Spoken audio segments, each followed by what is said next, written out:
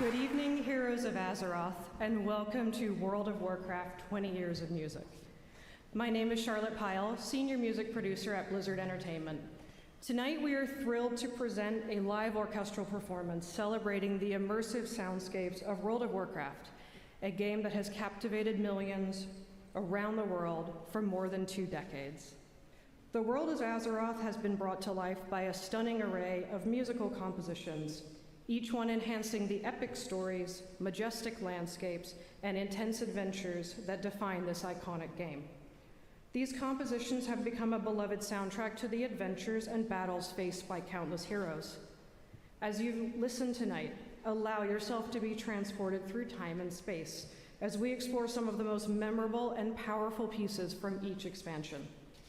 Thank you all for joining us, and enjoy the performance.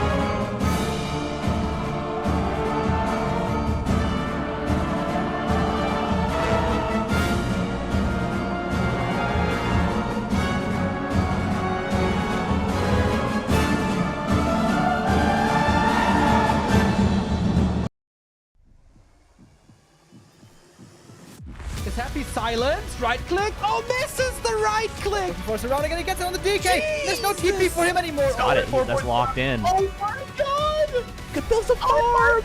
This is not a fight that Kiwikaki can win here in the upper right. Can he win it somewhere else? Oh, but this is enough Moon. Does he have enough damage? Did he miscalculate this? Get way! Are you serious? Town on dead. Right click, happy. How can you save this DK? You have no resources for a potion. Trying to nuke, doesn't work. Step out. Funny composition, not the right one by Johnny Cage. Stormbolt, where all the priests go? Perfect shockwave. You don't have much time. Shockwave. Here we go. One more right click. Lynn, Guagua. Oh!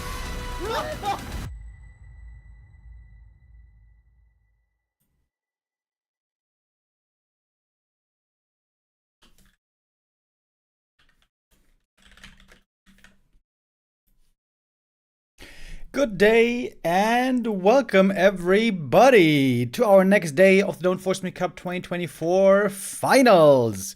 Yesterday we had the first day of our playoffs, the first 4 matches in the upper bracket. Today we're gonna have 4 more matches. 2 in the upper bracket, 2 in the lower bracket, and at the end of the day we're gonna eliminate 2 of the players here on this day. Colorful versus Life, our first match of the day. Infy versus Fortitude after, followed by Starbuck versus Lynn, and Happy versus Kaho. And yesterday, we were in for some surprises, weren't we? Lynn, for example, highest ranked player in the world, thrown to the lower bracket by Life with a 3-0. That was a big shocker, and also Happy losing to Infy. Not playing his best series there ever, I would say. Happy was. Fortitude was the favorite who prevailed. Between Colorful and Starbuck, it might have been a toss-up. But yeah, the Night Elves and the humans flourishing, and the Horde with Uned and Orc in the lower bracket. Lynn and Happy will both be the favorites in their matches later on today, but who knows, maybe the surprises will continue.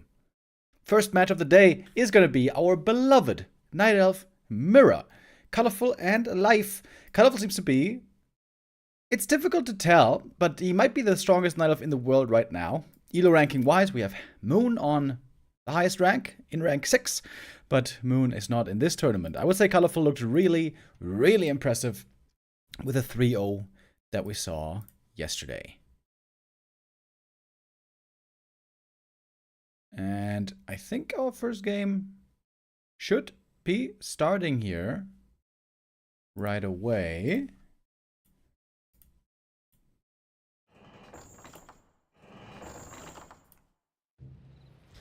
We're joining in. Oh wait, I have to figure out who is who over here.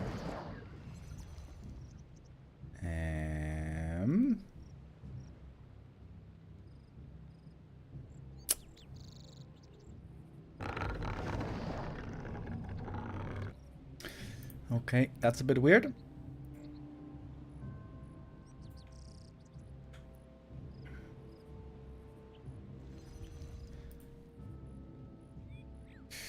We are about to jump in. I think I see it here. Life in the red. Right? Right. Okay. Alright. Let's go into map number 1. Terrana stand to kick off the day. A map that we didn't see at all yesterday. None of the series. Got Colorful in the bottom right, in the blue, and Life top left in the red. Demon Hunter, of course, expected here. Demon Hunter and Bears is something that both players are very, very fond of in this matchup.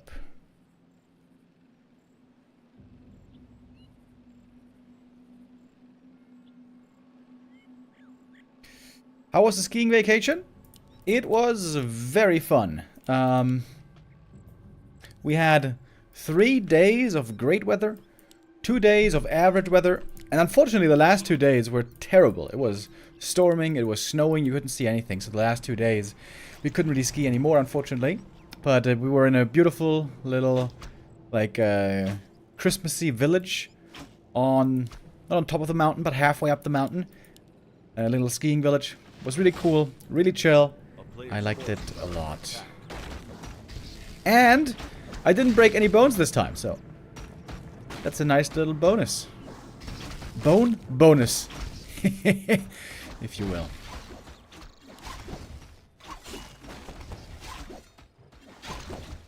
Merry Christmas and a Happy New Year. Ataria with the resub. Thank you very much.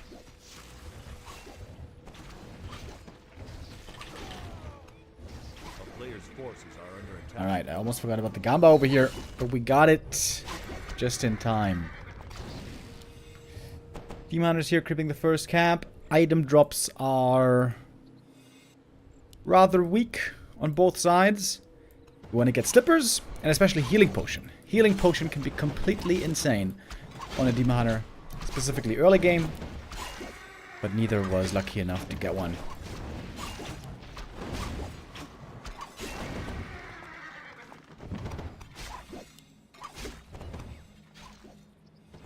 The first encounter here in the middle of the map, but there's not going to be a fight breaking out yet. Very likely there's just going to be a rush to tier 3 and getting to beers.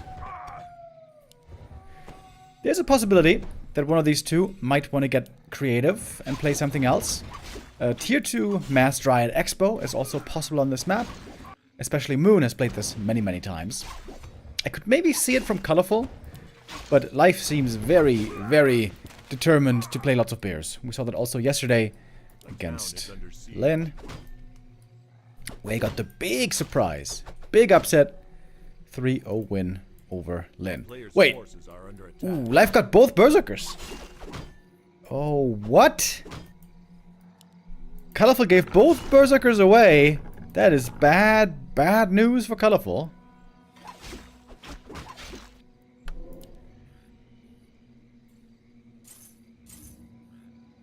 Selling some items. Equipping the Demon Hunter here with some mobility.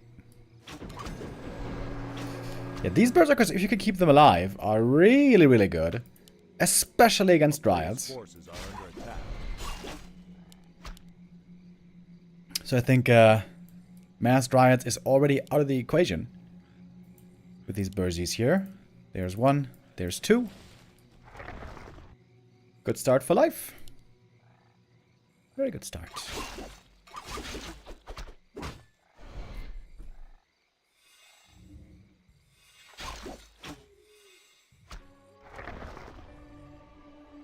Keeper or Naga second will be the choice here. Terra Stand, though, normally tends to be a slower map, where we see a lot of Keeper. Oh, but actually, Life is gonna opt for the... Never mind. Not gonna opt for the Naga.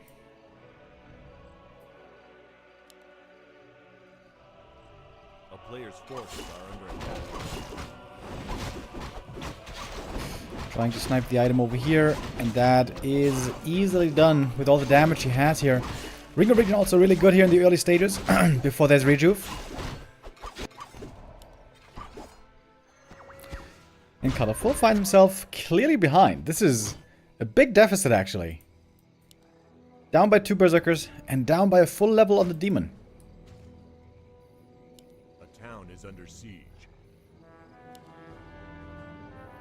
Gonna force the staff home. A lore cancel here would have been really annoying. TP home to try to keep everything alive. Including the archer. Where are Colorful's units, by the way? He's got 1 Shadow Priest and 1 archer. And that's it. I guess that's why he's so rich. A player's forces are under attack.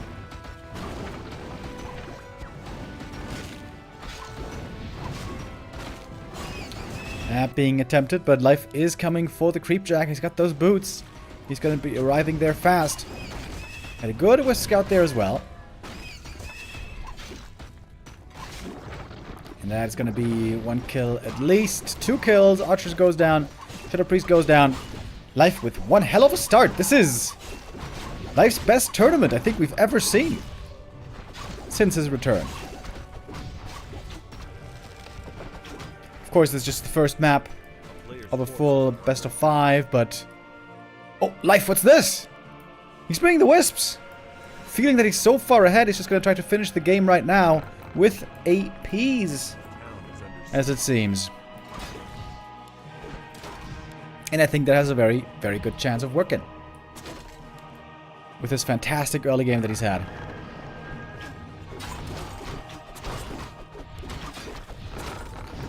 Two APs coming up. Colorful finally gets a Berserker of his own. And a Mauler.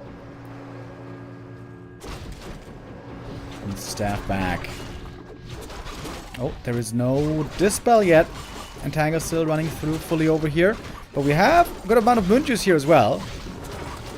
One AP is destroyed. Not cancelled.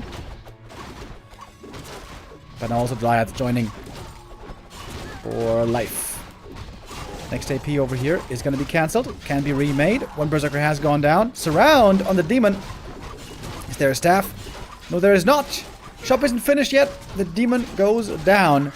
But it is lots of losses as well. Colorful, can he turn this game around somehow? Wait a minute. Wait a minute. He's tier 3 now. We got Bears. But no Demon Hunter. No Demon Hunter still. We got an Orb of Venom. How much can this Orb of Venom do? Colorful is insanely broke. Ooh, the Bursey. Oh my god, 7 HP. Gets away. Wait. Wait. No way. Orb of Venom here is insanely good, of course. The AP, though, should be coming up. Demon Hunter slowly being rezzed. This demon running back home, trying to get to the Moonwells. The juice is looking good. Oh, another Dryad went down. Keeper almost level 3. AP, though, very hard to deal with right now. Even the Ancient of War is arriving. Another AP being started.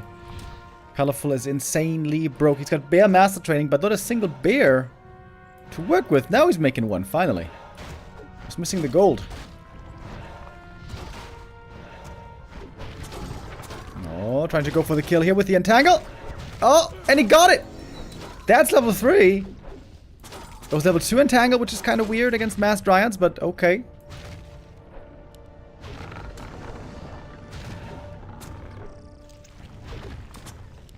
Wisp now arriving for the repair.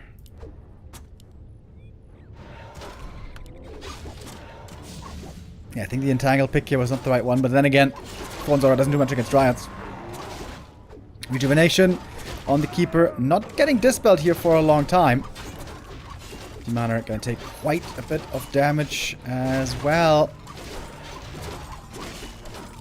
Is there staff? There's no staff.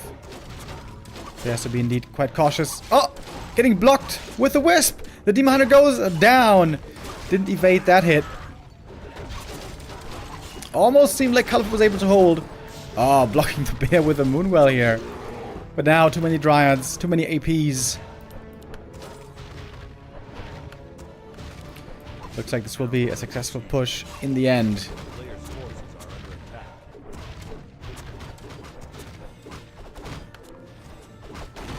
Getting the heal scroll here finally.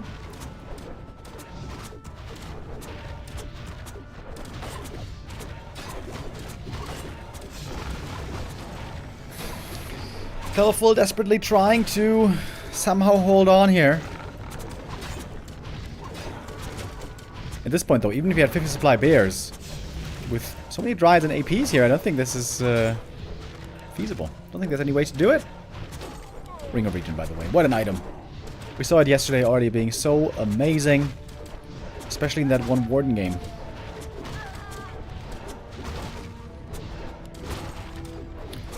Trying to get the demon back, and perhaps he will. It's only a level 1 Demon Hunter. Ooh, nice Wisp save right there.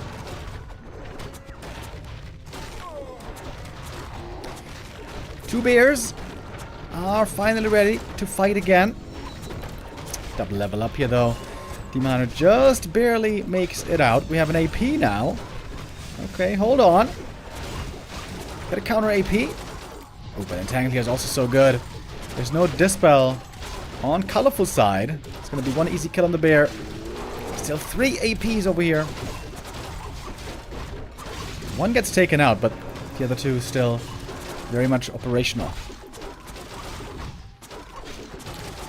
Going for the Keeper kill. Heal potions there just in time. Heal scroll also on life.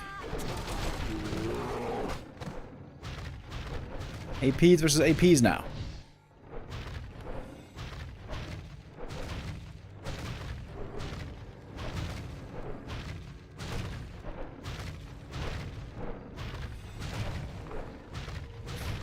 Double the supply on life though. It is looking rather one-sided. We'd love to see a shop here as well. Shop for heal pots and staff. Could be really good. Oh, is that the end of the Keeper? Couple of right clicks, and that is enough. Keeper goes down. No altar anymore. Cannot be rezzed. More wisps coming from the main base. Life with very decisive strategy this game will now finally force Colorful to his knees. Life takes map number 1 and keeps on impressing in these playoffs.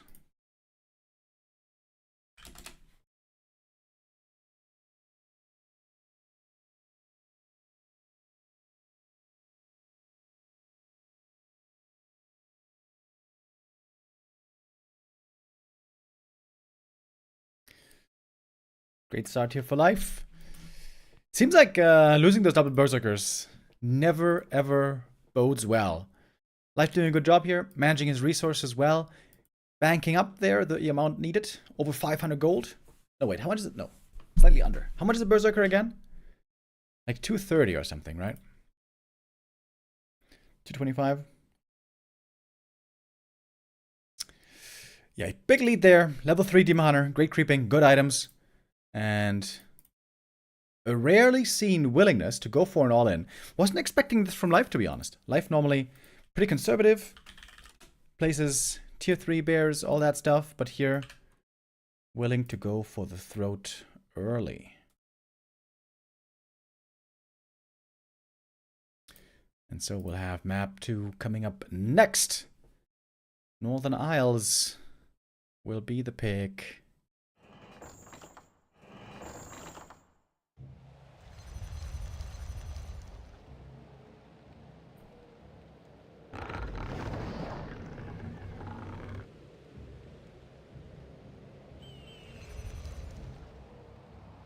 Right. We are switching colors now.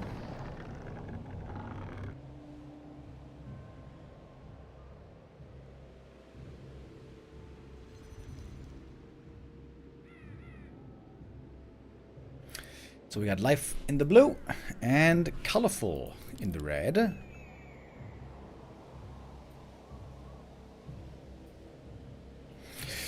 Colorful had been doing really well against Life recently. Basically, since Life's retirement. As you guys may remember, back in 2019, Life retired from the scene. And only beginning of this year did he come back. And he's been playing, he's been practicing hard, he's been increasing in shape quickly. His skill has been getting up there. Last 3 encounters, all of which were towards the end of this year, went to Colorful. In the B Cup, in the DWCC, Colorful always ended up being victorious, but Life here indeed with a great start on map 1, but of course there was only 1 map.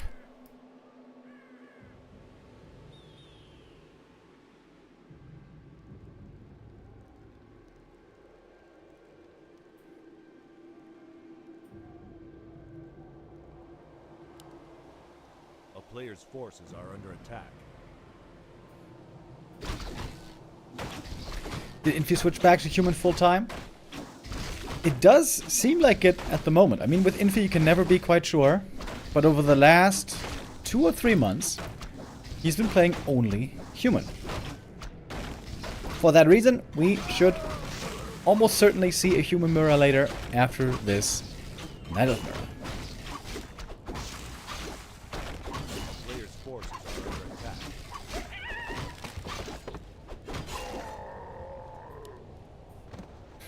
Ring of Protection, really good start for Life. Claws of Attack, also not bad at all. For Colorful, especially in the early game.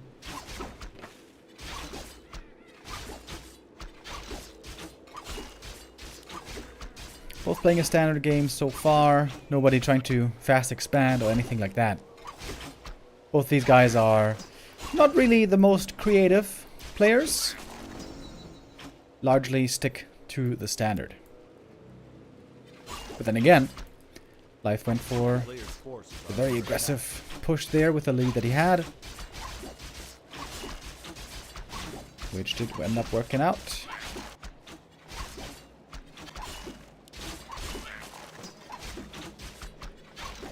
Replenish potion quite nice for the demon.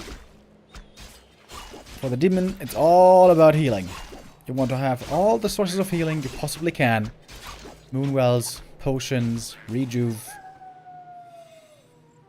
A player's forces are under attack.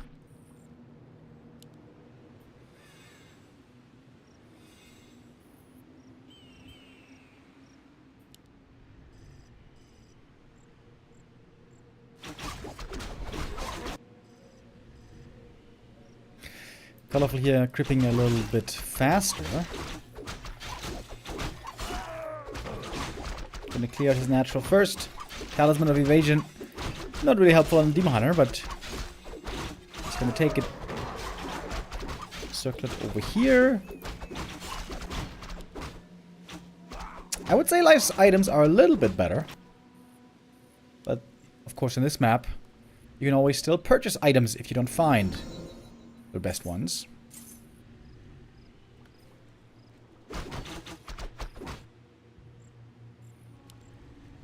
Ooh, another ring, by the way, here for Life. Plus 8.6 armor. That is a lot. That makes him very, very tanky.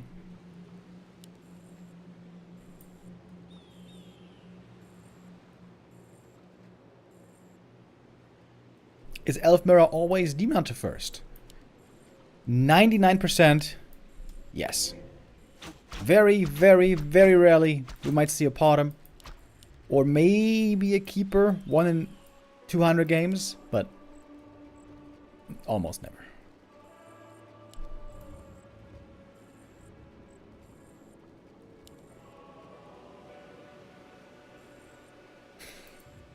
Double Keeper again.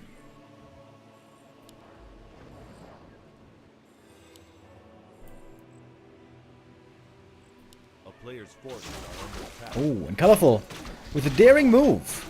Going for the big item here in the middle, trying to creep it before the demon arrives of the opponent to come here for the creep jack. Nice block from the archer. Might cost him the TP. Indeed it does. He got the aura though. Decent aura here. The Lion Horn of Stormwind.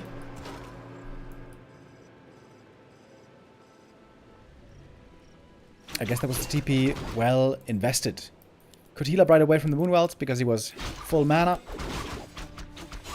Life wants to get something in return.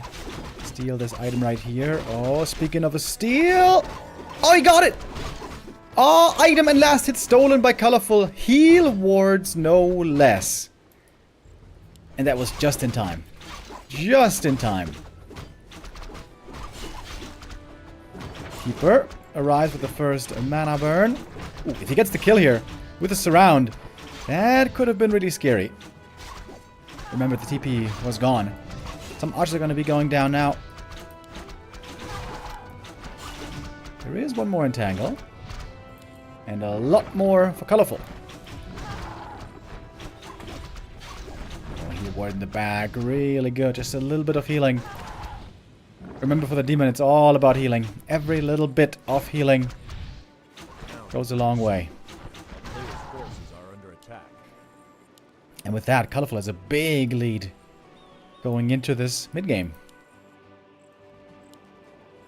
Way more items, way more experience, more kills on the archers as well.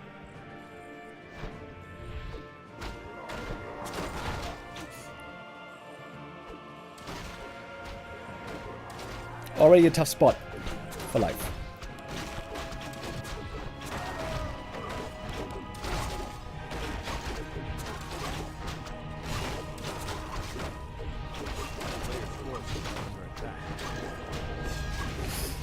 Ancient of War lost to the creeps. That's not ideal either.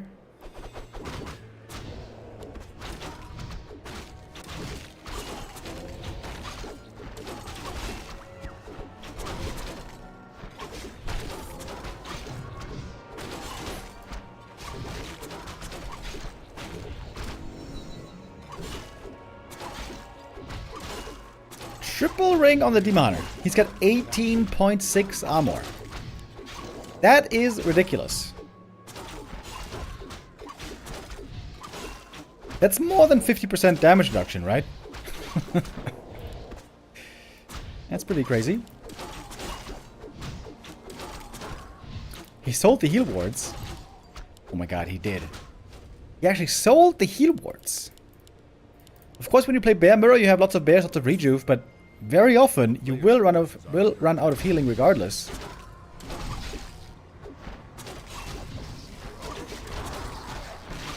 Life after a bad early game. Trying to recover here with heavy creeping. Over at the red camp already.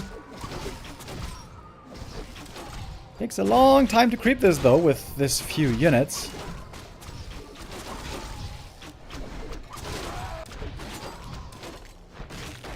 Best item here might be Clock of Flames, right?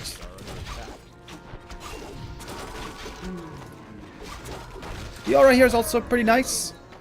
But when you're in the head-to-head Bear Mirror fight, move speed normally doesn't do that much for you. And the HP regen of the Unholy Aura is very, very low. Over here we have Claws plus 12. More damage for the Demon or the Keeper. Probably gonna give it to the Keeper. It looks like Colorful has way more damage with these items here. Levels are equal though.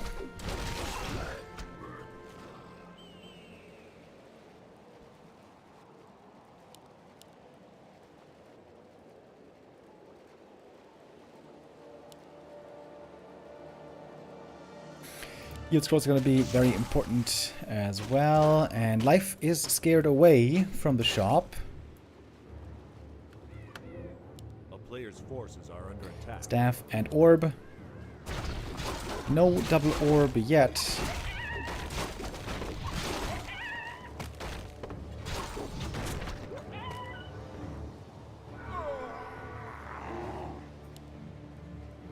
First big fight is looming.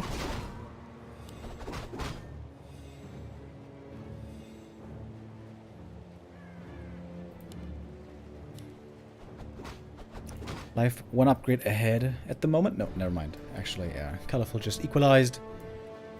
0-1 with 1-1 on the way.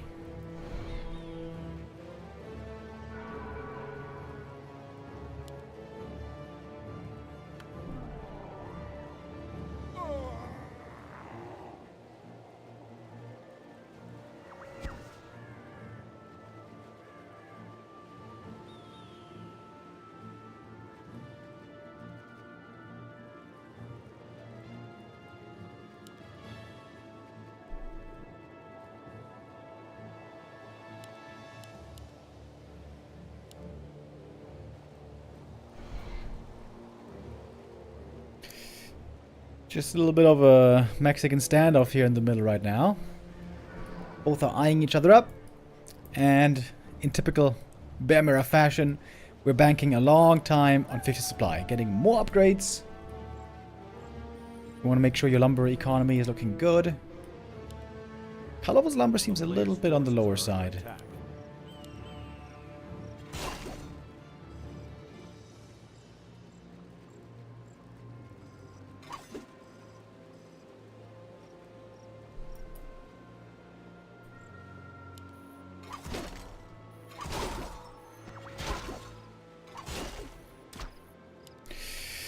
We got a staff ready, so nothing here should be happening.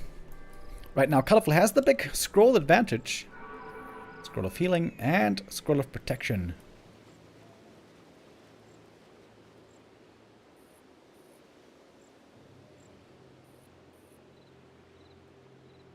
Both with ultra vision, so there's no vision advantage here at the moment.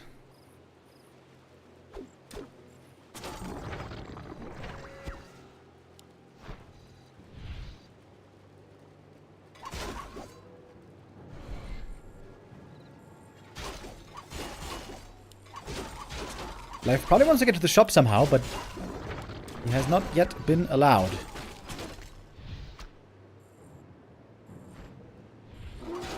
Oh, gotta make sure not to lose this bear here to the entangle. Life! Is he gonna lose the bear? Oh, bad micro. So obvious. When you're running away from the keeper, obviously he's gonna entangle something. You need to have Dispel close by. It's only one bear this late into the game. Perhaps doesn't matter that much, but it's a very unnecessary mistake.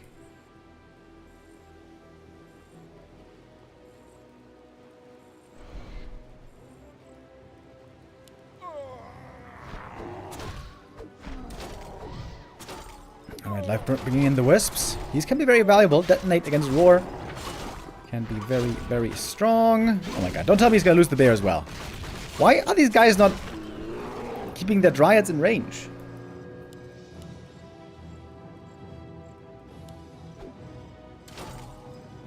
So it's a 1-for-1 bear exchange here.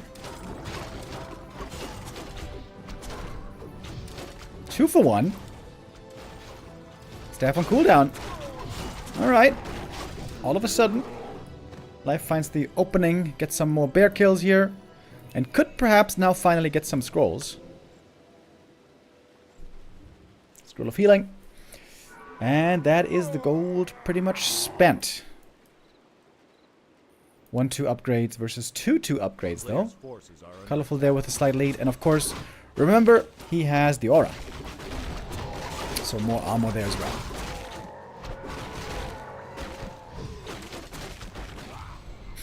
Kind of surprising to me that there's no double orb yet. The move speed, by the way, is pretty nice here. Like, when there's no full fighting going on and just like chasing around and looking for pickoffs, the move speed is really good. So this aura is working out better than I was anticipating. Is Life really going to push fully into the enemy base? There's so much moon juice here that can help Colorful. No wellspring, but still lots of moon wells. First bear almost going down. Looks like the concave is looking better for Colorful here. Wisp coming in for the detonate, but getting also partly intercepted. Heat scroll being used. Hard to tell who's winning this fight right now. Over here, the bear present seems to look better for Colorful, but here perhaps better for Life. Oh, TP out though. Life doesn't want to fight this anymore. The Demon Hunter! Wasting perhaps the Immo Potion a bit here. Get back home. But the supply is still very even. Scrolls were all used.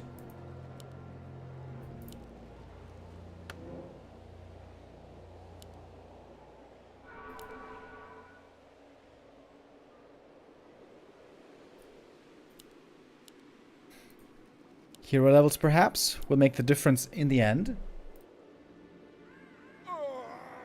And there we are, completely even. That's kind of crazy. 4.4 on the Demon, 3.7 on the Keeper.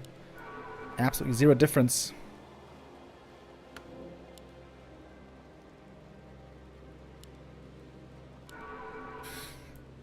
No heal scroll on either side at the moment.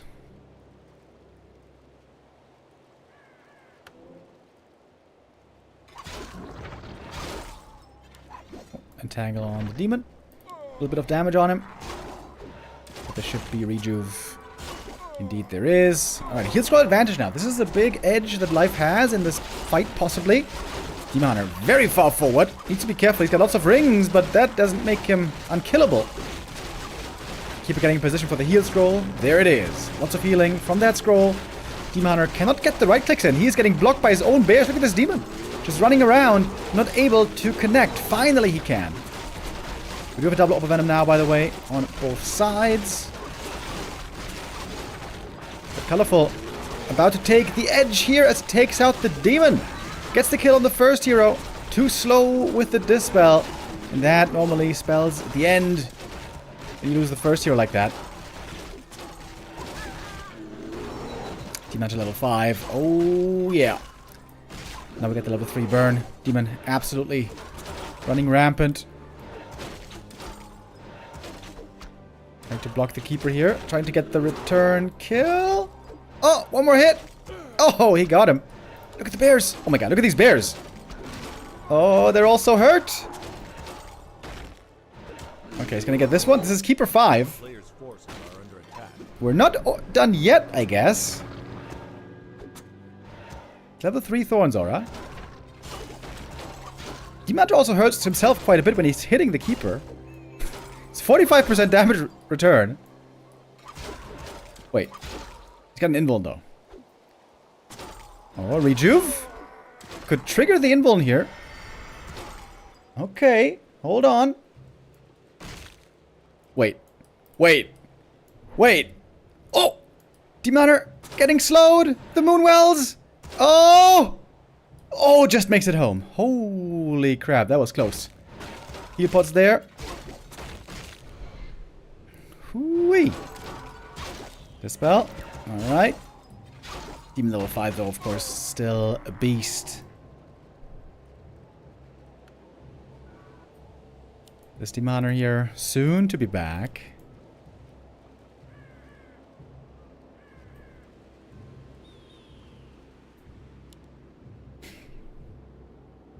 Seems like you really want to get a new invul potion now. Forces are under attack.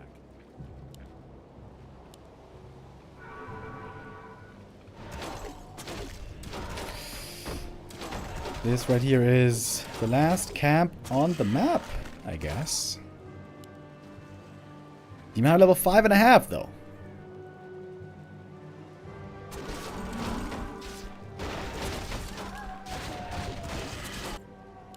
And gets the staff. Oh wait, he had the staff already, right? Did he buy another circlet? I guess. Another ring of protection.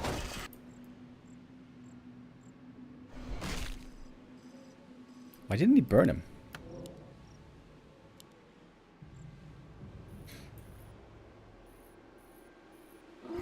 Both players pretty much back to 50 supply. But clearly way more gold on Colorful.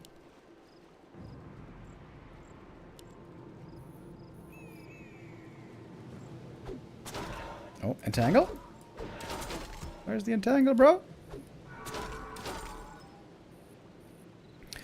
Could have been dispelled, I guess.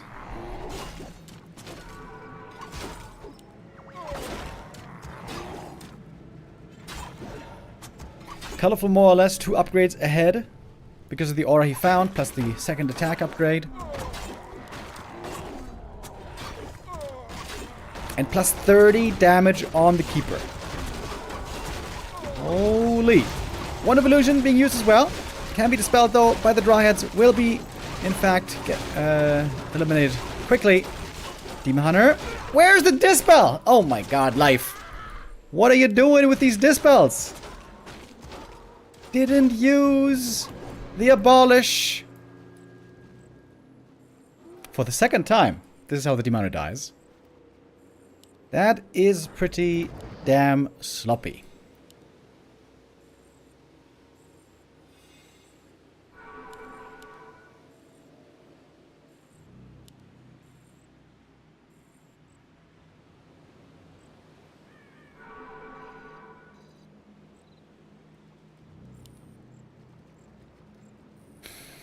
And now look at this demon.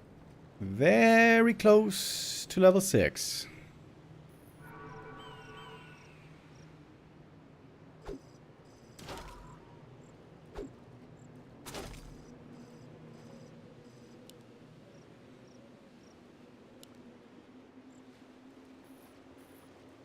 A player's forces are under attack. Colorful now fully maxing out his bears and dryads. 3/3 upgrades on the way. Extremely strong. Why isn't life getting more upgrades? Still only on 1/2.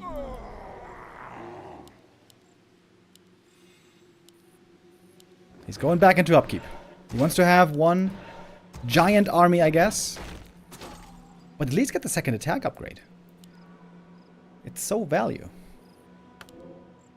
Oh, Demon Hunter. A player's forces are under Almost attack. back.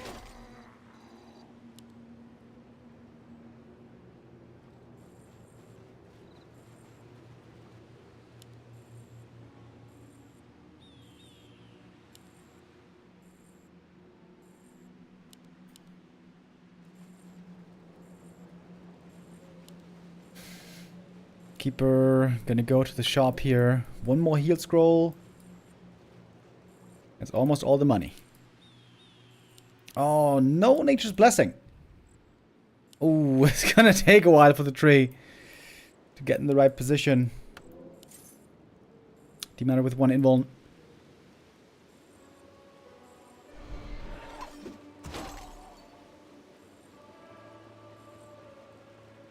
Supply basically dead even.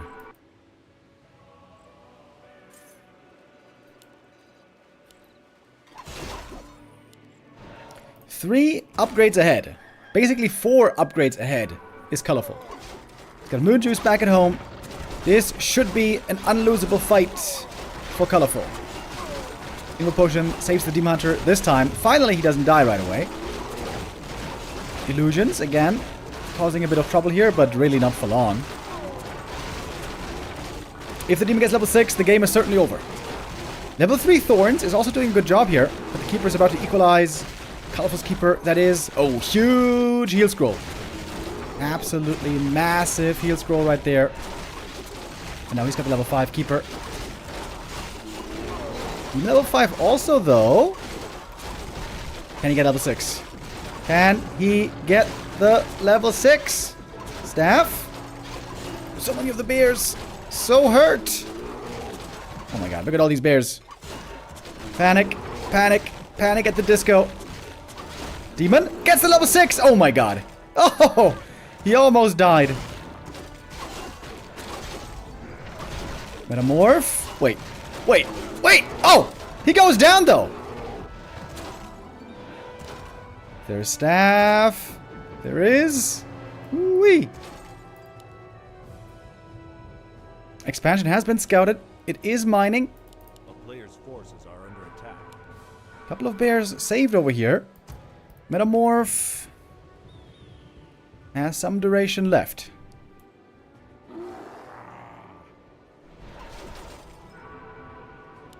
Both with a level 3 mana burn here. Tree of Eternity now at the natural. Wait a minute. Wait a minute. Keep her benched for a long time. Ult on cooldown for 2 more minutes. And Life should know that. Is Life really going to get this win? It seems like he was so far behind in many situations.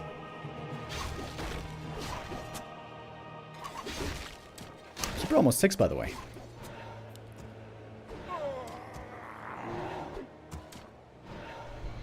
But we have reinforcements coming. A player's forces are under This Tree of Eternity also very slow. Oh, the bear's going to take out this tree. There's no way he's going to be able to repair against that, I guess. The Entangled. Oh, might also get cancelled here. So much damage from these bears, bro. The 3/3 bears. Holy hell. Entangled, though, now with few Dryads. Also really good. That Expo is gone. Entangle, bro. Entangle. Demon is super hurt. Oh my god, Demon is so low HP. Woo! They are playing on a high wire. are under attack.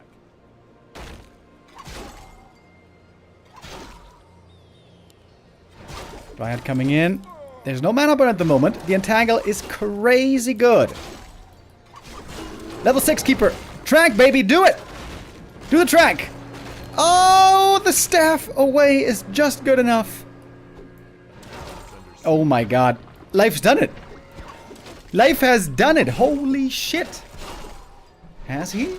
This Tree of Eternity still not on location. What the hell, bro? Oh, he picked Entangle 3. Oh my god, you're right. No Trank.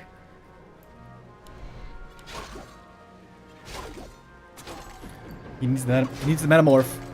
He needs the Metamorph, but it's on cooldown still. Oh, hero kill though. Hero kill could turn this game still around, but there's the staff. Keeper gets out. Over here, needs to get back to the Moonwells ASAP. Oh, the mana burn. Kills him off. He gets his next level 6, and Life does it. Damn. What a comeback that was. Colorful seemed to be pretty far ahead here at times. Life with 2 big blunders. Losing his Demon Hunter, dispelling way too late. Positioning was a little bit off on the Demon, especially the reaction time was too slow. But Life, what a baller. 2-0 for him.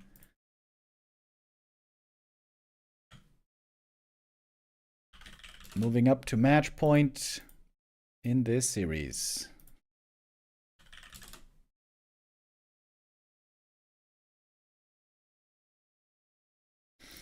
The big surprise so far of this tournament is Life. And I think we're getting ready for the next map right away. Wait, I gotta play an ad real quick. But should be over by the time things really get rolling on our third map.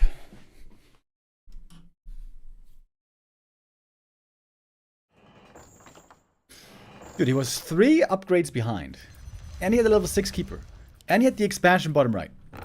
How the hell could Life win this game? That was wild.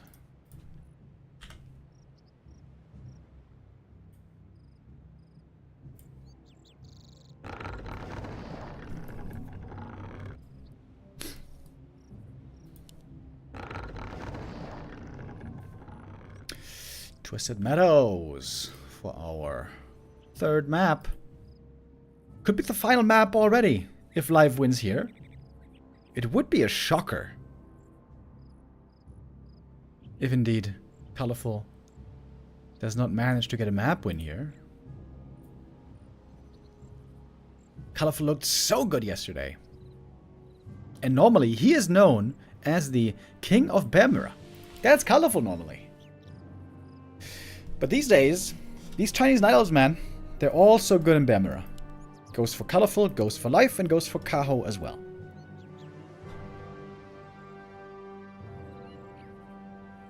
Double Demon Hunter, of course.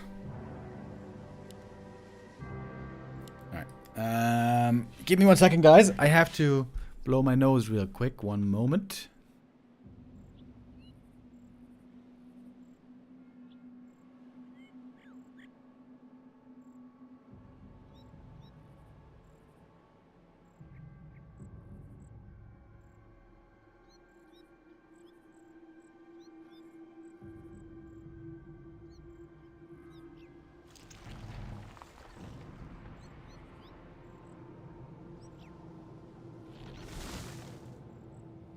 Players' forces are under attack.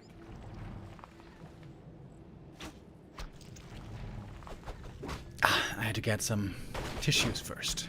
Alright. Big item here right away. Do you have to go Immolation to creep this? No, apparently not. Quel'Thala's boots for Colorful. Okay. The Warcraft gods want this series to continue. And Root Bracers on the other side. Holy crap. Agitome! Agitome as well. But also Agitome on the other side. No, wait. Was it? Was Tome of Knowledge? Wait, I'm confused. Oh no, he didn't pick it up yet. There it is. Okay, Agitome. But Quel'Thala's boots, baby.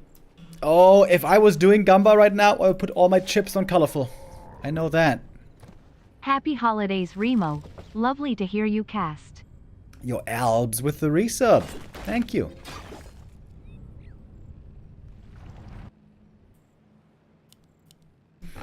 Happy holidays to all of you. The town is under siege. Over the last 3 days, we had 3 Christmas casts already. In fact, yesterday we had 2 casts with Neo in the evening. Hope you guys had a good Christmas and are getting ready for the new year. A player's forces are under attack.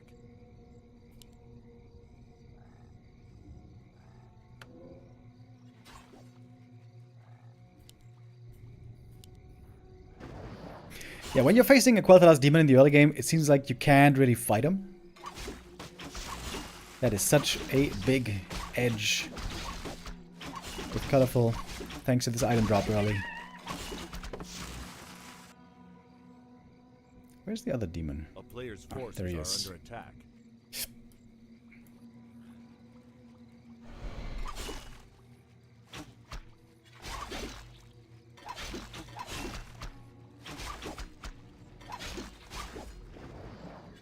Archer's now gonna be in trouble. You have to try to block to keep them alive. Oh, does that work? Oh, it might just work. Heal is there fast enough. Player's forces are under We attack. do have a dust. Life reacting pretty quickly, but now it's up to the archers to deal with a demon. That is not a very fair fight. Life actually got the first kill over here with his demoner. This might be a lot of archers going down. It certainly will cost a lot of moon juice to keep him alive.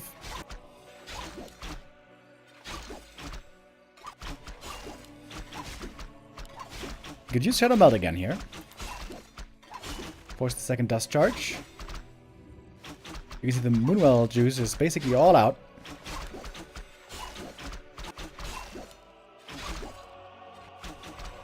Oh, and there we go. A player's forces are Archer under kill as attack. well. So, one archer each. This demoner took more damage, but since he's so high mana, he should be able to recover very well from his own Moonwells. Sip, sip, sip. There we go. Full HP. Isn't that nice?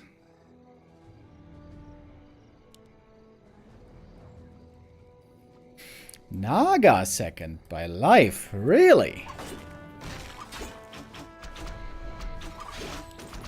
That basically means he's going to lose the late game against the Keeper. Maybe he thought the other Demoner wasn't going to be able to fully heal. But he was. A player's forces are under Archer barely saved. I'm not sure if this is working out for life right now. This is looking like a really good early game for Colorful. Got a Wisp here for the detonate. Gonna need to detonate himself.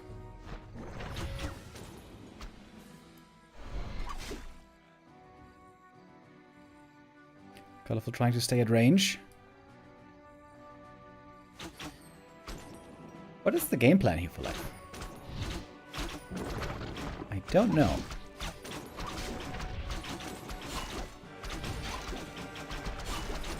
Naga about to die. Needs to pass the TP. So, what did work is, the Moon Juice here is now looking terrible for Colorful.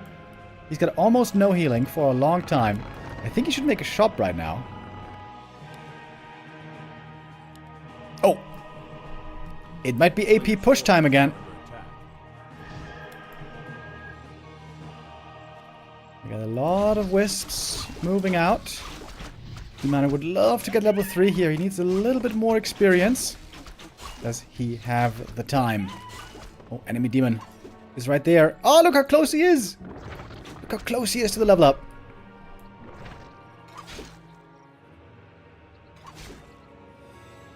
Okay, but this time, Life doesn't have 2 Berserkers here to help him out.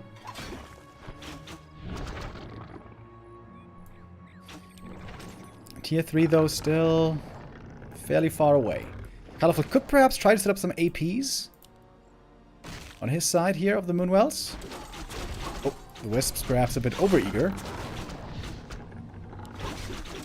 There we go. Here we got an offensive AP coming up. Oh, Archer's falling. Dryad's falling. They're, of course, all very frail. Uproot on the Ancient of War maybe a bit late. AP's not too far from done, by the way.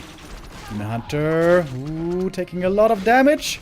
Life is looking for the 3-0 right here. Can he really make it work? He's gonna lose the demon. Oh, the Rejuve comes in clutch. Rejuve on the Demon Hunter. He's looking for the kill on the enemy first hero. Tree of Eternity, dude. Tree of Eternity. He's about to kill both heroes. Demon Hunter goes down. Naga About to go down. Oh, right click. Archer shot. Mana burn gets the kill. Uh-oh. All of a sudden, this game seems to be slipping away from life. Maybe pushing a bit too deep. I didn't get the demon kill. Only got the keeper kill. And that one is about to be back.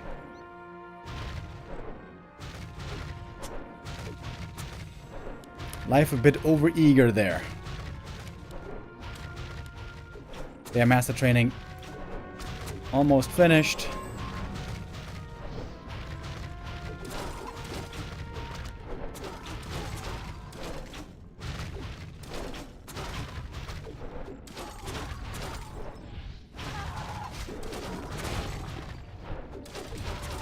Trying to kill this demoner, but he's hard to bring down. Lots of armor. And looks like Colorful is finally getting on the board.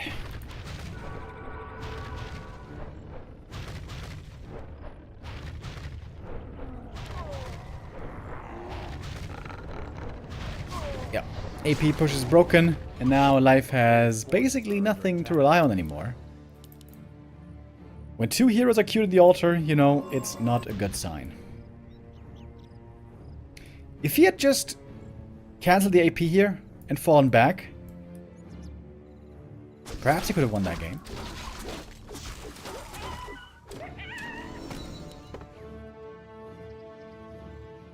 Oh, Riot's so hurt.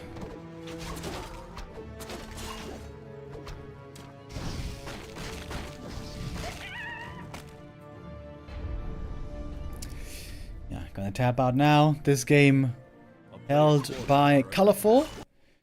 Avoids the 0-3 embarrassment.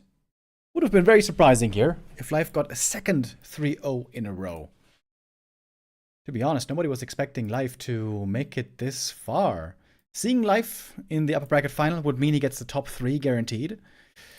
Which nobody really had on their radar ahead of today.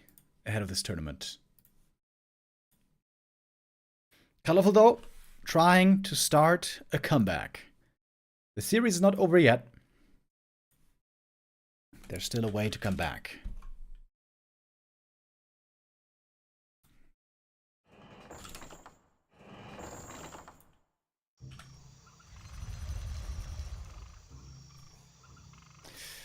And we are getting ready for the next map right away. Tight Hunters. It will be.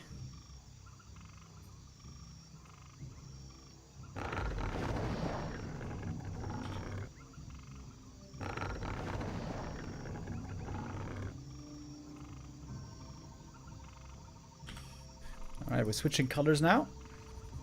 We're gonna have Life in the red and Colorful in the blue.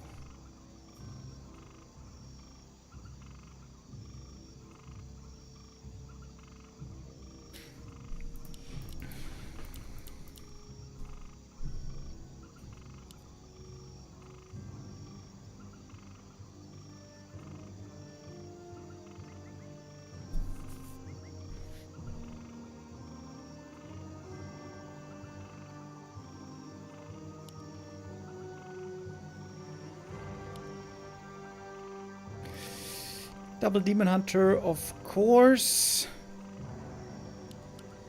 We are slowly gonna tech to Bears here once again, unless Life wants to play a Masked Riot all-in again.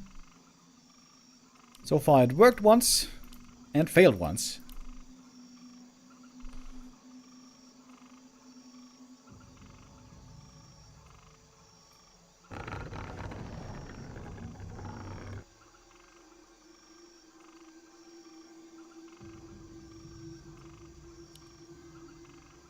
Players' forces are under attack.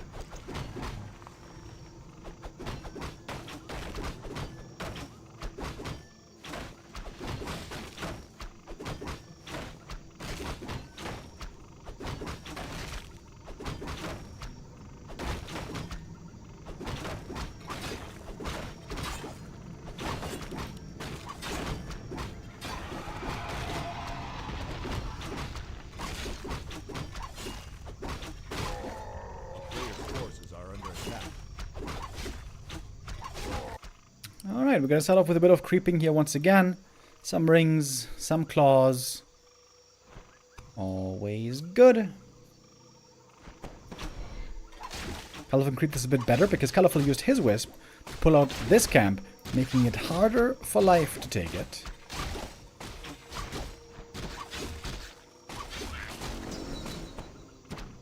Ring and claws for both. Very happy with those.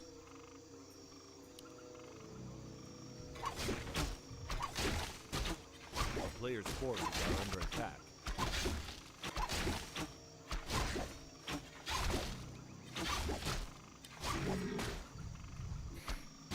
Slippers maybe?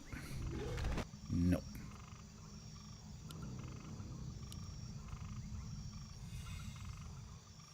Doesn't even drop the gauntlets here for healing. That's a little bit lazy.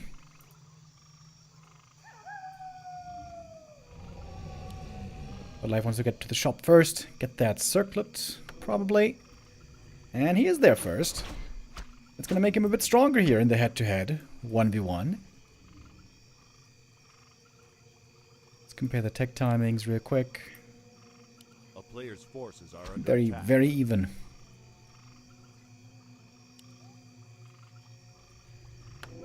Taking a look at the marketplace. Buying another ring here. It's colorful.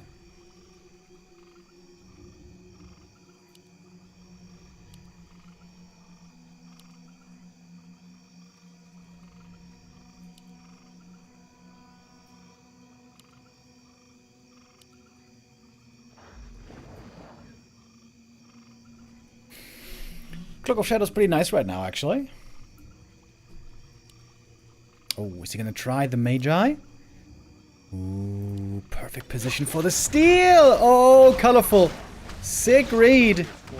Can he get the steal? Oh, got the item. Big heal potion. Not the last hit.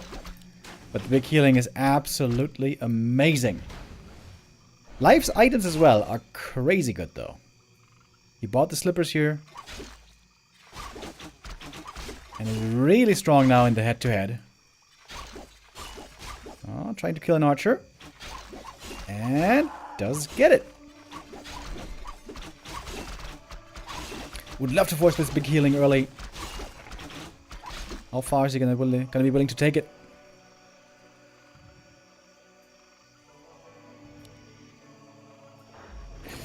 It is double keeper again. Bears again. A player's forces are under attack.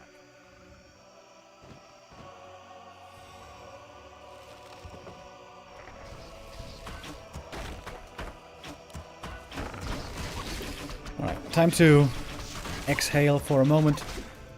Take a breather, creep up some more. Talisman of Evasion. Not so lucky. Over here, Pendant of Energy. Also very bad. Those should be sold.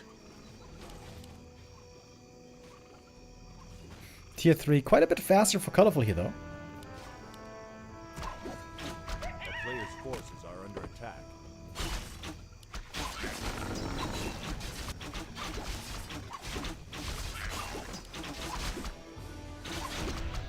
Oh, claws and mantle for the keeper.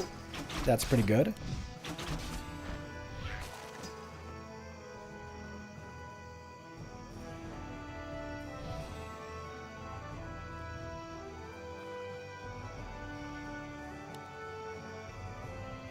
Heading back towards the center here. His life. Oh, is he really gonna try to creep the red camp here? That can be pretty scary. These Murlocs cast a lot of slow. Keeper taking quite some damage already. Oh, entangle. That's a lot of damage from the Demon Hunter now. He's got that heal potion, of course. Colorful has his finger on the trigger.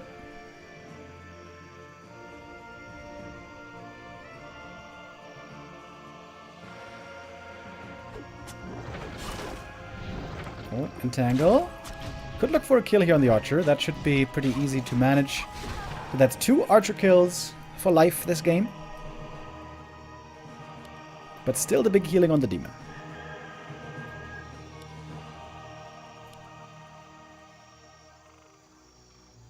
Pendant of Energy here is actually working out pretty good so far, because the Keeper hasn't been getting burned.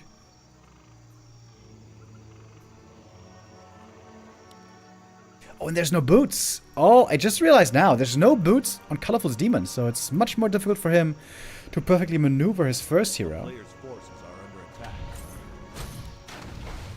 Okay, Keeper. He sold items, but didn't buy any from the shop. Okay, it's kind of weird.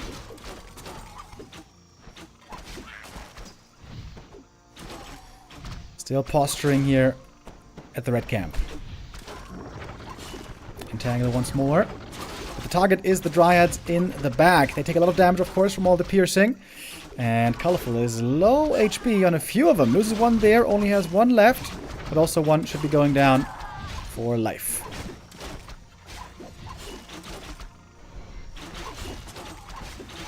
No archers left.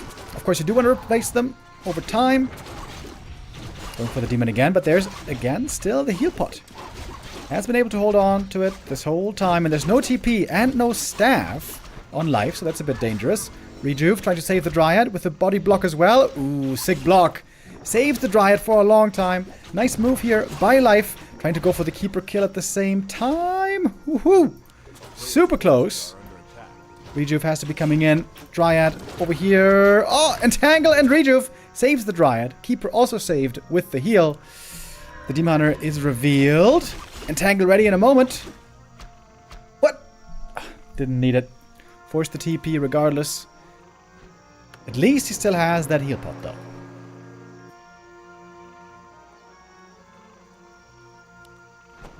Still trying to get this red camp item. Colorful still doesn't want to give it up for free. This pendant has been so good, by the way. This Keeper used so many entangles. Mana Stone. Could be even more entangles. Forces are under attack. But Life needs to back off.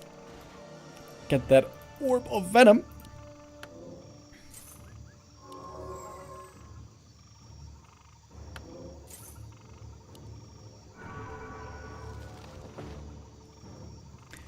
Good game by Life so far, I would say.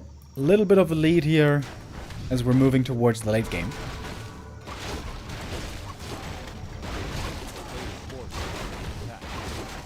Big item right here. One of Mana Steel, not exactly the best find, but he's going to take it. Keeper with plus 21 damage, with Roar included. Let's go. Yo, K11A. K111A with the resub. For 2 years already. Thank you. Keeper level 3 with strong items. Especially once the Keeper has an Orb of Venom, he's going to be doing serious damage.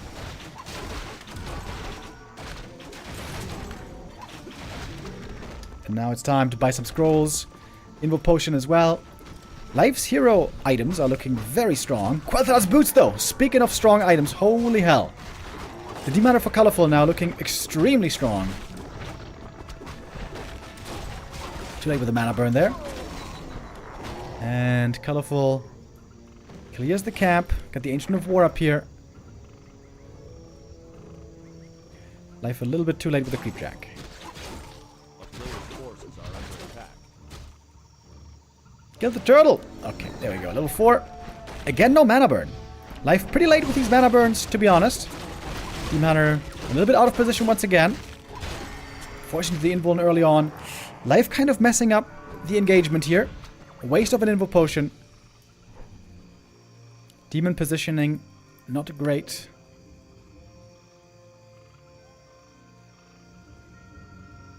And Colorful is making bank. Sitting still at 50 supply. Seems to me like the game is back fully to even again. A player's forces are under attack. And now we got double Orb of Venom. That's something that Life will also surely need, but he doesn't have too much gold right now.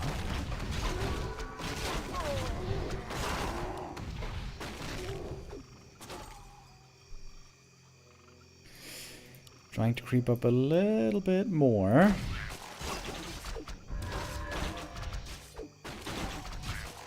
Keeper really has crazy damage, but he still needs that Orb of Venom.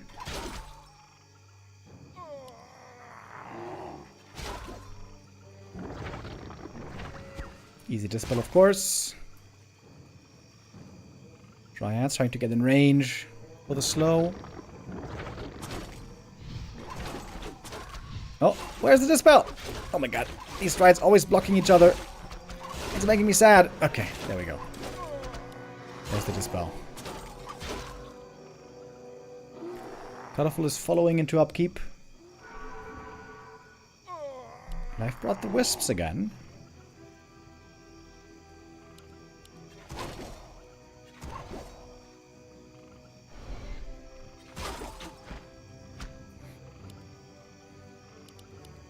Life is missing Moonwells, though. Seems like he kind of forgot about him.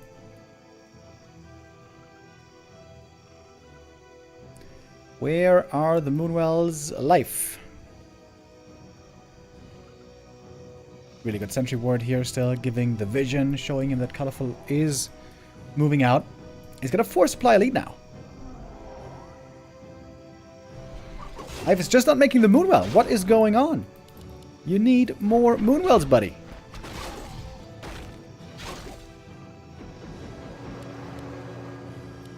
One staff, double orb.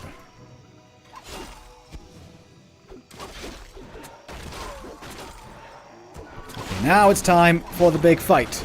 Roar being used, Demon taking a lot of damage right away. Heal potion comes in instantly. This Demon is soaking up so much damage, and the rejuve is not getting dispelled. Now it is. Wisps coming in on both sides for the detonates. Colorful seemingly taking a great fight over here. That heal potion was so good. Demon Hunter still in the fight. Other Demon Hunter had to be staffed out. He's got the Telestaff. He's going to be rejoining. But supply-wise, we have Colorful in the lead, but perhaps not by much.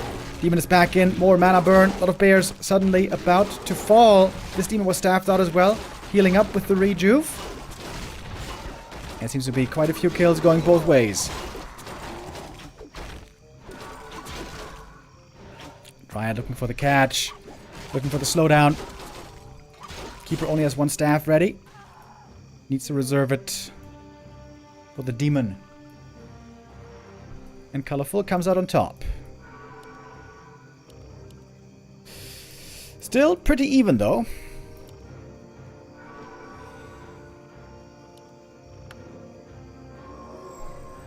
Finally picking up the second Orb of Venom. That one was clearly missing.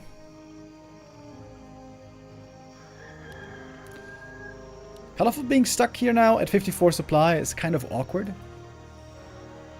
But Life is also going back into upkeep, really. Looks like Life is afraid of getting pushed here soon. One big camp left to creep down here. Big invuln or big heal potion, always the thing you want to see the most.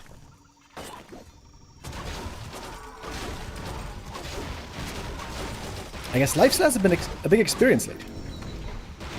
Well, perhaps not big, but still an experience lead for sure. Mana potion he will most likely sell.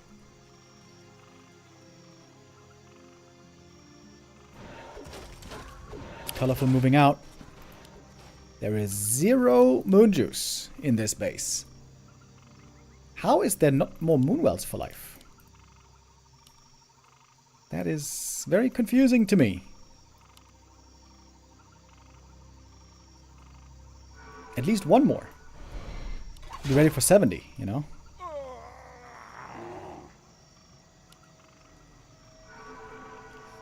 Keeper right click is very impressive.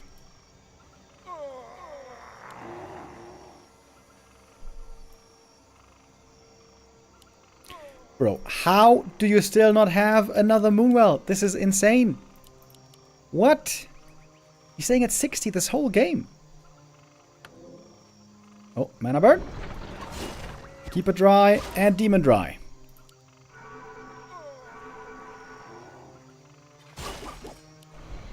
Well, we got a heal scroll. That's the advantage on Colorful.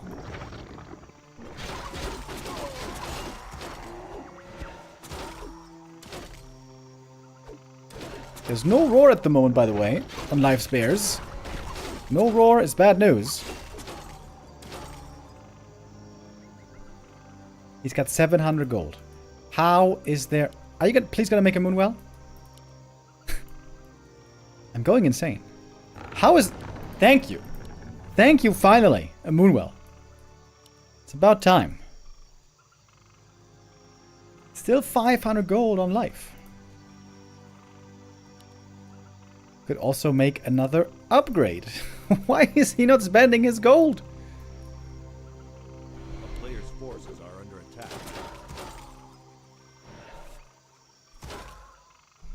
I don't get it. A little bit more experience with the keeper up here, but it's really not that much. Some easy kills on the wisps. 800 gold on life that he couldn't spend for a long time. 1-2 upgrades versus 2-1 upgrades. Alright, now we got bear reinforcements coming. Okay, in we go. The roar is missing. Where is the roar? Life! There we go. A little bit of roar, but not on all the bears. Now losing a lot of HP already. That goes for both sides, actually. Heal scroll, waiting for the perfect timing. There we go. Staff out on the demon, but there's not really much moon juice, but there is rejuve. The demon is healing up with that. Life seems to be taking a decent fight here, but supply-wise, Colorful has the lead. Microing back the hurt bears. Really nice by Colorful. And Colorful's getting way more kills here, by the look of things. One more bear gonna go down here. There's gonna be one falling over there as well. Entangle, right clicks. Okay, all of a sudden, there's kills going the other way. Player's forces are under attack. Ooh, there's a lot of kills all of a sudden. Lots of bears slowed down. Is this one gonna tick out? It will. That's a heal scroll, right? Yep, there's a fresh heal scroll. There's a lot of healing again on all these bears. Oh, entangle. No dispel. No dispel. Both demons are entangled. What's going on? And both are getting staffed out in the end. Oh my god, so many bears. So many bears, so hurt. What is going on here? Staff back in. Oh my god, look at these bears, bro. It's insane. 6 supply versus 38 only. Colorful on the way to the comeback. Look at all these bears. 6 saves by Colorful. Double level 5. That should do it normally. Rejuvenation here. Nicely running through the Demon Hunter. Whoo. Gets out one more time. But there, he's going to call it. Colorful wins map number 4. And we're going to go to a 5th map decider. Enjoy one more map of the beautiful Bear Mirror.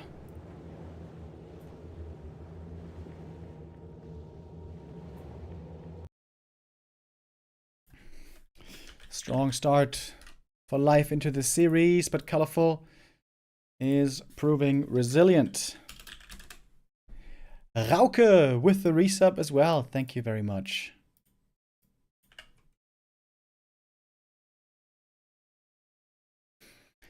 Do we have the next map already? In a minute or two, we should get it. Hammerfall for the 5th and final map.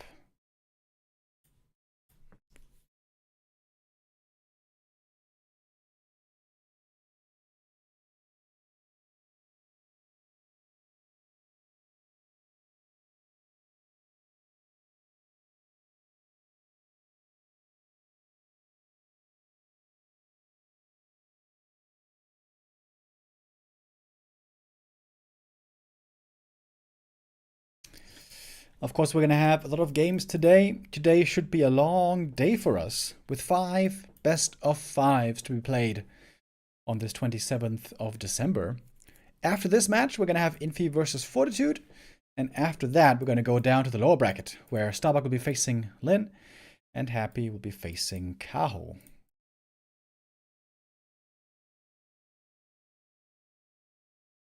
Alright, do we have the game ready now? Oh, not yet.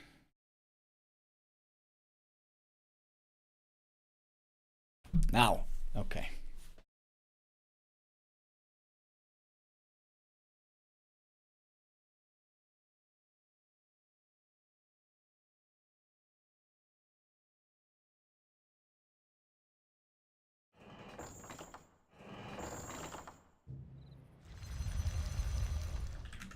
All right. Here we go.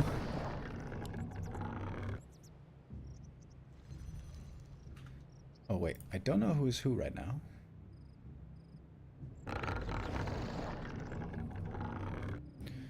Okay, it's life in the red. So we're changing colors again. Life in the red.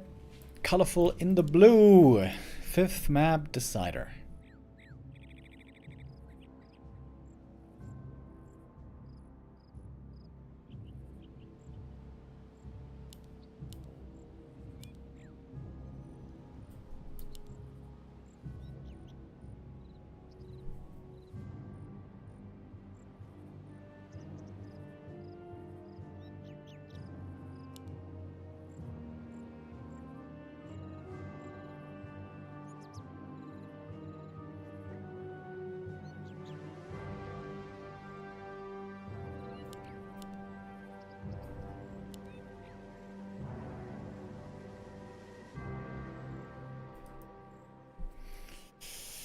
Starting off, of course, with the Demon Hunters again. The goal will be to equip him as well as possible. Armor and agi. Especially is what you want.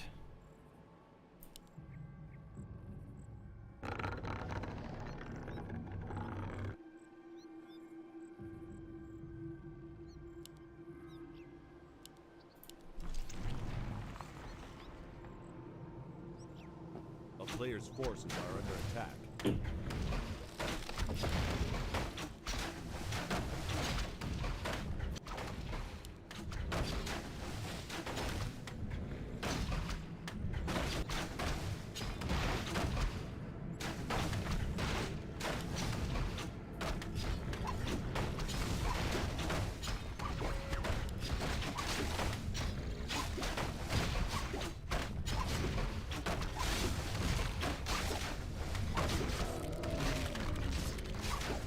Alright, we got a Ring of Protection.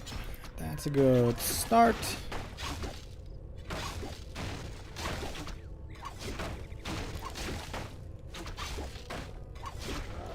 As we know, before the bears come out, there is not too much to be expected in the early stages. It's about creeping, leveling up, getting good items. If you can.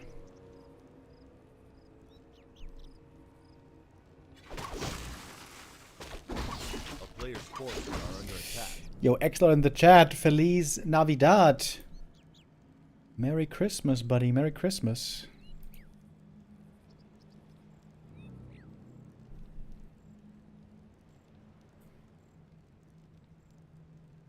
Today, I think, is our 300th consecutive day streamed on Back to Warcraft. So, around 2 more months, and we're gonna have a full year fully streamed. Hopefully, if, you know, if nothing goes wrong.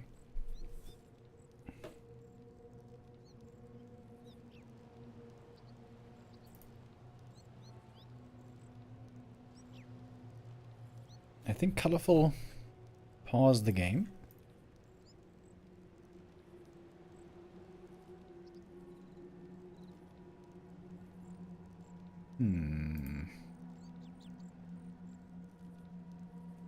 I think something might be wrong. We may have to rehost. Or maybe not. Maybe we do.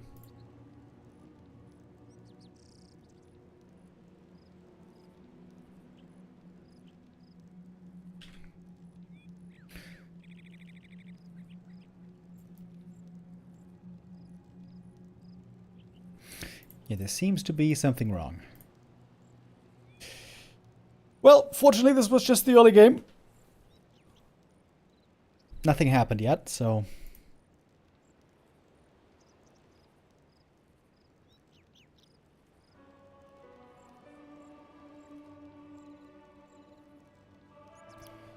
A restart, a rehost should be no problem.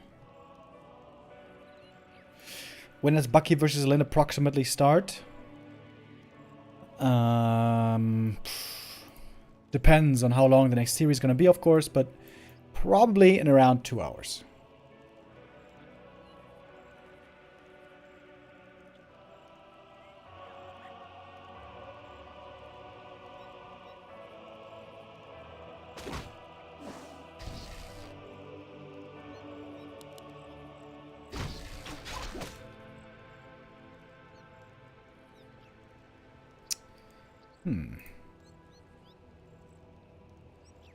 Maybe it's lags?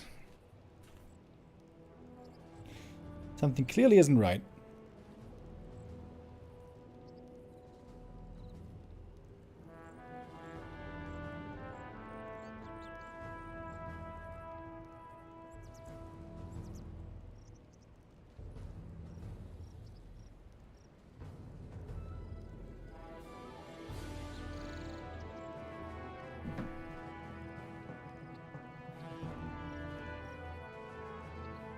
Lag or what? Yeah, I'm not sure what the problem is.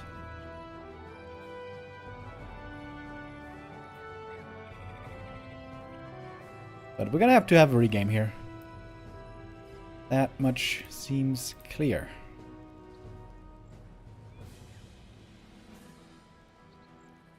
I'm gonna ask the admin real quick. Maybe he can tell me.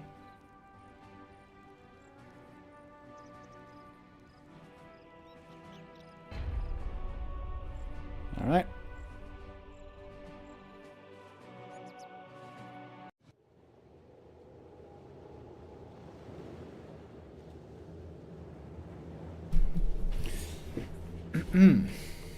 Okay. Yo, we got some gifted subs coming in. Valorant with a gifted sub and Copilot 93 with 5 gifted subs. That's the Christmas spirit lingering still on the 27th of December. Thank you guys very much. Easy points? Nah, that one doesn't count. We're gonna leave the Gamba up for when we get the regame. Original Mac Daddy with the resub as well. Thank you.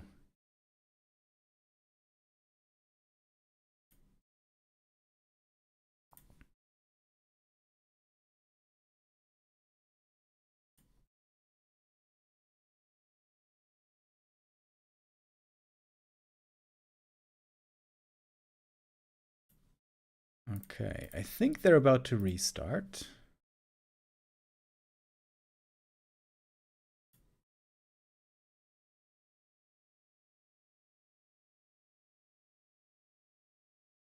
Free Prime free sub for B2W.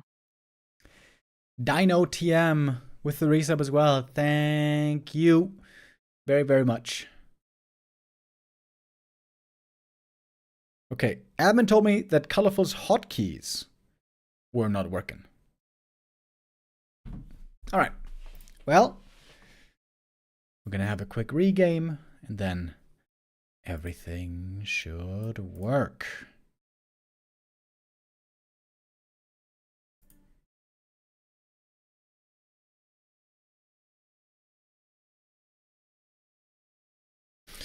Not even a year. I need to make up for the lost years before finding this channel. Well, I'm glad you are here now, Original Mac Daddy.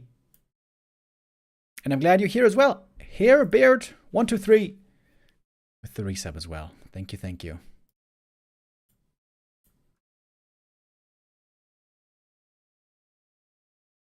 Yo, more gifted subs.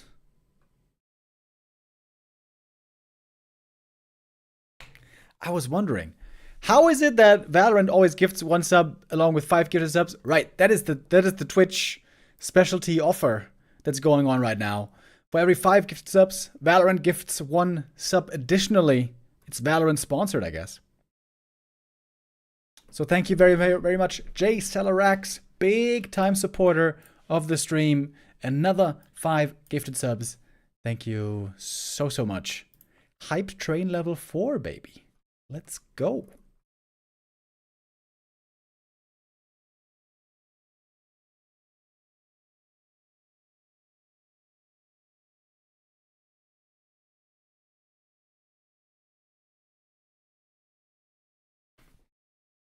All right, we're getting ready for our next map. We're about to join onto map 5, the final decision time. Okay, let me figure out who's which color here. Life now in the red. Life in the red. All right.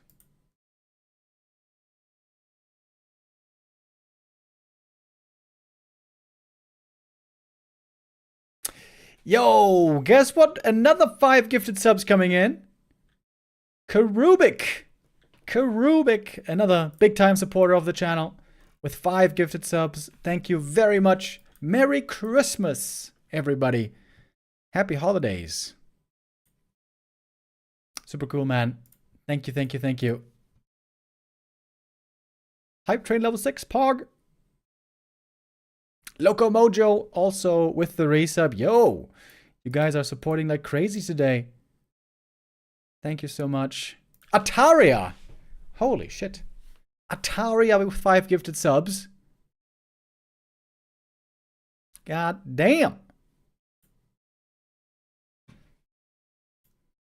Thank you very, very much for the support. All right. I'm glad you could keep me happy here in the little break. Hopefully you guys were kept happy as well. We now have, hopefully without a regame, our 5th decider map coming up.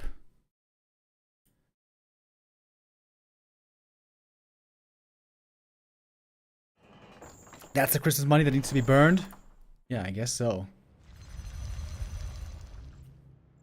If your grandma gave you 20 bucks this Christmas, maybe she wanted you to gift some gift subs to Back to Warcraft. I could see it. I could see it. Yo, Invigorate. Also with the 5 gifted subs. Holy shit. There's so many gift subs right now. Hairbed with another 5. Jesus Christ. It's like 30 subs in this little break. You guys are amazing. Thank you so much. Did I say some magic words? How did this happen all of a sudden? The Christmas special, the 5 gifted subs, sponsorship. Thank you guys all so much for the support. But I know that you are not just here to gift subs, which I appreciate greatly. Obviously, we are here to watch some Warcraft. Yo, Ringelnet with a €5 donation. It says €5 on Bucky. We're going to be seeing Bucky later on today. 3rd match of the day when he's going to face Lynn in the lower bracket.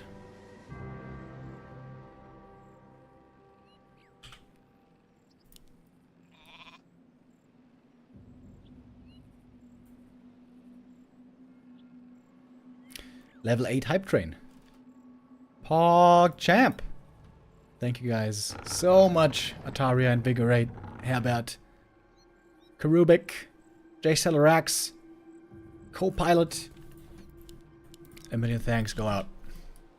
And now we will turn our attention again towards these 2 world-class Night Elf players. Life was absolutely dominating in the first couple of maps here. But Colorful then coming back strong on maps 3 and 4. And now, the final decision.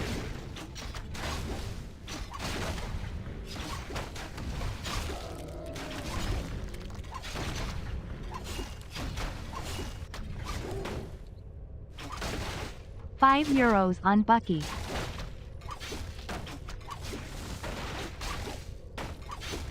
Bucky has lots of fans, of course, in the Western scene. was struggling a bit yesterday. He was playing against Colorful. There he got 3-0'd. Today he's going to have a tough opponent. Lynn, the absolute Giga Chat God Gamer. But Lynn also got 3-0'd yesterday by none other than Life.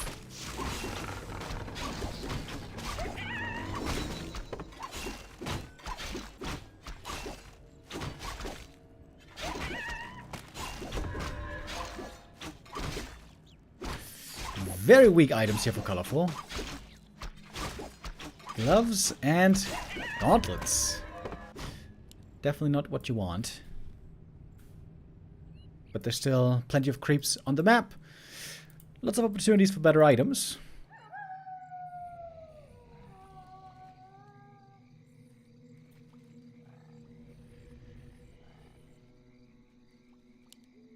A player's forces are under attack. Then again, though, Hammerfall doesn't have that many creeps.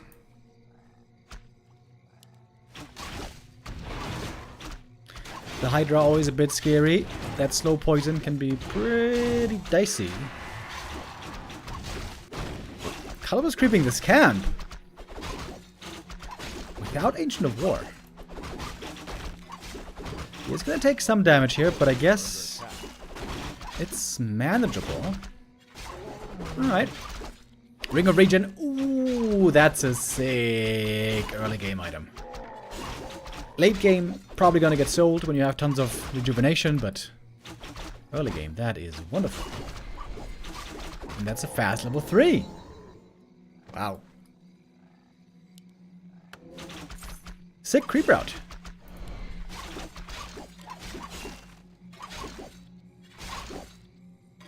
Show me the world, yo!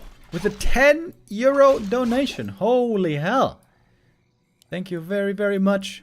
Big contribution. I think that's another person who's feeling the Christmas spirit. Thank you so much.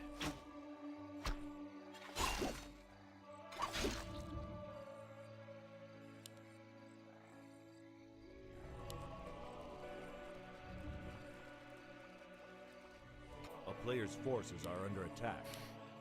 Alright, we got Keeper on both sides. It's been almost exclusively Keeper, but not quite. We also saw a fair amount of Naga. Colorful, of course, now with a big level 3 advantage. How can he play around that? The Ring of Regen, again, I want to point out, amazing. Doesn't even have to fully heal up, perhaps, but he will close to fully heal up. And now the ring can do the rest. Colorful needs to catch up on level 3. And he will do so now.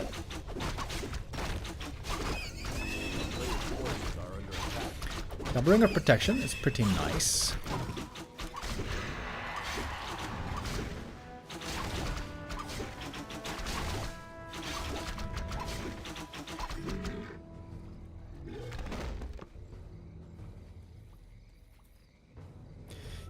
Yo, 7G just bought a Back to Warcraft premium hoodie. It says this hoodie is to commemorate the 300 and Remonitis. I feel honored by that statement. Thank you.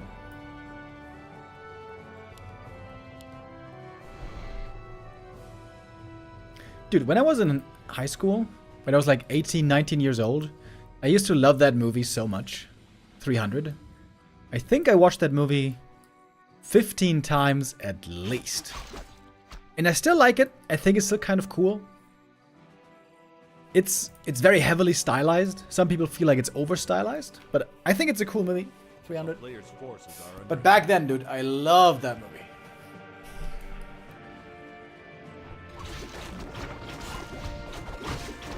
Best movie ever from Zack Snyder, in my opinion.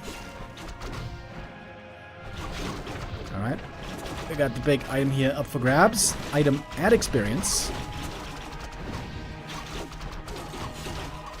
There's no Dryads yet here for Colorful. This seems a bit dangerous. But feeling strong on the Demon Hunter. Entangles being exchanged. TP gonna be necessary though. And Life comes out ahead here. Gets an archer kill, forces the TP, and gets the rest of the camp. Oh, whoop. Ancient of War a bit over-eager. Triple ring. Alright. Thanks. My yearly Christmas gift to B2W. Players' forces are Rind with the €20 donation. Dude, thank you so much. So much generosity today by you guys. Absolutely wonderful. It's your support that makes this all possible for us. So thank you very, very, very much. I would rate Watchmen over 300. Yeah, that's fair. I think Watchmen's pretty good. Watchmen for me is like, it's a typical, players' forces are under attack. read the book first and watch the movie second phenomenon for me. You know what I mean? Like, whenever you read the book first and then you follow with the movie second, the movie always, or almost always, is a bit disappointing. Or not as good, at least. I think the Watchmen movie was pretty good, but the Watchmen graphic novel I found amazing when I read it the first time. One exception, by the way, to this general rule of the movie being worse is Lord of the Rings. I think actually Lord of the Rings, the movies are better than the books. Players' forces are under attack. We haven't had a Remo film cast in a while. Dude, I haven't been watching many films lately. I want to go watch Gladiator 2, but I heard from many sources that it was pretty weak. So I was like, in that case, I don't have to go to the movies to see it. I'm just gonna wait for it to come out on streaming, you know? And then we'll see, maybe, if it's gonna be good. Also, I was pretty disappointed with some of Ridley Scott's movies lately. Napoleon, for example, was real bad. Ridley Scott is a mystery to me. I feel like most movie directors are either good, and you can rely on them making good movies, or they're bad, and you can rely on them making bad movies, or somewhere in between. Maybe they're just average, you know? Healing wards on the ground! Bro. Holy hell. Almost left them behind. But Ridley Scott, he's so weird. Sometimes he makes amazing movies, like Gladiator 1, and The Last Duel also was pretty recent. Also The Martian, amazing movie. And then he makes some crappy ass movies in between. Like Napoleon. And especially Robin Hood. Do you remember the Robin Hood movie? That was so bad.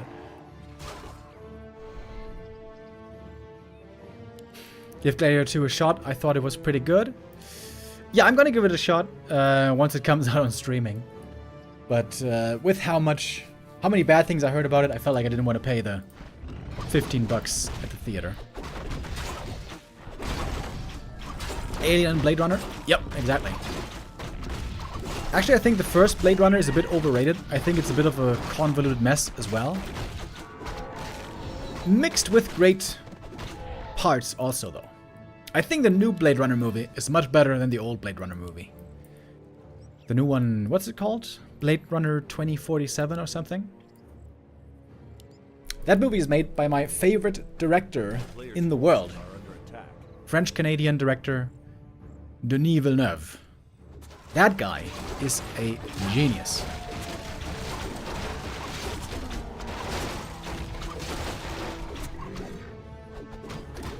Blade Runner 2049. Okay, not 47, 49. Yeah, I think that's a great movie.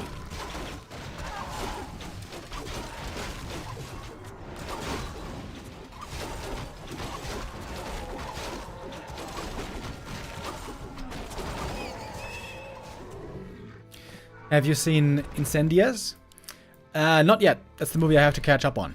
That was one of his earliest movies, right? Wait. I heard about this movie plenty of times, but I haven't seen it yet.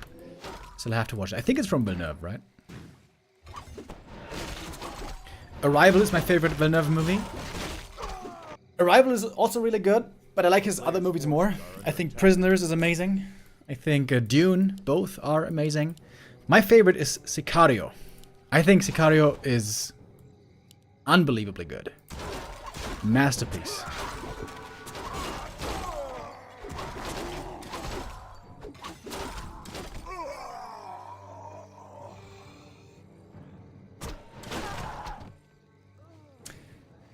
So this game seems pretty even. A player's forces Creeping up the map over here.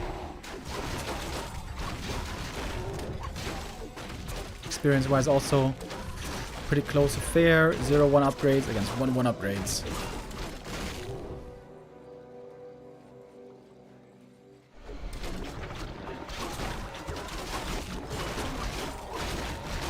Alright, is this the deciding fight of the game? Trying to catch this Dryad here is Life. He's trying to take out the Dispel. It's taking him a long time to get it. In the end, the Dryad is saved. The Demon is very hurt. But there's an Invuln to save him. Wisp coming in for the detonates. Oh, Entangle. Finds another kill here. Demon Hunter healing up with the Rejuve. Plenty of kills all of a sudden towards the end of this fight. Life with 1400 gold. He might have forgotten to macro in this fight.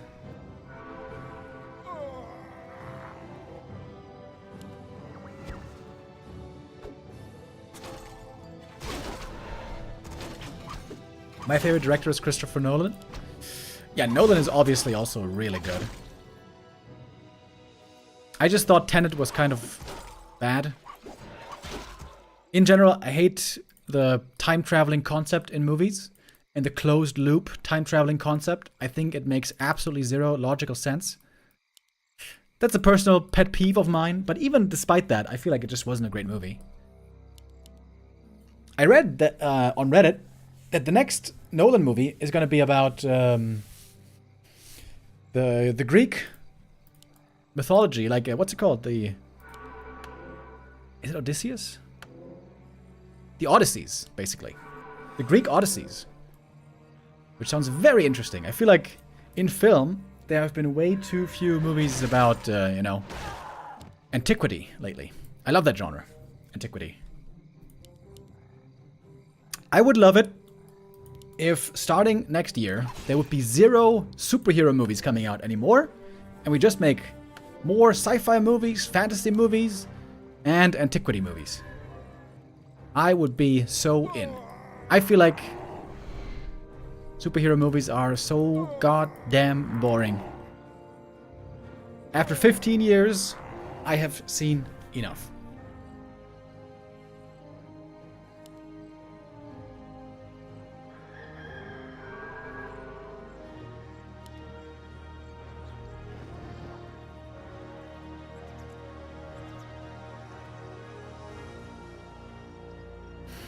Maybe blend them together and make a sci-fi Hercules movie. I don't know about that, dude. That sounds a bit trashy to me.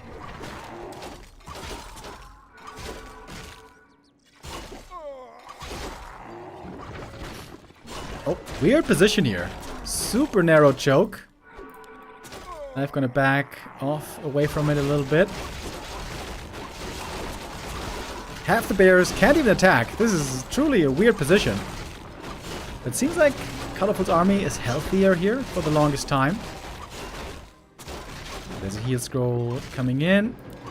One bear left behind. Easy kill with the entangle. Ooh, the heal ward is really good. Oh, that heal ward now is glorious.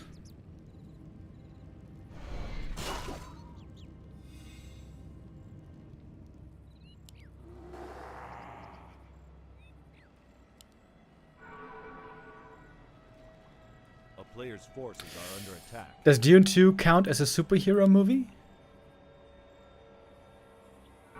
Absolutely not. Absolutely not.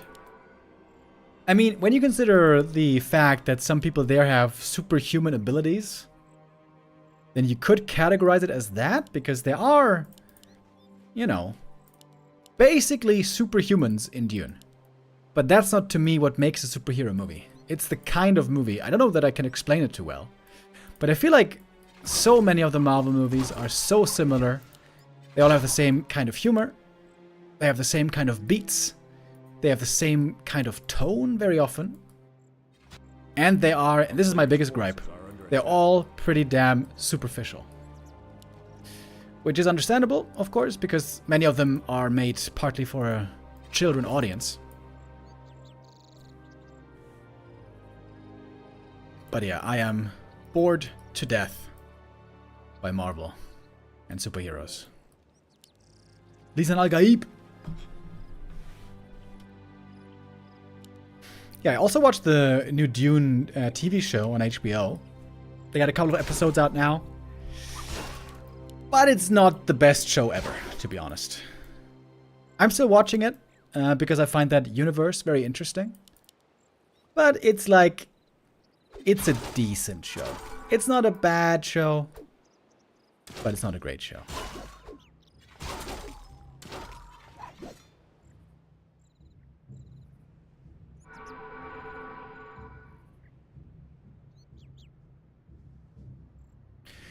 Mulan is made for children, and it's still not superficial. Yeah, I mean, for a children's movie, it is quite deep, but it's not extremely mature, which it shouldn't be. But I guess you might be saying that Mulan is surprisingly in depth. What's going on with these GNL bears here? He's waiting to use all the mana, I guess. I love Mulan, by the way, obviously. Be a man. I feel like if you don't like Mulan, the original Disney movie, you just have bad taste. Period. Colorful, defending at home.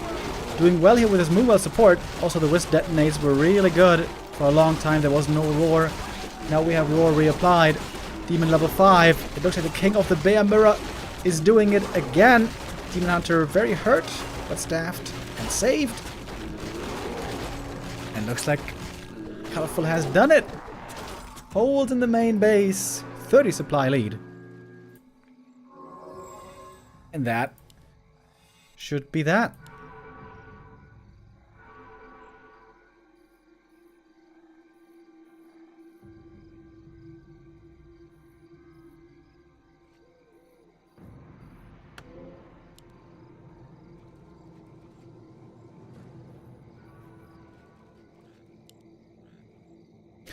Colorful marching across the map here for the knockout blow.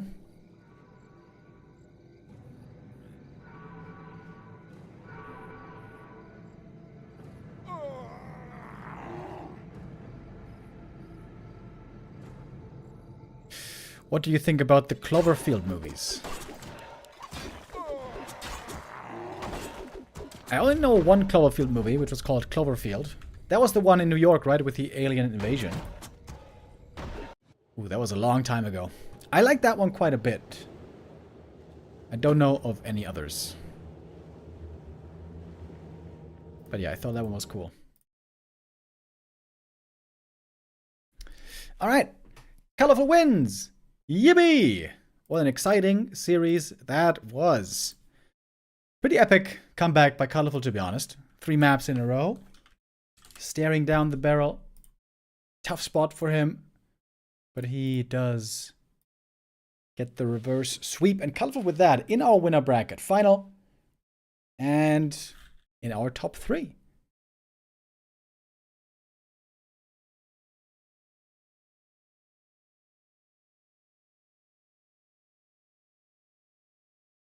Is Cloverfield the one with John Goodman?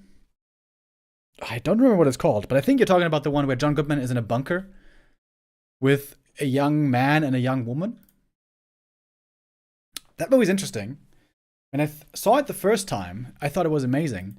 When I saw it the second time, I felt like it was poorly directed. Mr. Remo, do you like AOT? I do not know what that is. I do know what our next match is going to be, though. Infy versus Fortitude, the human mirror of champions, coming up next. We are going to go into a quick break right now and then come back with Infy versus Forti. See you after this.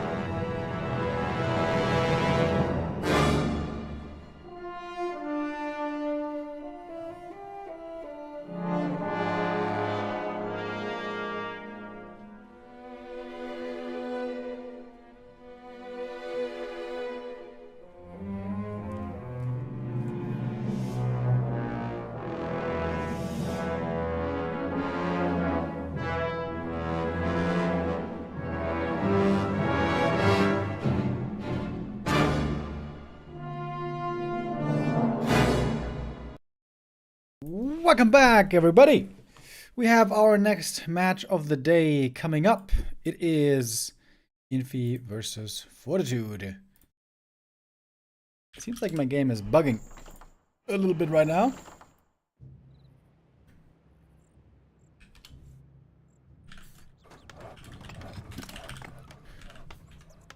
But now we are, I think, good to go. Alrighty.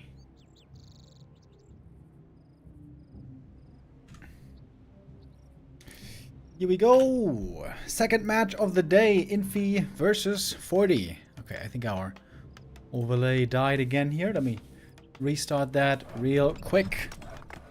Close series. First match of the day, Life versus Colorful. Colorful with an impressive comeback there. 2-hour game. If all these games today go 2 hours, we're going to be here for a nice long time. So get settled in. But yesterday also we had 2 3-0s. Those were surprisingly short. Alright. Need the overlay to work here. Come on, baby. Come back to me. Alright. Infy is in the blue over here. Now we got the overlay correct. Before the break, by the way, people asked me if I liked AOT. I didn't even know what that was. That should tell you enough. Attack on Titan, apparently. I heard many people saying that Attack on Titan is marvelous. Now, I have thought for a long time that I am missing out on the whole anime world. Because so many people watch animes, so many people find it amazing, and obviously it's a very popular genre of, I almost said content, of art, right? Of entertainment and art. And I've tried a couple of animes over the years, like Elfen Lied, I think, for example, also Death Note, and also Attack on Titan. But for me personally, I feel like it's just not for me. Because it always seems so overly dramatic. The way that characters speak, especially, I find weird and sometimes laughable. If I remember right, at the start of Attack on Titan, there's this little kid, and he wants to be part of the army or something, and he's talking about how his family is a shadow of its former self or something. And he's like, I want to be part of history. I want to make destiny for our town, and I want to make my family proud and honor. And I feel like every anime is like that. Everyone is so goddamn dramatic, and it just seems weird to me. Those people don't seem like people to me. That is the long-winded answer, which is to say, no, I don't really like anime. It seems weird to me.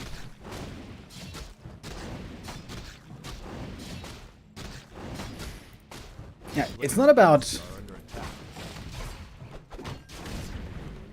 the setting of the anime. Whether it's in space or whether it's just, you know, people on a farm farming the land. Of course, I haven't seen many animes, but every anime I saw, it just gets... It seems so unrelatable to me. Also, lots of people recommended the Cyberpunk anime on Netflix. Lots of people said it was really good. And there, it was honestly very similar. Like in the first episode, the boy is in high school, and then I think his mother dies, and he's crying all the time. He's like, oh my god, I'm gonna bring honor to my family. And I'm like, dude, this is not how anybody talks. I can't take this seriously.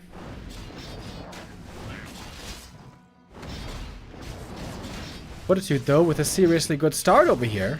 He's got level 3. Oh, good save there by Infy, though. It's around on the enemy Archmage, but able to fight out. Got the Water Elemental that got him level 3.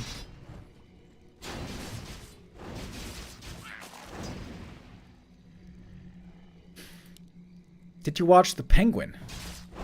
No. I haven't watched it. I've heard it's good.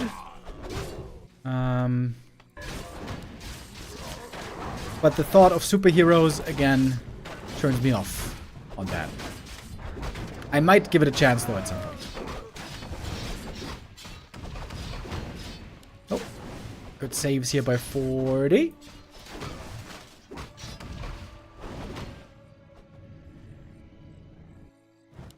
Archmage here, acting like a baller.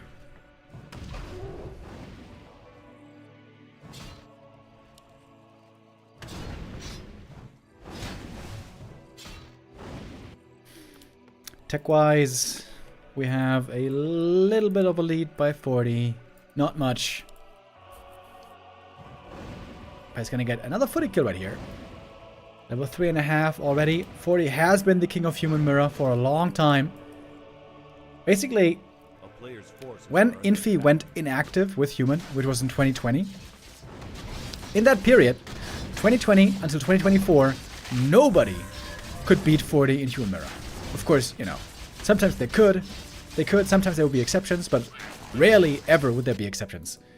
Forti was the unchallenged king of Human Mirror. Now that Infy is back to playing Human, there is finally a serious challenger again. A player's forces are under attack.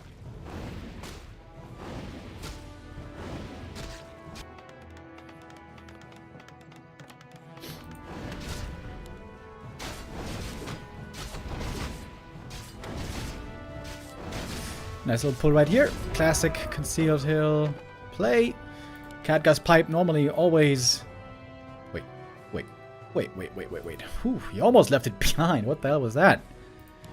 Normally always beloved by everyone, but when you play Archmage, you got that already. Good influx of cash though. Infy suddenly very rich with 800 gold.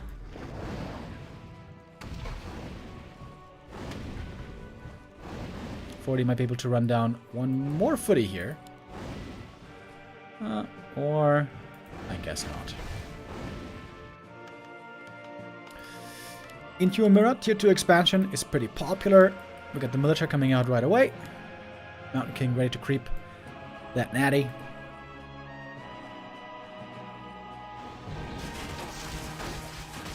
What's better to watch? Bear Mirror or Breaker Mirror?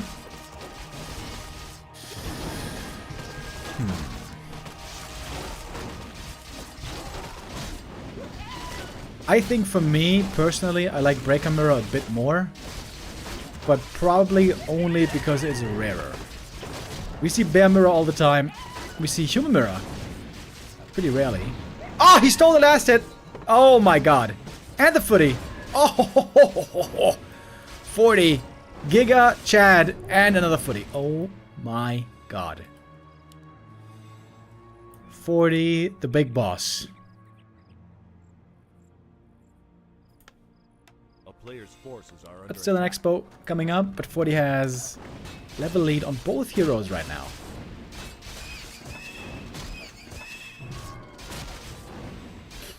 Orc Mirror is the most fun.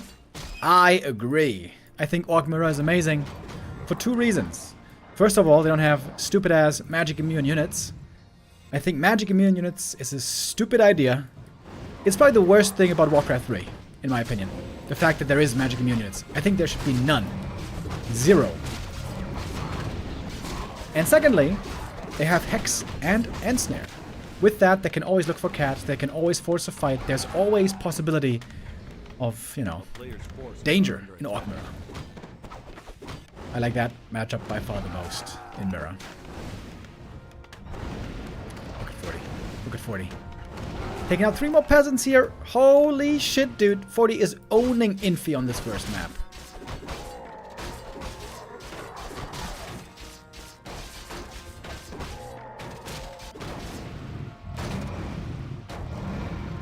Infy still struggling with that Drake over here. A player's forces are under attack. Level 3 MK. Level 4 Archmage. Strong army here.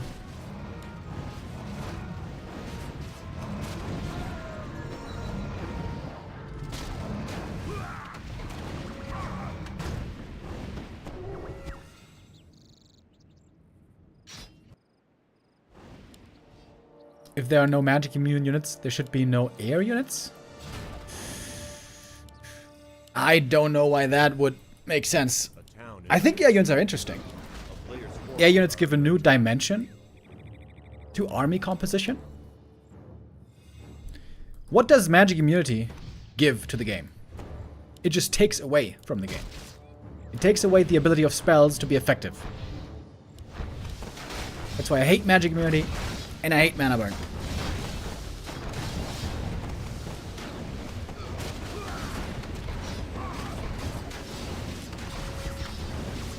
Awkward position here for Fortitude though. This priest kind of getting caught in the back, having to run. Oh, another kill. Shredder, big experience again. I am close to level 5 already. Archmage gonna have to TP away here, but Infy's just gonna call it. Gonna call it quits here. GG is called. Fortitude with a very impressive first map in this series.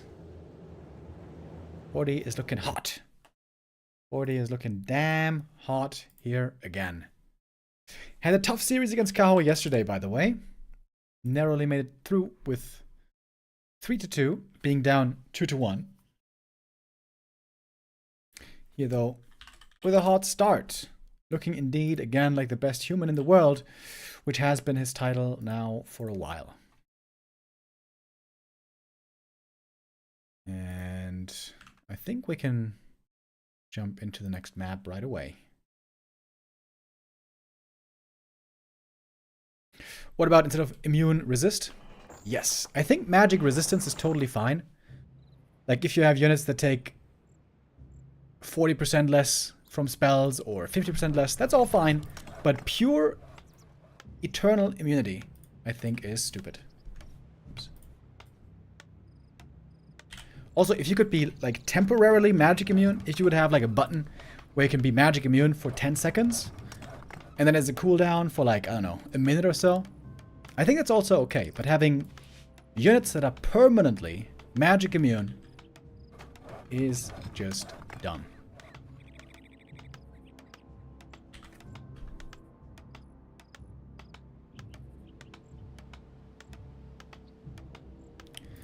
Alrighty though. I just gotta make sure I got the colors right here. Yeah, Infy is still in the blue. Twisted Meadows for our second map.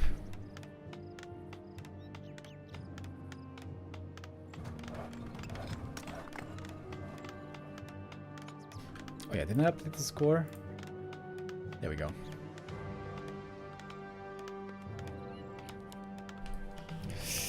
Twisted Meadows is one of the few maps where some humans attempt to fast expand, but especially Fortitude, I think, has been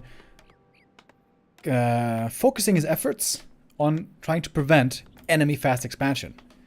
If he thinks the opponent's going to fast expand, he's going to go for a level 3 creep route and be aggressive and try to punish the fast expanding player. We've seen that many times, which is a shame, because here is the tragedy, folks. Human Mirror can be very boring with breakers, but it has such insane potential. If both play expansion and both go tier 3, this is by far the best mirror in the game. Like, it's not even close. When you get triple hero and mortars and knights and maybe even griffins and gyros, this matchup is unbelievably amazing. Which is under attack. so sad, because we never get to see, you know, the full potential of this matchup. All we get to see is breakers and breakers and breakers and breakers.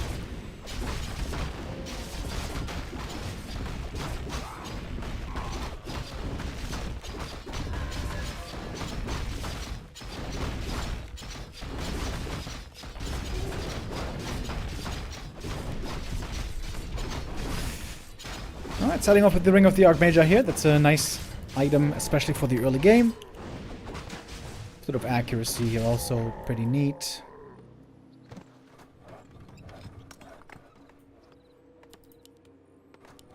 Towers being upgraded. We do have a 4th farm. This doesn't have to mean expansion necessarily, though.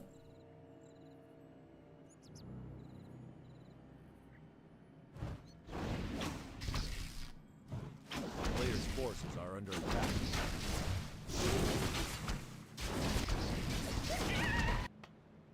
town is under siege.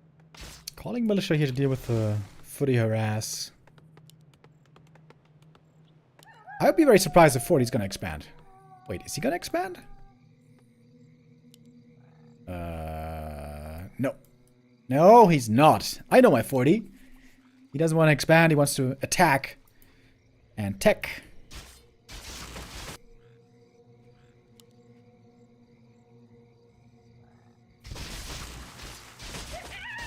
Using the militia here to creep the green, while we have Infy over at the Merc camp. Having 2 mercenaries is very nice to have in the early game. Basically always, especially against water elementals. There's no tech yet on Infy. He's going to be pretty far behind on this. Where's Forti going? Is he expecting an expansion? This is kind of weird. Tech has now begun. Oh yeah, Forti with completely a wrong read. Using the reveal, could not figure out what Infy was up to. Infy, of course, was creeping at the Merc camp, and Forti seemed to just be wasting a bunch of time. Just running around, not really accomplishing anything.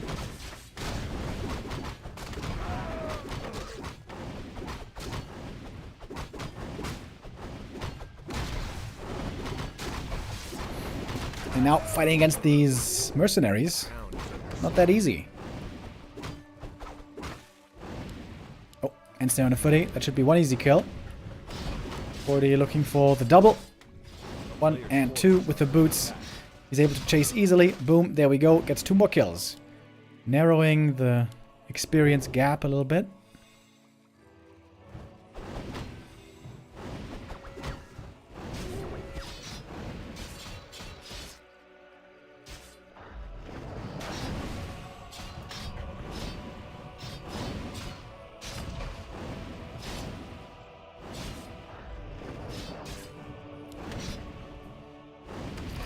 Shadow Priest, difficult to keep alive, but so far is being kept alive. The Berserker here is the most important unit. I'm sure Forti would love to run this one down. The block doesn't quite work out, but the AM might still be able to get it. But Infy's using this time, valuable time, to creep up over at the shop. This is going to be really good MK items. MK is going to be given all these stat items, most likely. It's going to be quite good, indeed. Deny, maybe? Oh, nice deny. Infy preventing the experience.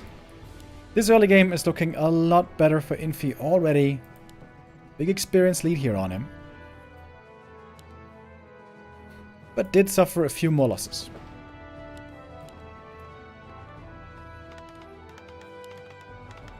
Forti's tech, of course, is faster. What we saw on the previous map is what we see a lot in this matchup. A tier 2 expansion. Into breakers.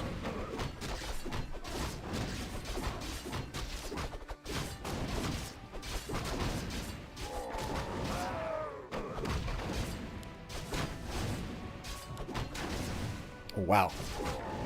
Ring of protection as well. This MK is going to be ultra tanky. I'm liking Infy's position. These items for him are going to be amazing.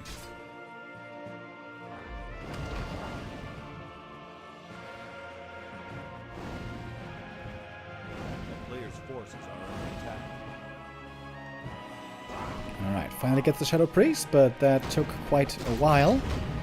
Archmage solo creeping for a pretty long time here. Worst Warren. Kleiner Helge with the resub, thank you. Wurstwaren. Yes, sir. Got a Shredder in the main here for Infy. Getting harassed by the Archmage Water Elementals. Oh, if Infy has the read here, if Infy goes over here to Creepjack, this could be a huge play for him. So much experience on the AM. He's going to be level 5 in no time. The Shredder, though, oh, does go down. I thought he was going to be able to prevail here in the main base, but damn. Those level 2 Water Elementals, man. They are so dangerous.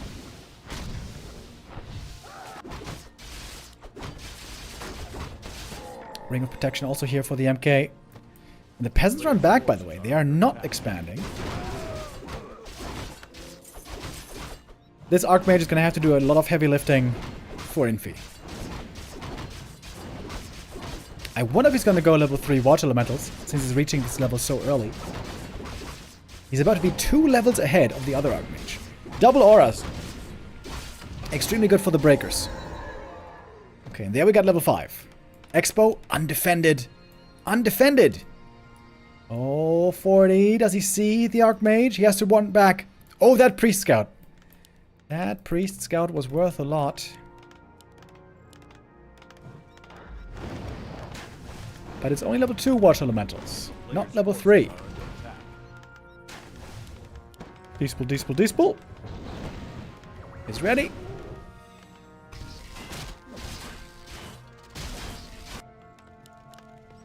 And Infy for now seems to be stuck on one base. He's low lumber. He lost the Shredder. He can't afford a second base, apparently. Forti's lumber is looking good. His Expo is finishing. But he is 2 levels behind on the Archmage. Player's forces are under attack.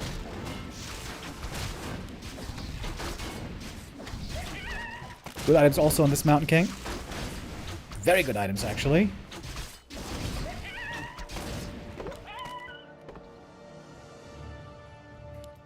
Mercenaries for Infy. Is he gonna go all in? It looks like it. 5 Archmage. Is that enough to win the game? Forti, of course, now has lots of income. He's trying to produce as quickly as he can. Going into breakers. Wait, Infy doesn't have breakers, does he? Oh, Mountain King is surrounded. Gonna TP out to save the MK.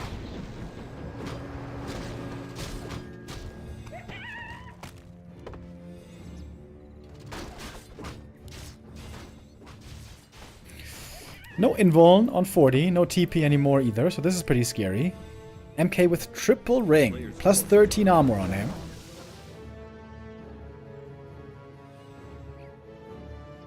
Oh, love the Zeppelin. Love the Zeppelin for Forti. Can be a lifesaver against the Stormbolt surround. Can't really call too many militia, although some could be called here for aid. Gondor calls for aid. Oh, big dispels. Dispels on the water elementals. Seems to be a good defensive position over here for Fortitude. Zeppelin, hot pickup. Keeping all of his forces alive. I'm not sure if anything has died so far for Forti. There's, of course, more mana on Infy's side with that level 3 brilliance. But the MK is still out of mana. Level 3 Mountain King now for 40. Got the level 2 Stormbolt. I'm surprised he's not calling militia in here. He could call... Ah, there we go. Now they're coming. Supply lead is pretty hefty already. 67 for Fortitude. Some hurt breakers in the back. Heat scroll here for him. Remo because he was a good boy, too. Yes, he was a little good boy this year. That's absolutely right. Thank you, Knusper Hoden, with a €10 donation. Fortitude has also been a good boy, a great boy so far this series. Huge lead now for him with the expansion. This one seems unlosable. As long as he doesn't lose the heroes. And there's still some danger there, I guess. Such a big army. Such a huge army here for Fortitude.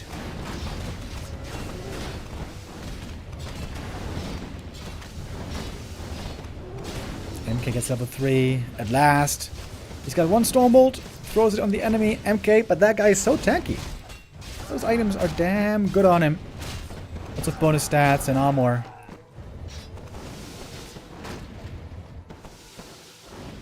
And 40 now with a huge force. Never really dipped in supply. 71.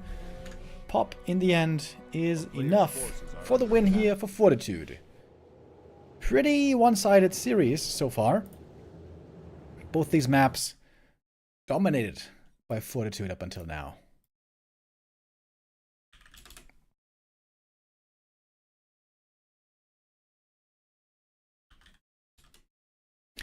40 goes up 2-0.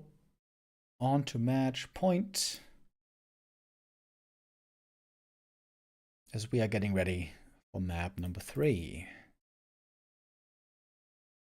And I think we can start that one right away.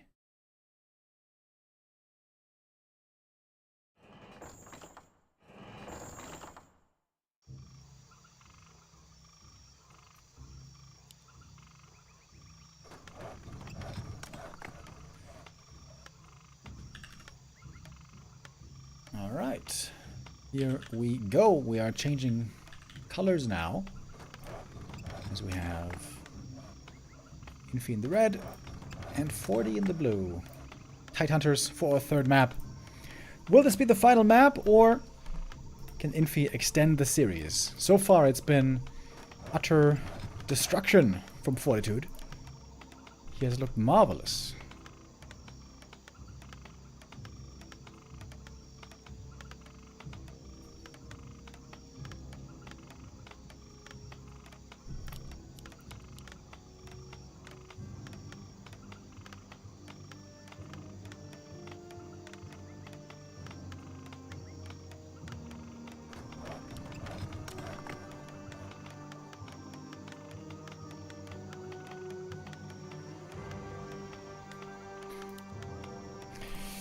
No Mountain King first here today. That seems to be a thing of the past. Sometimes back in the day on Echo Isles or Terranos stand would see MK. But here it's all about Archmage.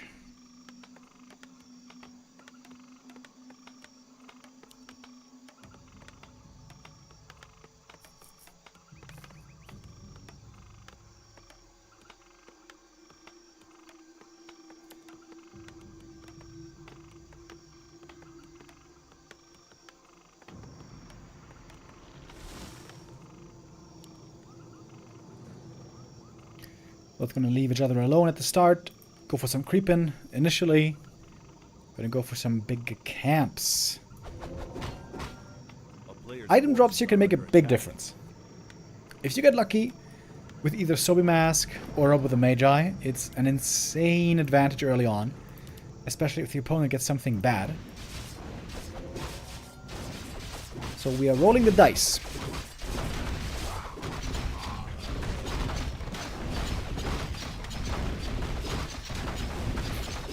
Oh, Infy being cute over here. Pulling in the green camp with his footman. It's going to be more damage on 40. Picks up the item. Belt. Bad for the Archmage, but good for the Mountain King. Over here, Flute. Always good. Not insane in the early game, though.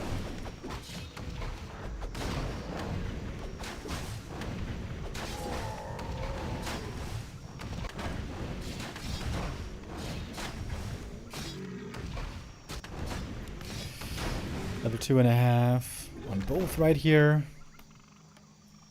Slippers of Agi. Yeah, finish the creep, come on. A little bit of experience. A player's forces are under attack.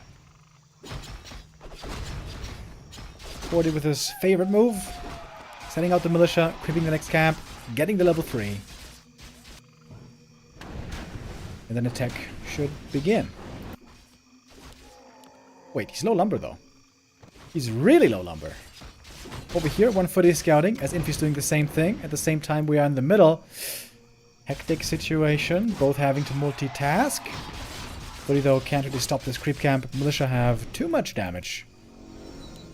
So that's level 3. And that should be boots. Oh, Footy's chasing, trying to get some peasant and footman kills over here.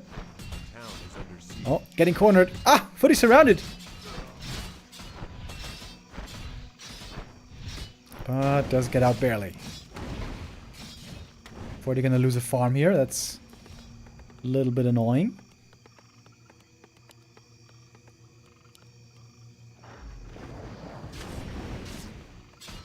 And now these Footies, of course, aren't in the home base, so can't defend with those right now. 40 with way fewer footmen right now. Staring down 2 water elementals with sort of accuracy. True shot aura.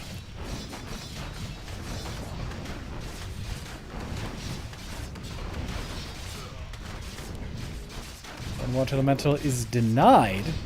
The other one about to expire. I wonder if Fortitude was aware of this.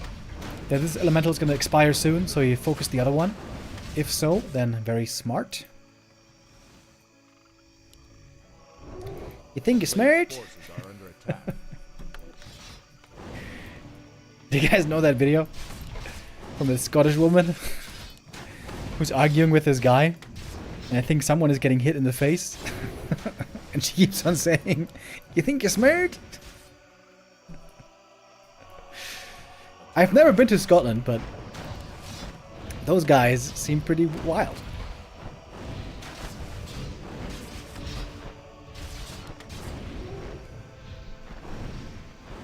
A player's forces are under attack.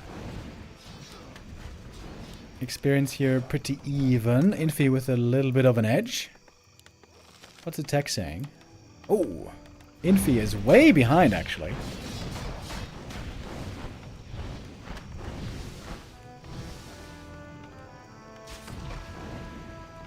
Forti has to defend a lot with militia here. Wants to make sure not to lose too many peasants. So far that was pretty successful. Kept most of them alive pretty well. But there's still a lot of footies here. A player's forces are under These militia following a bit too much, perhaps. Some should now be falling here. No, he's not going for them. The peasants all survive somehow.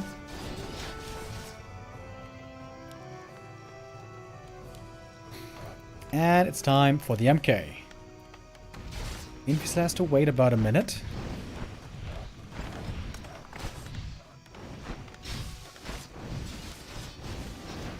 Nice positioning on the Archmage for Forti here. Staying out of range from being in too much danger, but still close enough to look for some kills at times.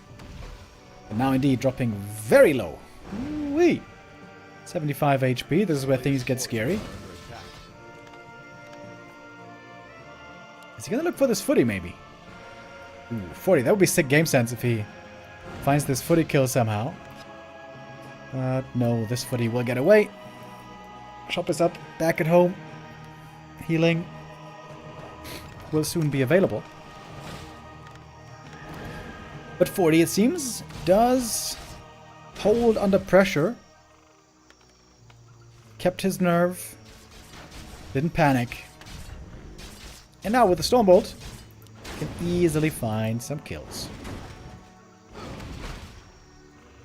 Not that easily though, with the AM still hurt. Has to summon the Water Elemental and then dip maybe. A player's forces are under attack.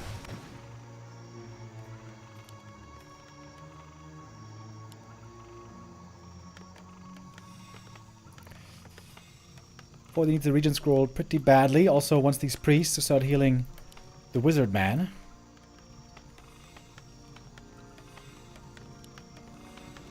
Priest heal micro I feel like is the one thing that pro-humans still could optimize a lot better. A player's forces are under attack.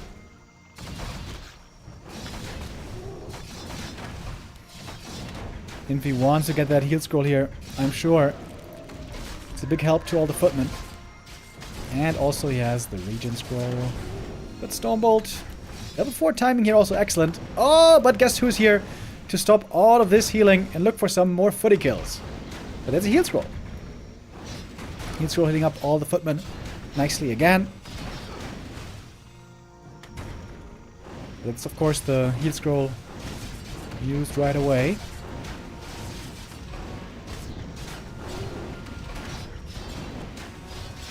Forti not calling the militia, which is kind of weird.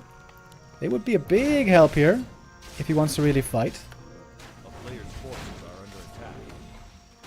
Forti's gonna back off, making a blacksmith, getting ready for upgrades.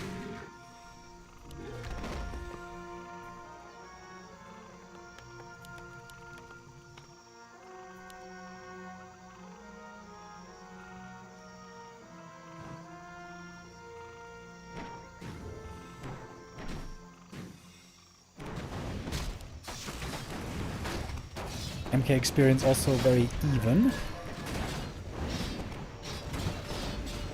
We do have Duisburg. Duisburg.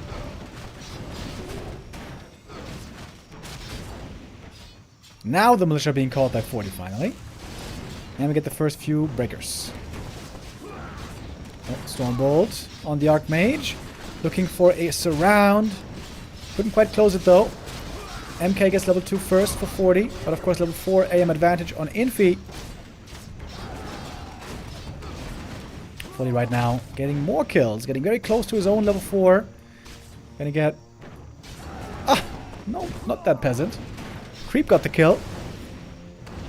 Pandora with a resub. Thank you. And it feels like 40 is again taking control of this game. Sometimes, watching 40 play Human Mirror, he seems like a magician. Everything is looking pretty standard. Nothing crazy is happening. And then he pulls a trick. And suddenly he's far ahead.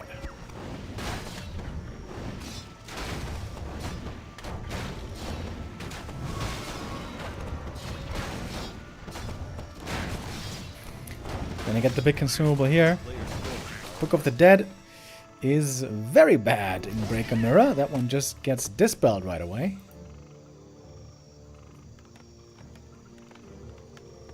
No expansion this time apparently. At least not from 40. Infy perhaps is gonna try it. He's got the militia here.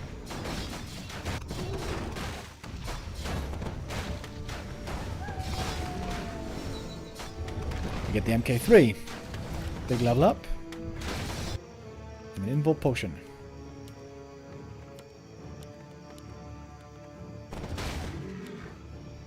Lumber's also pretty low on 40. He can't really afford an Expo right now.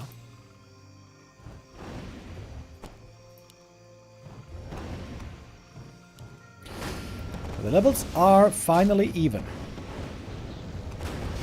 Stonebolt on the MK, but he's got double Invul. He should be pretty well protected. Close to the base here. Militia support could be a big help for 40. They are on the way. There's the first Invul being popped. MK for 40, pretty far forward as well.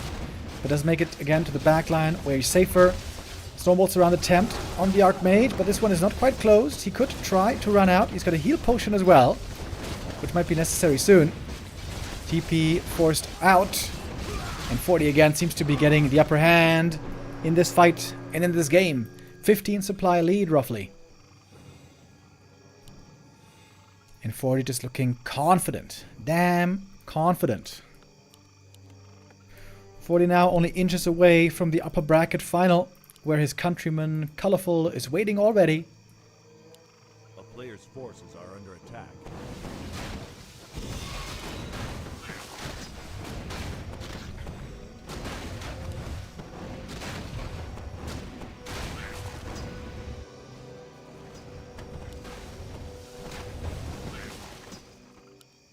The town is under siege.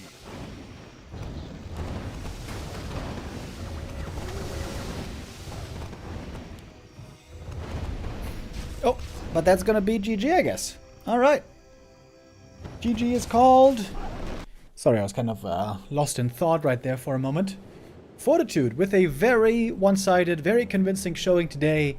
3-0. 40 destroys his former idol, I think.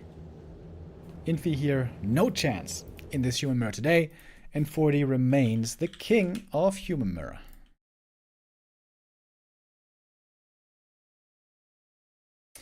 That was rather quick. We had a long, epic series for the first match of the day. The second series only lasted like 45 minutes. That was a speed run. Next up, we are going to go to the lower bracket. And that also means that we're going to switch to War 3 Champions, because now our European contestants are going to be going and stepping into the ring. We're going to have Starbuck versus Lynn coming up next, and Happy versus Kaho following after. So 2 more matches still to come. We're going to go into a quick break right now, and then come back with Starbuck versus Lynn right after this.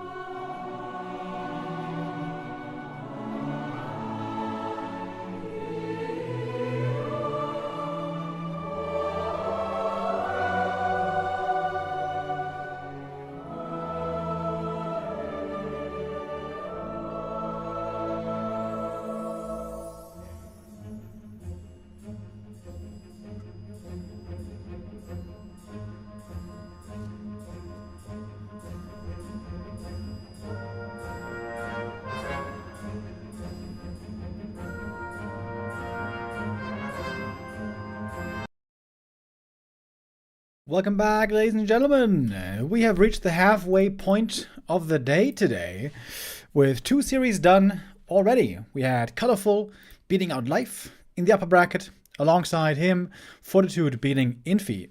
We had, I just realized now, 4 Chinese players here in the upper bracket semi-final. 2 advancing to the upper bracket final, those being Colorful and Forti. So Colorful and Forti now already guaranteed a top 3 finish in the Don't Force Me Cup 2024 finals, where we have a lot of prize money, by the way. It's a total of $24,000. That is so much, actually. So Colorful and Forti already guaranteed at least $2,000. $13,000 for first. That's pretty wild. That is quite a bit more than 50% prize money for first place. $13K, baby, for the first place winner. Colorful and Forti now in a good position to get it. And now we're going to go into the lower bracket. Now we're going to, have to contend with the fact that some players will have to be eliminated. Starbuck versus Lynn and Happy versus Kaho, our 2 matches for today. Starbuck versus Lynn will be the one that's coming up here in a moment. They're trying to get the lobby started, but I think they're having difficulty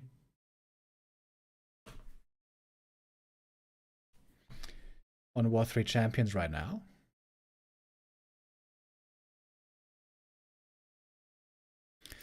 Still, unfortunately, something that is a little rough is the connection to the servers from especially custom game lobbies when many people are trying to join.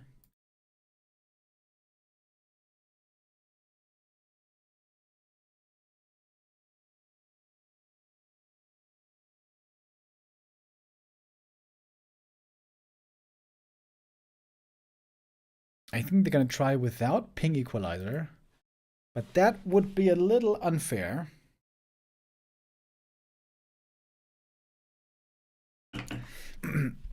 They're playing on CN North 2, where Starbuck has a ping of 130, Lynn of 40.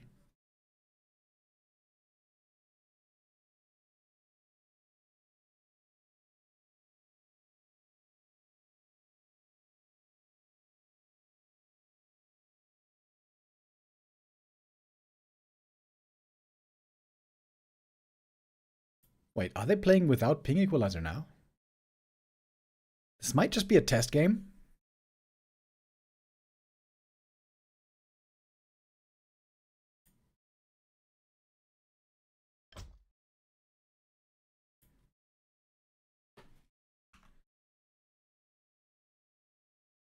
Wait. It seems like they might be playing indeed without equalizer. Okay. Well, maybe the equalizer didn't work there. All right.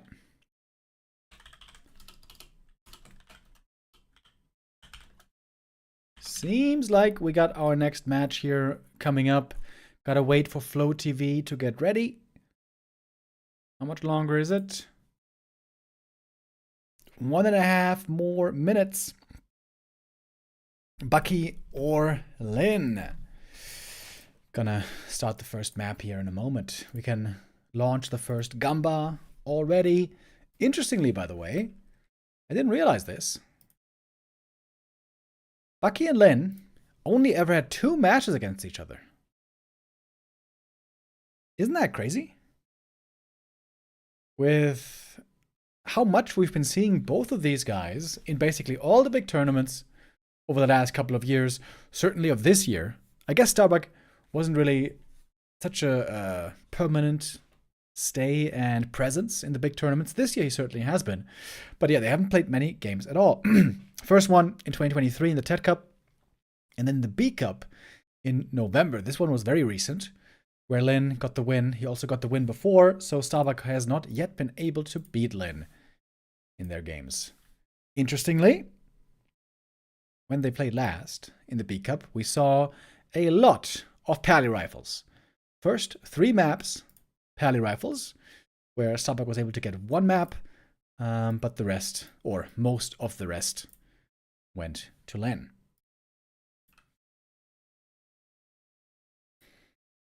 We saw pally rifles being attempted also yesterday by Starbuck against Colorful. That didn't work out. This was the first time that I saw a Night Elf finally beating the pally rifles. In a long series like this, I'm sure we're going to see pally rifles at least once. Possibly more.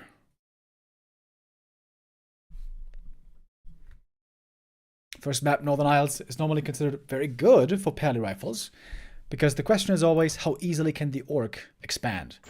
At some point normally, in 90% of the games, Orc needs an expansion to beat pally rifles. And on Northern Isles, the thing about the Orc Natural is it's very close to the center of the map, so it's easy for the human to cancel an expo attempt. And that looks like pally rifles to me. Yes, sir. Pally rifles for the first map of this best of 5.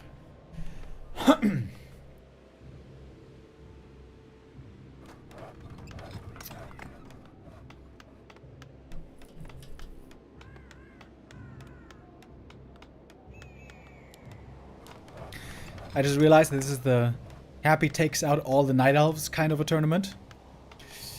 Yeah, that might be what's going to be happening. Happy's matchup against Night Elf is completely insane. He's going to be facing Kaho after this series, and if he wins, he's going to be facing Life tomorrow. But after that, he would have to face something other than a Night Elf, either Orc or human. Lynn, by the way, has been looking very strong lately against Undead and against Happy. But yesterday against Life, Lynn was a bit disappointing. Let's see what kind of shape both these guys are in. These are the two players that both got 3-0'd in the upper bracket, so they have something to prove now here today.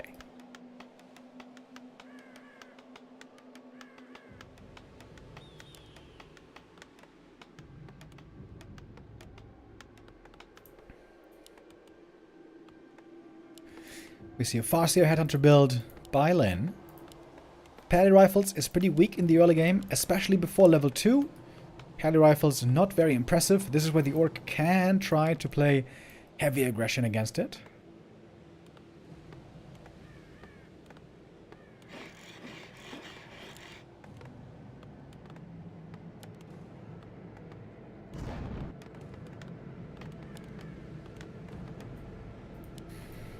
And we'll be running across the map right away.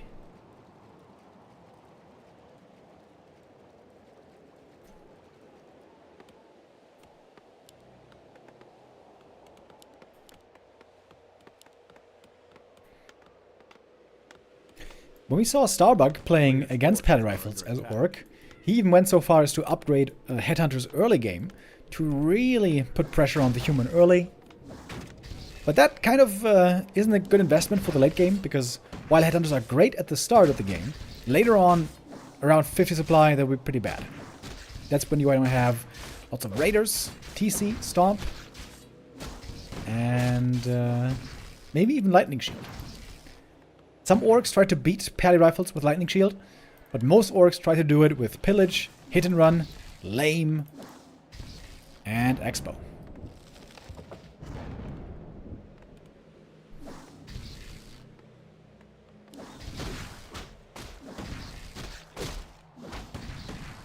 A little bit of damage to these rifles here, but Holy Light is ready.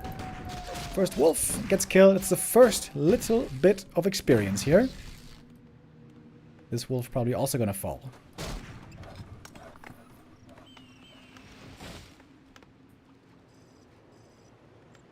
Oh, actually saved it. Well done. A player's forces are under attack.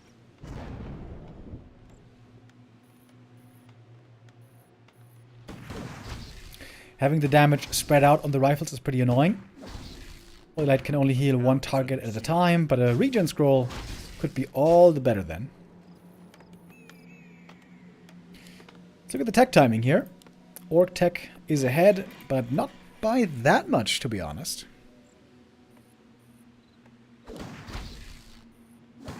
Is Chain Wave or Stomp better? Stomp you want to play if you want to face the Pally rifles head on. But Shockwave is much better if you want to go for the base lane stuff with Raiders.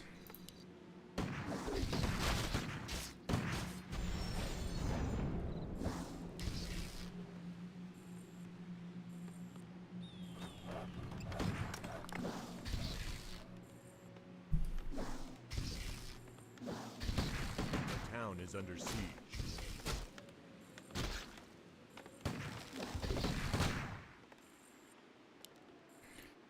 Forti running pretty low on mana here. Pally on the other hand, keeping his mana pool nice and high. Players' forces are under attack. But of course, creeping has been completely prevented so far. So I think this is good news for Lynn. That's what he wanted to achieve. Keep the Pally from leveling up too fast. Quite a few headhunters here, by the way. 6 of them.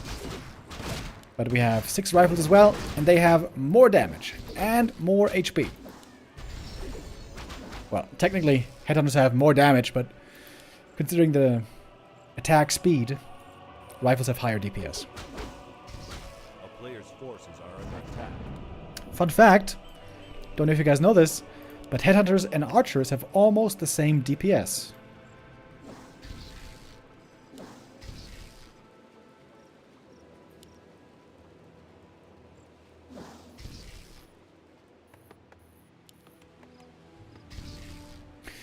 It's because headhunters have slow attack speed. At least until they become berserkers. That is not expected to occur this game though. Under attack. Nice little steal. More experience for the Farseer. Got the item as well. Slippers. I wonder if he's going to keep them. It's a little bit more attack speed maybe on the Farseer, but not worth too much, I think. He is going for the attack upgrade, by the way. Headhunter attack upgrade. Now with the TC out, we got the aura. This move speed is worth a lot.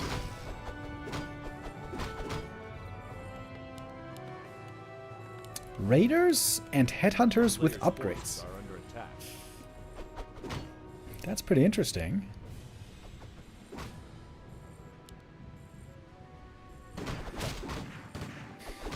We got the Blood Mage coming. This is going to be the mana battery for the Paladin.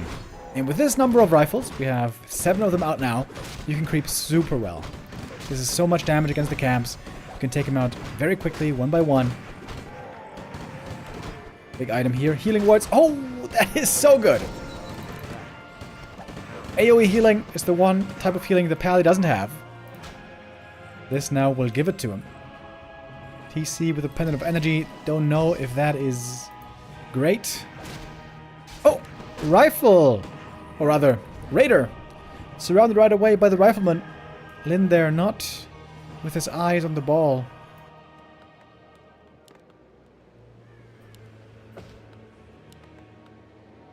A player's forces are under attack. And we get Pillage coming.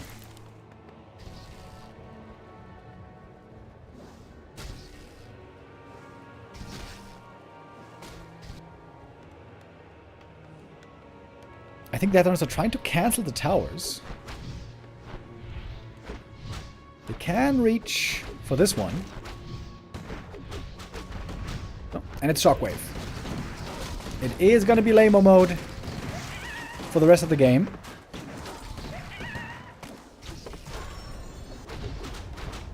Oh, Arcane Tower is falling. That's pretty annoying. A player's force. One rifle probably going to go down as well. Speed scroll. Oh! Got it just in time, right before the Holy. And the towers are cancelled. Towers cancelled means that the Raiders can attack here all the time and take basically no damage. But some Headhunters are gonna die for it. The town is under siege. Little catch over here. Oh! Headhunters running into the creeps. Whoops.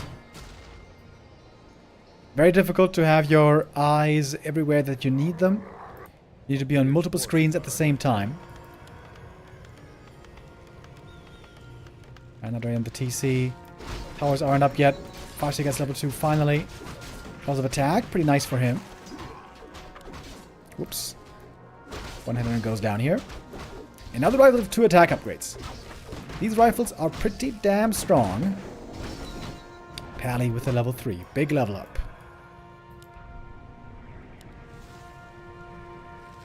Banish being used.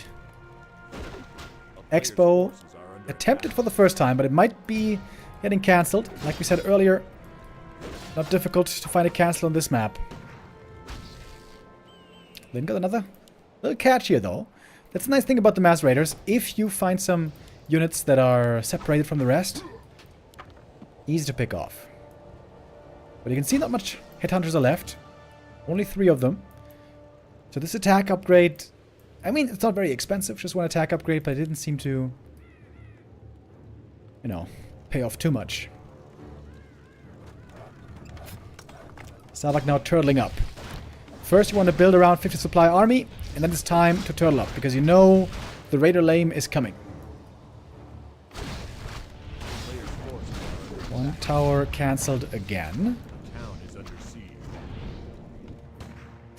But this expansion will also be cancelled. TC with the Mass Raiders can try to maybe look for a catch, but that's the thing about this map. It's very easy for the human always to bring his army together. Like I said earlier, the Orc expansion is very, very close to the center.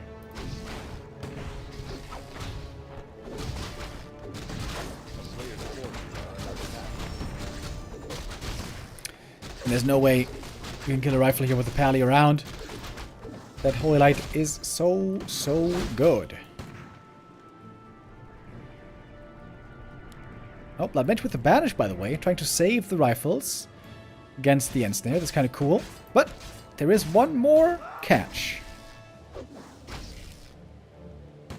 Lynn is trying to pick Starbuck apart, little by little. And now going for a late game Spirit Lodge. A player's forces And tier 3. Oh, he's trying to distract for a super long time. Until he's got Bloodlust, probably. In theory, Bloodlust and Grunts can be really good against this strategy. But normally, you never have the time to get there.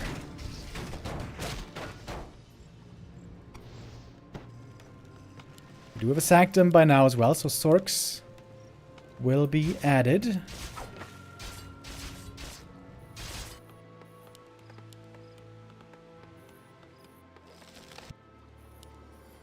And now the push by Starbuck seems to be coming.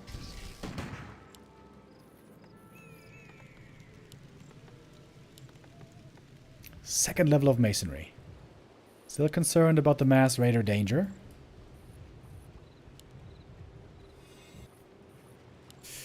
But this is going to be a difficult push to hold, right? Lots of rifles over here. The Orc army not looking impressive at the moment. town is under siege. Lynn, is he going to go for the counterattack or what? Player's forces are under attack. He's creeping this camp. For level 3 TC.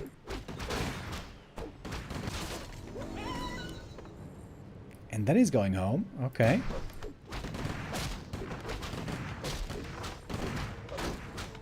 Peon Micro looking pretty good.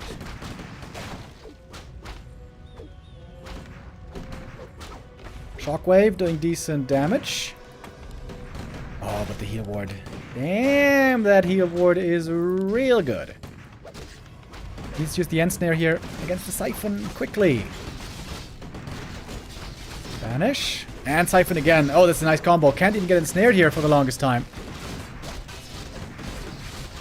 Heal scroll as well.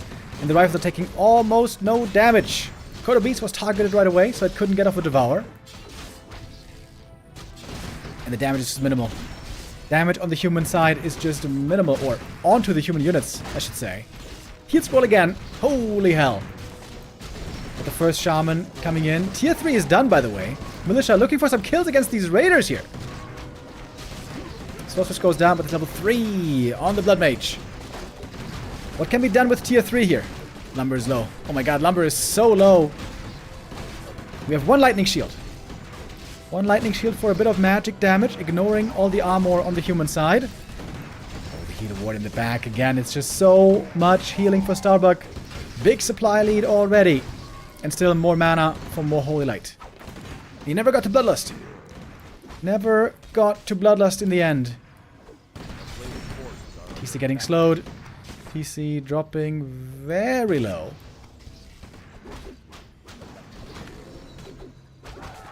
Does survive, but there's basically nothing left.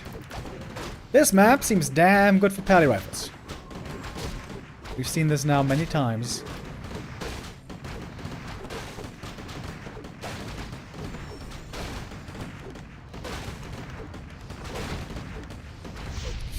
And then it's going to call it. GG. Nice idea with the tier 3 possible bloodlust, but Starbuck just didn't give him the time. Lynn may be out of position. Should have perhaps been closer to the human base to force a counterattack.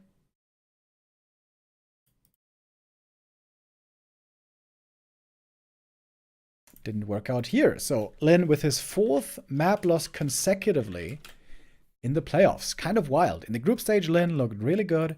But here in the playoffs, it's been loss after loss after loss so far. But pally rifles is not something you can play on every map. You can play it on a good number of maps, but not on every one. Question is, what will be our next map then? Concealed Hill, apparently. I think that's a pretty bad map for pally rifles. I would think that here more Archmage play is to be expected.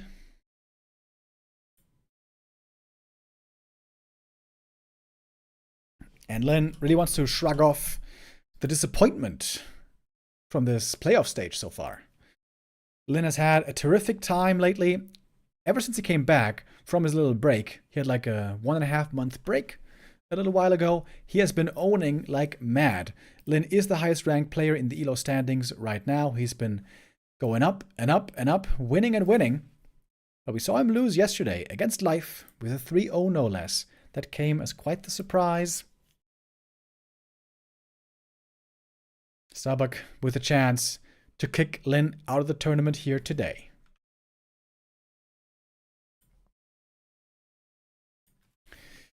Every little bit of better placement also is worth more prize money. In the top 8, you have $400 guaranteed already. $680 for the next step, $1,300 for the next, $2,000, then $4,000, and then $13,700 for first place, which is a whole lot.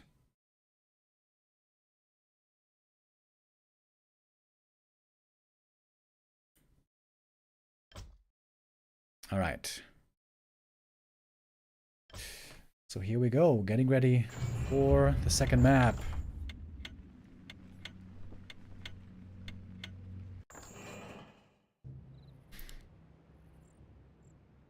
Let's see what we get this time.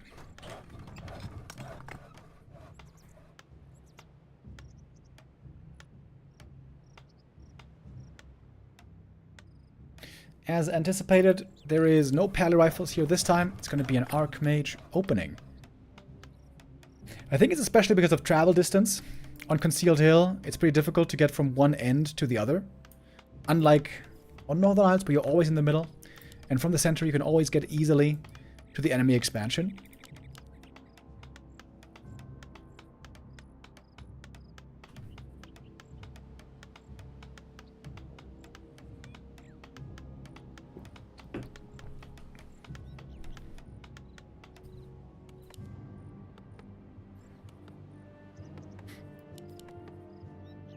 I think orcs may have to start vetoing Northern Isles.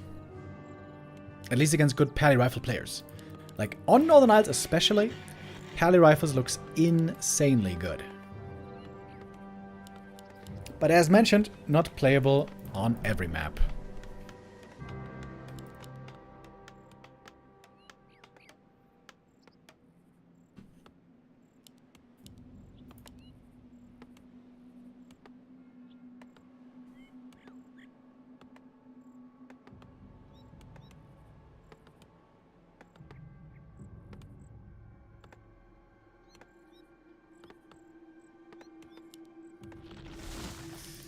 The good thing about Farseer Headhunters is that you can play it against everything, whether it's pally rifles or it's Archmage footies. fast expo or tech. Fast headhunters always works in this matchup.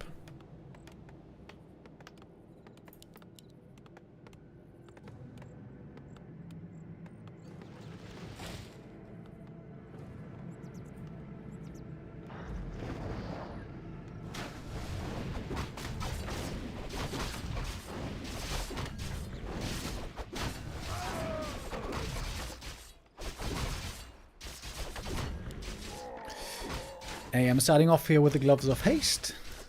That's alright. Lynn with a quick scout, seeing where the AM is heading. Arcane Tower in the main base here to not be bothered by these wolves anymore. Costs a bit more lumber. It's going to slow down the human tech a little bit more. So Orc tech will be noticeably ahead here for Lynn.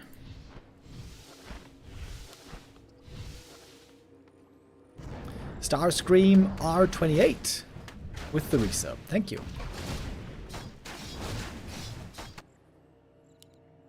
And is following these footies here. Seems a little bit like a waste of time. AM creeping up in the north. Gauntlets here. Not exactly the most amazing items for the Archmage, but good enough. What the Orc normally really wants to make sure is that the human doesn't get level 3 too early.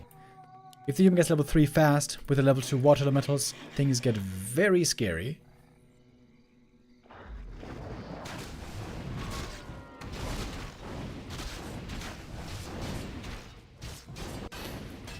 And we can see Starbuck. He's creeping this camp, this green with the footies. He's creeping this green with the Archmage. And that's almost enough. Oh, looking for the last hit. The wolves expired. Or perhaps they were resummoned. And now the AM is only missing one more little green camp for the level up.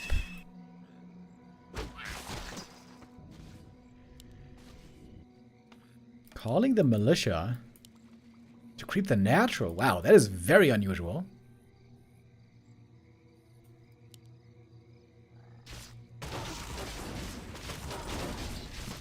Sick scout though by Lynn. He sees this happening right away. He is in punching distance. Almost stealing the last hit here with the wolf. Close to the level 2. But now, AM is level 3. It's time to go to the Orc base. We have reinforced defenses coming really early. Tier 2 buildings are being neglected for a little while. Once reinforced is done, the water elements are going to be a lot less scary. Then also trying to push away the Archmage, but AM is going for the Telestaff. And now it's time to go. And we do have defend finishing right here as well.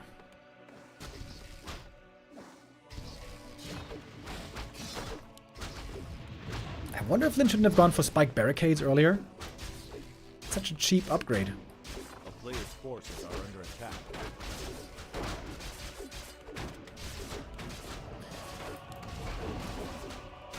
Lynn really wants to try to keep all these headhunters alive, which is not easily done. Archmage though also took some damage already. TC comes out. And the burrows, surprisingly, are untouched this whole time. Now reinforced is finished. And with that, the burrows are completely safe. One headhunter is going to go down, but that is great news for Lynn. If all he loses here is a single headhunter, this is a big win for him.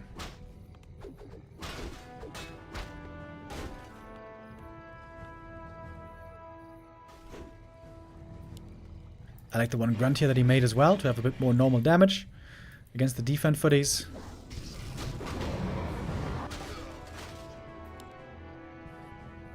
TC thinking about if he wants to creep the natural, but that's a little bit risky.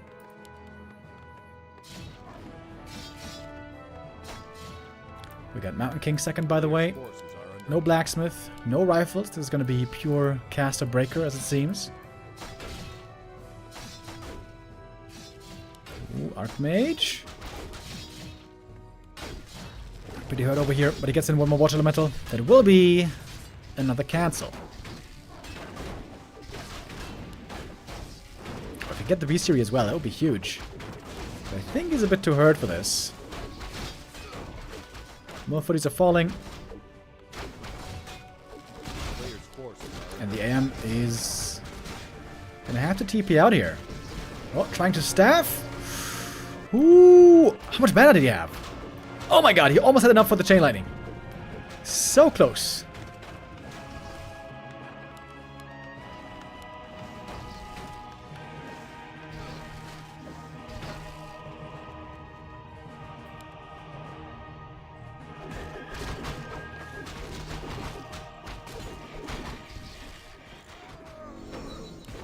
player's forces are TC reaches level 2 here. The Lodge is late for Lynn, but it's going to be coming up now. Seems to me like this is a good game for Lynn up until now. I am stuck in the main base, but being freed now. Is Starbuck considering an expansion, I wonder? It's very standard for orcs to expand on tier 2. For humans, a lot less so. A player's forces are under attack.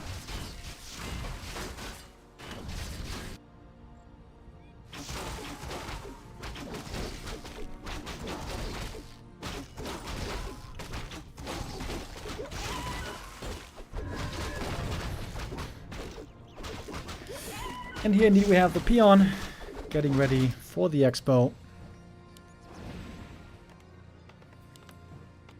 But the peasants are returning home. Starbuck doesn't really have a big army. Can't really afford to expand right now. A player's forces are under TC level 3 with very good tanky items here. This is excellent for him. More armor and evasion.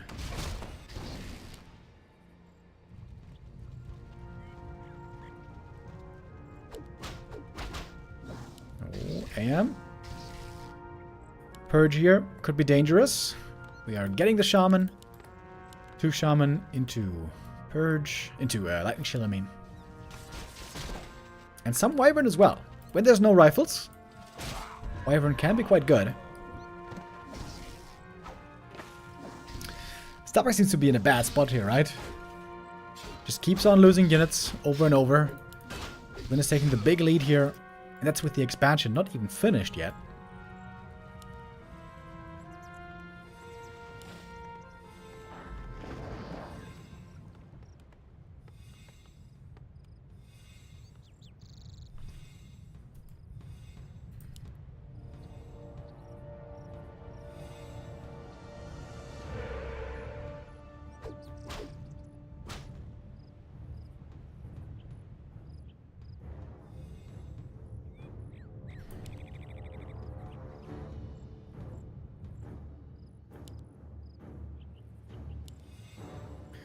Alright, backing off.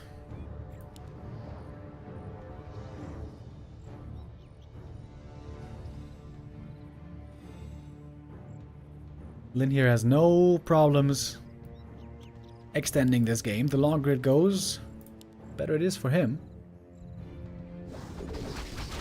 Standing on the high ground as well. Uh-oh, Archmage caught here, possibly. TC running in, Stormbolt finds him, no stomp available at the moment, Clap coming in, Lynn hits the eject button, going for the speed scroll, trying to reposition, good Devour with the Coda Beast, got the first breaker. Eats the Stormbolt though, and everything is indeed slowed. The Sorks here doing a good job. MK though out of mana. TC almost out of mana. One more Stomp is what he has left. This spell against the Wolves, they are dealt with for now. Minister duration now over, not providing much help anymore. It seems like Lynn is the one who's losing more at the moment. Oh, Stomp here could be huge. Oh, smack bang in the middle of everything. Chain lightning on top. Oh, the casters are suffering. Heal scroll perhaps a little bit too late. But in the end, not too many casters did end up dying, surprisingly. And now, of course, everything's slowed. Very annoying for the Orc. Lynn about to lose the supply lead here. He does have a TP to get home with that if he needs. And the Shaman goes down. MK can easily look for more kills. Oh, Lynn. Is this game slipping away from him? Could this be the 0-2 for Lynn?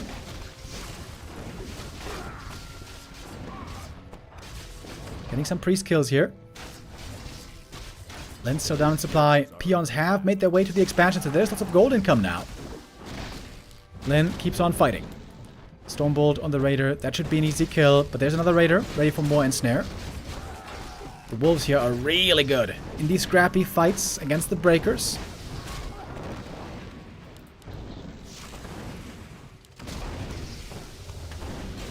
Oh, the Wyvern got Stormbolted and is going down. Big kill there. It's AM level 4. That's a lot more mana for everything. TC gets Stormbolted. Oh, and he goes down. Couldn't TP out in time. And the TP was on him. The TP was on him. Farseer now getting slowed over and over. He's trying to get in range with a breaker for the block. Farseer. Oh, he goes down as well. Oh my god. A millisecond that was missing for the TP out. Didn't get it with a TC. And that might be game. Everything slowed. The Kodos, the Raiders, the heroes were slowed as well. Players' forces are under attack. Oh, Lynn, oh, Lynn. The 5th consecutive map loss, it seems. Or can he somehow get back in this game? Is there a way?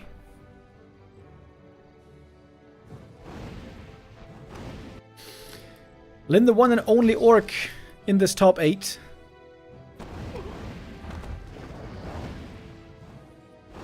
Supply is still fairly even, as it turns out.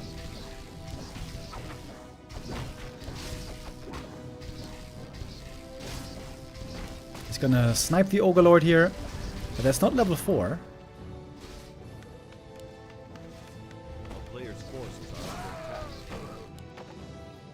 Catgust Pipe. Okay, that is a sick item. TC is about to be back. Expansion. MK got the level 4. Huge level up right there. Gonna kill another grunt here, basically for free. TC still carrying good items himself. Players' forces are under attack. Good movement by Lynn, going to the fountain, healing up for free here. But he's down by 2 levels.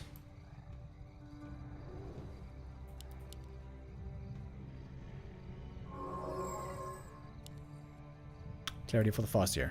Lots of mana regen now on him. Of course, also lots of mana regen on the human side.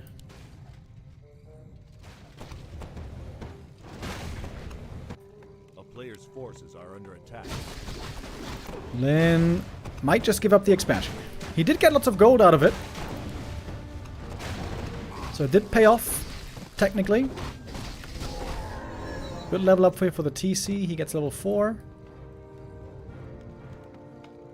If Lynn TP's out there and saves the TC, this game is probably his, right?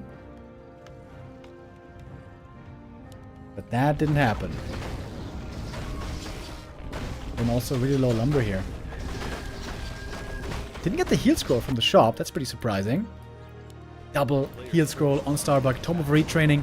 Getting ready for Blizzard. That makes a lot of sense against this shaman army.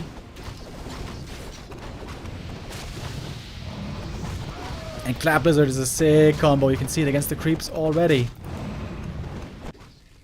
The Sentry Ward, by the way. Giving so much information to Starbuck. Big mana potion is very nice for the TC. I wonder if he's going to retrain. Normally late game against breakers, Stomp does not do much at all.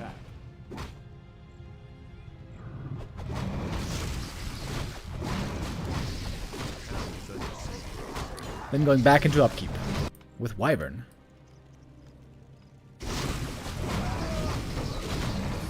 Farseer level 4, very important for the Chain Lightning 2. Quatala's Boots. Very unlucky. That is the worst item from this camp. A player's forces are under attack.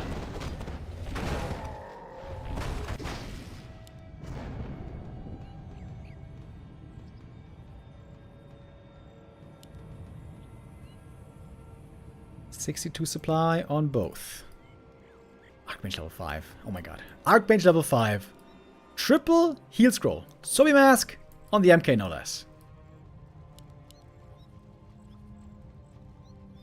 This will be an insanely difficult fight for Lynn.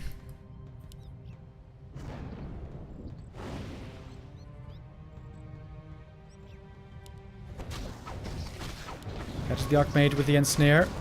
2 Ensnares on cooldown. He's only got 1 left. Using it on the AM again. Stomp. Trying to go for a hero kill here. Maybe. Chain Lightning takes out 1 Sorceress.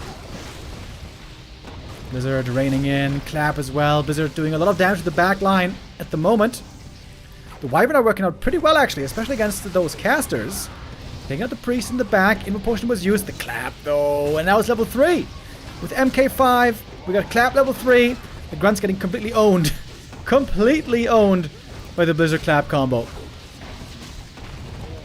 Kodos might not survive for long. They're actually saved with a second speed scroll. That was pretty well done. This Blizzard didn't hit anything. Kodos have to back off, trying to survive. Mana potions there. Chain Lightning could be used. Wait, Stomp disrupts the next Blizzard. The Clap, though. Holy crap, that Clap is crazy. Chain Lightning in one more time. Kodo Beast still alive. Supply-wise, Starbuck has the clear lead, though. And the double level 5s. TC close to 5 as well. Lynn may have to TP away here. But then again, Orcs love the fountain. Oh, 1 breaker goes down. Griffin Aviary being made, by the way. For Dragonhawks. These Wyvern have really been looking pretty damn good. Blizzard in the back again. TC still holding that TP.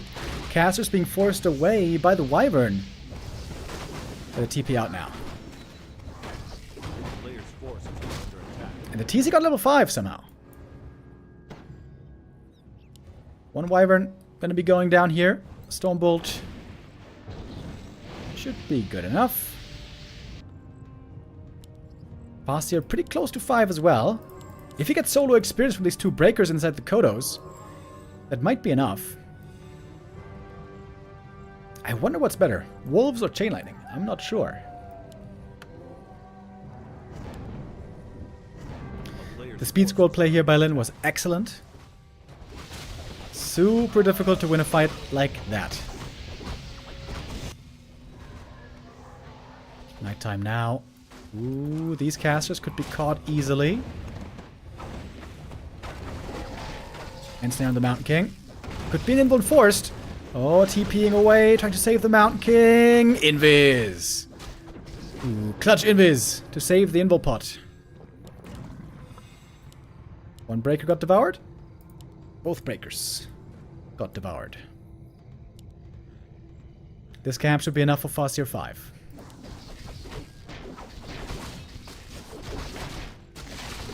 Tense game. Close game here on map 2. Invis Dragonhawks. Excellent for scouting now. So what did he skill? Lynn didn't choose yet. Wolves or Chain Lightning. Both really good. He's gonna go for Wolves.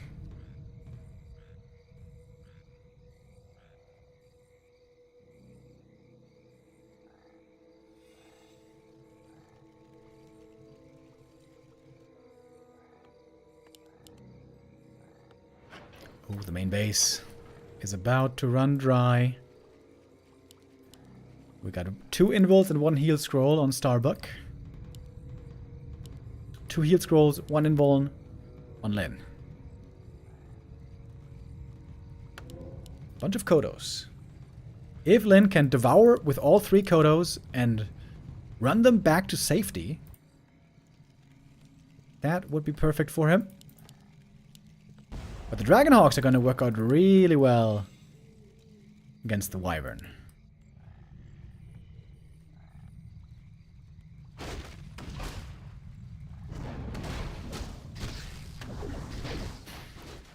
Alright. I guess it's time to long distance mine.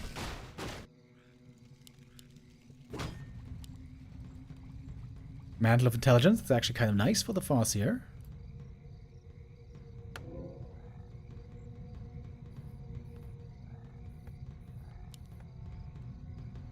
This Catgut's Pipe has been working out very well.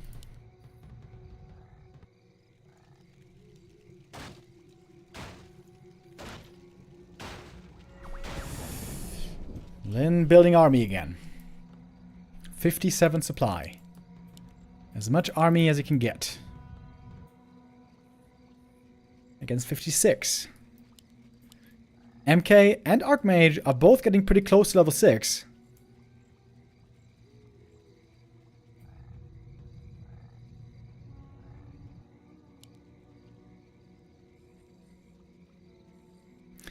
Tension in the air. Lynn microed better in the last big fight. He can scout ahead with Invis Wolves. But we also have Invis Scouts for the human. Starbuck wants to keep these casters alive as long as he can. If he loses the casters, the fight could turn against him. If he can keep them alive, he should be looking good. Invis, TC. So much Invis here. Starbuck may have seen it, though, with the Dragonhawks. Oh, running in with the speed scroll. Going for the Archmage right away. He's going for the hero kill on the first hero. But there is an invuln. And the Raiders cannot get the end snare off, seemingly. Dust is there. Heroes revealed. Heal scroll used right away. 2 breakers have been devoured. Kodo looking for the third. Doesn't quite get it yet. Weird fight. Weird position.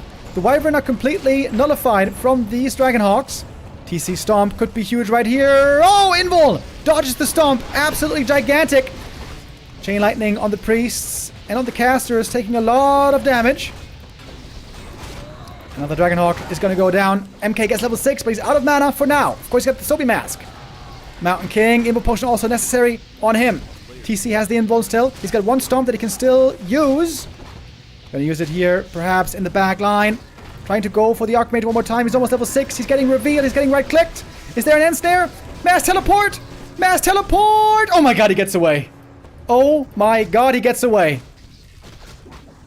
2 breakers here. Kind of caught. But not too much damage against them. Hoo-wee. Lynn long distance mining this whole time. He's getting a bit more gold back. But he's going to call it. Lynn leaves the game. Starbuck wins map 2. Goes up 2-0. And Lynn is again close to getting defeated. Close to getting 3-0'd even. Damn. Starbuck here with nerves of steel. That was a tough game, no doubt. Lynn with 1 big mistake, losing the TC there in the fight. From that point on was clawing his way back. Almost managed. Starbuck clutch. Saving his heroes by the skin of his teeth. And so with that, Starbuck does indeed go up 2-0. Lynn could be eliminated in the first round. Who the hell would have expected this?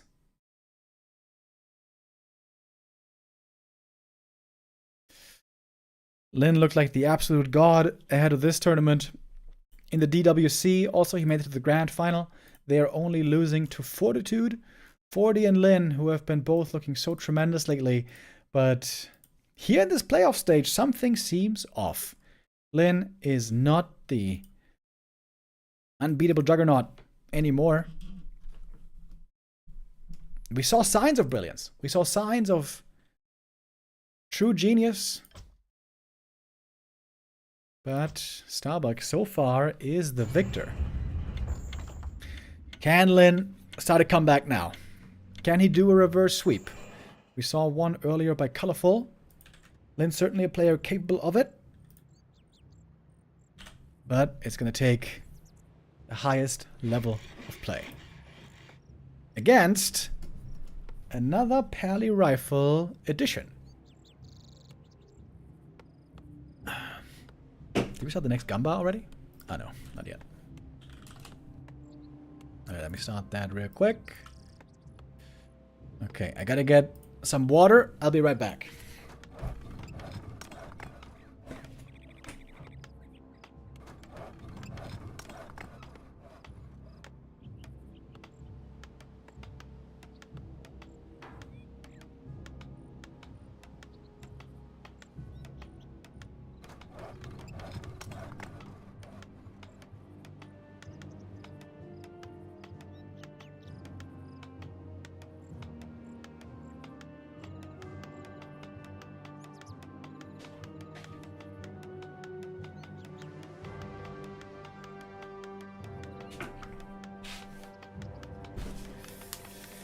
Okie dokie. So, Pally rifle, you say? It looked really strong earlier. On Northern Isles especially, I think Pally rifles is really hard to beat. But on this map, playing hit and run, and at some point, setting up an expansion is a lot easier for the orc. Because of the travel distances. It's not like the Orc Natural is super far away from the center, but it is a little further away than on Northern Isles. It is a little bit more difficult to find those cancels.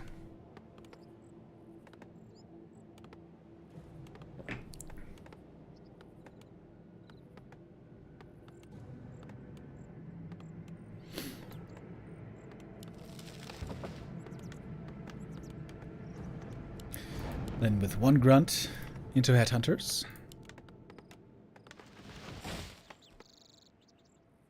Could try to creep both these green caps for 2 items and a fast level 2. Very nice to get early if you don't get harassed. And of course, that's the thing about the Pally rifles. It is very slow at the start. Takes a long time for the Pally rifles to come online. Ring of Protection. Not good for the Fossier, but it's kind of nice for the TC. Then again, is it nice for the TC? Maybe it's not. Because the TC normally is the last thing that gets focused.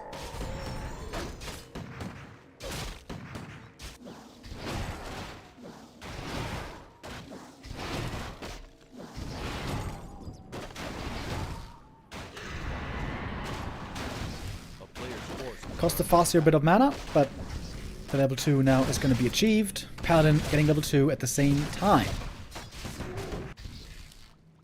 Gloves of Haste over here. Double Claws would have been the best. These items are okay. I guess 1 ring, honestly, even if the TC doesn't get focused heavily, is still always good for a Torrent Chieftain.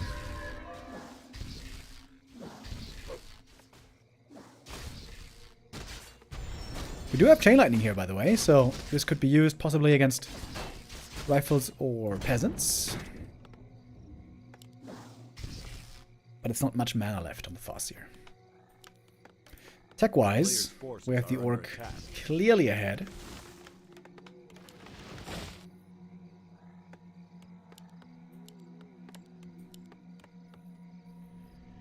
Oh, and look at this. Lynn trying to hide in the shadows. Cute little play. Trying to catch rifles out on the map, separated from the rest.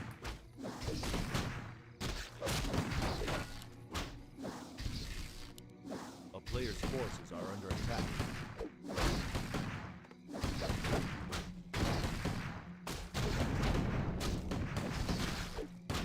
Pally hiding. This also means no aura, as long as he's in this.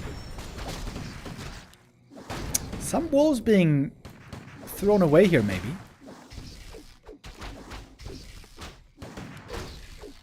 He wants to keep annoying the Paladin, keep him from creeping, keep him from level 3 as long as he can. But at some point he's going to be forced to back off.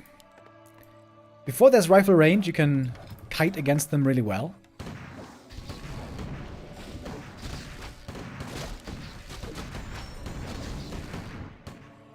This headhunter here should have been brought back into the fight.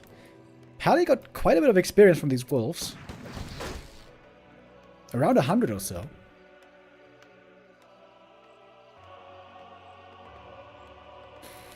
Oh, and Lynn is changing his play. He's not going double bestiary, mass, hit and run lame.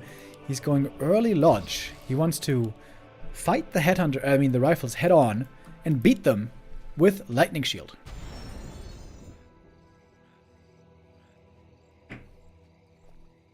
Big camps here in the center of this map. Very important consumables. That Lynn is gonna give to the Pally. Easy camp for the Pally here. Easy level 3. Oh, I don't know if Lynn should give away these consumables, to be honest. Big mana potion.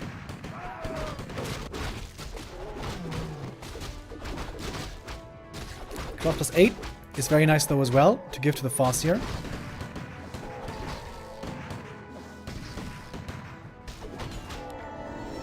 Pass level 2 for the TC. A player's forces are under attack. Starbuck wants to scout, wants to see if there's an orc expansion happening. He knows he has to cancel it, but there is none. So this is a bit of a waste of time for Starbuck.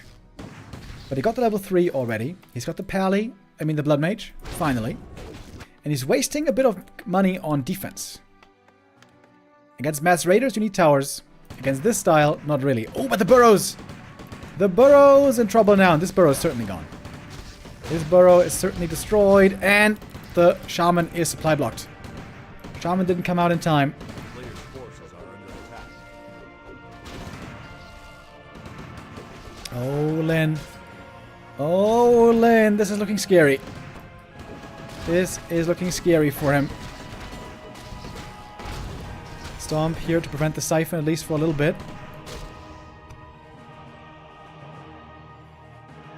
Then making new burrows. But then it's stuck at 37 here for quite a long time. Pally again with so much mana. So much endless mana.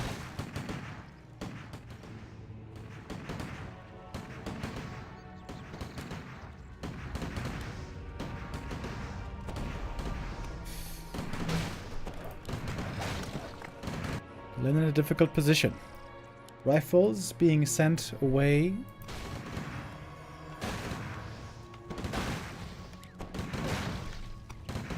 Grunt brute strength being researched.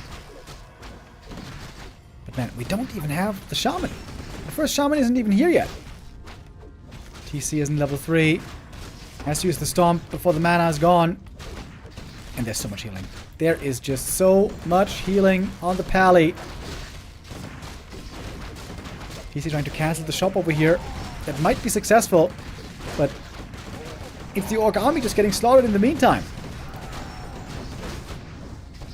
One by one. They're getting picked off. Is this the end for Lynn? Is this the end in this tournament? It might be. Still so much healing, dude. Still so much healing. There's the mana potion. More holy light. Lynn cannot find the kills. Finally gets a rifle. I think it's the first rifle kill in this whole fight. And Lynn is gonna tap out. That's it. Starbuck gets it. Starbuck wins. Eliminates Lynn. Big disappointment from Lynn in this tournament. Nobody was expecting this. He's the first eliminated. Didn't win a single map in these playoffs. There goes the last orc. But Starbuck stays alive.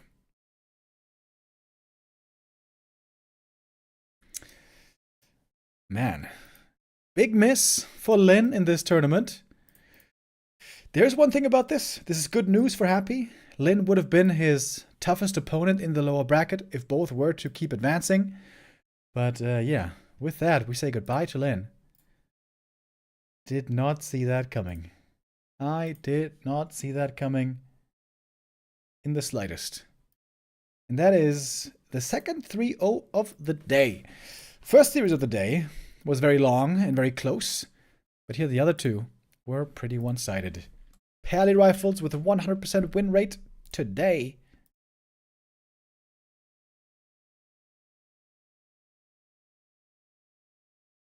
We say goodbye to the God Gamer. We'll see how Lynn is going to do in future tournaments. He has some studying and improving to do. And we are not done yet with the day. We're going to have one more match today. It's going to be Happy versus Kaho. The last... No, wait. One of two remaining Europeans, of course, with Starbuck still in the tournament. Happy, the last undead in this competition. He's going to face Kaho in our final match of the day. We're going to go into a quick break now and then come back with Happy versus Kaho. See you in a bit.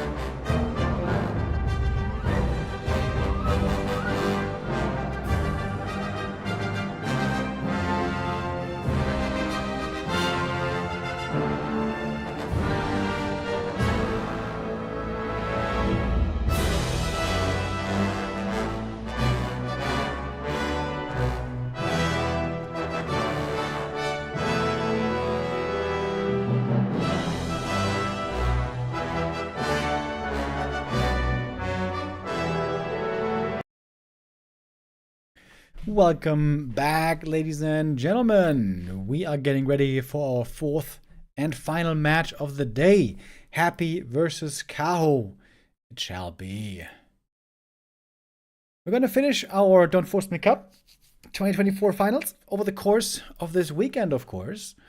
Today we are finishing with the first round lower bracket. Tomorrow we're going to have 3 matches, right? Wait. We have this match, Infy versus Starbuck, then Life versus the winner of this game, and then this game, right? Yeah. And then on Sunday, we're going to have 3 more matches with the upper bracket final, the lower bracket final, and the grand final, where we're going to crown the champion of the last big tournament of the year, who's going to get a big prize purse, by the way. First place for this tournament, $13,000. And 700 change for first place. That's pretty crazy, dude. This is going to be a big prize money bump for one of these players, whoever's going to get first. Out of all the players, Lynn, the first to be eliminated. I did not see this coming, I gotta say. Question is, who's going to be the second player eliminated today? Happy normally has almost an unbeatable matchup against Night Elf. But Kaho is one of the few Night Elves who at times can keep up with Happy. Kaho has been able to beat Happy a number of times, or it's not the right way to put it. A small handful of times. Last win was in Fruit Cup 3 in a best of 3, but you can see mostly it's a lot of wins for Happy. It's a 92% win rate. 44-4 in matches between these two. They faced each other a lot. Also, that's pretty wild. Happy right now is on a 17-map win streak. 4-0, 3-0, 3-0, 5-0, 2-0. 17 maps in a row. That is when a mental block sometimes can form for a player. It's actually 18 maps in a row. But Kaho has shown again and again over the course of their careers that he can go toe-to-toe with Happy and sometimes even beat him. Happy is, of course, the last undead of the tournament. Kaho, one of 3 Night Elves, still in the running.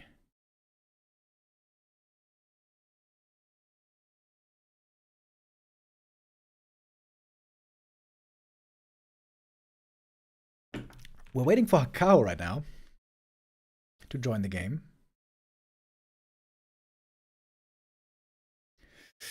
But looks like he's having difficulty loading into War 3 Champions at the moment.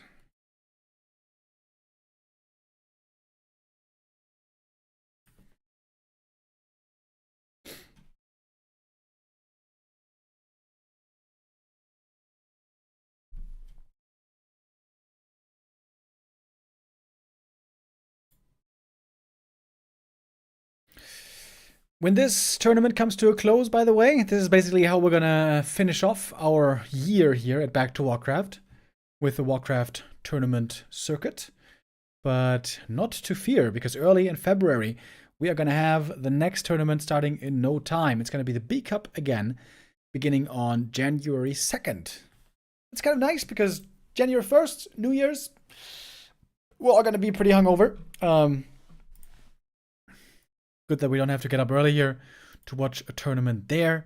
But yeah, then January 2nd, we're going to have another fresh round of B Cup. And in January also, there is going to be the RARALAN, of course, starting on the 10th of January. What do we know about the B Cup 15 so far? Gonna have Blade, Hawk, Leon, Sock. Lynn declined the invitation. That's a shame. That normally means that the orcs don't get far without Lynn.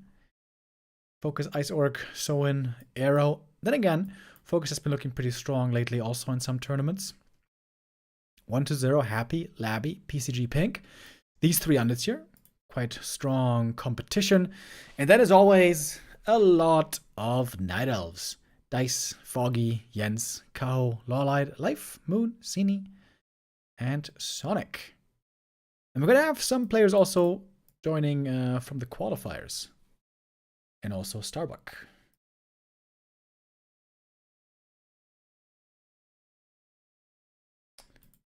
Oops.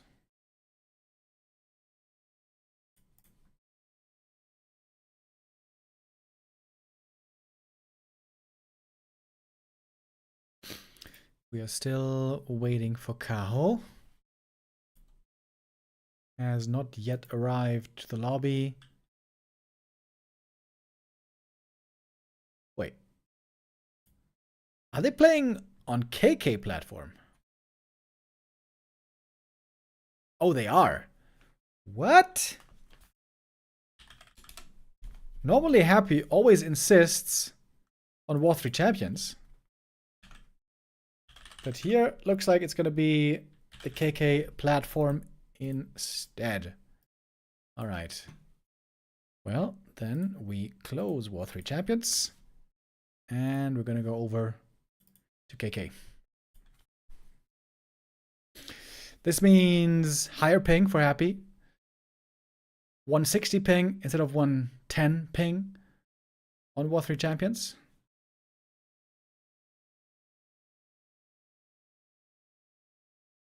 And I'm not sure if they have ping equalizer actually.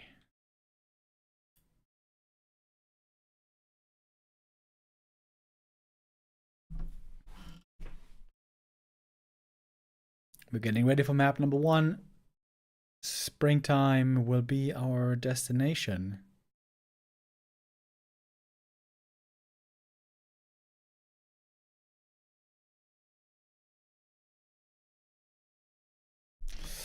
Just gotta wait for the delay to wear off, and then we're gonna hop right in. Starbuck defeated Lynn 3-0. Yes, he did. Yes, he did. Very impressive showing by Starbuck there. Taking out Lynn, eliminating him from the tournament. Lynn, after having experienced a very high peak in his success, in his performance, maybe now going back into a little bit of a valley.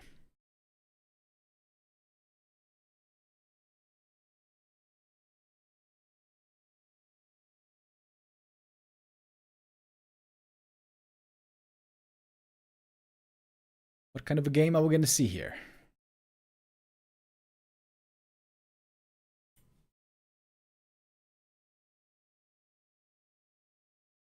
Can I join the game now? Not yet. Always takes 2 or 3 minutes.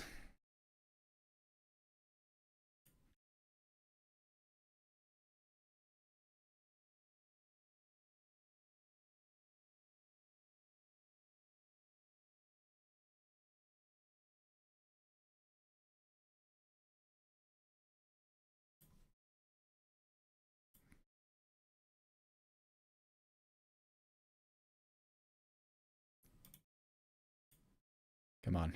Ah, there we go. All right. Now we're getting in.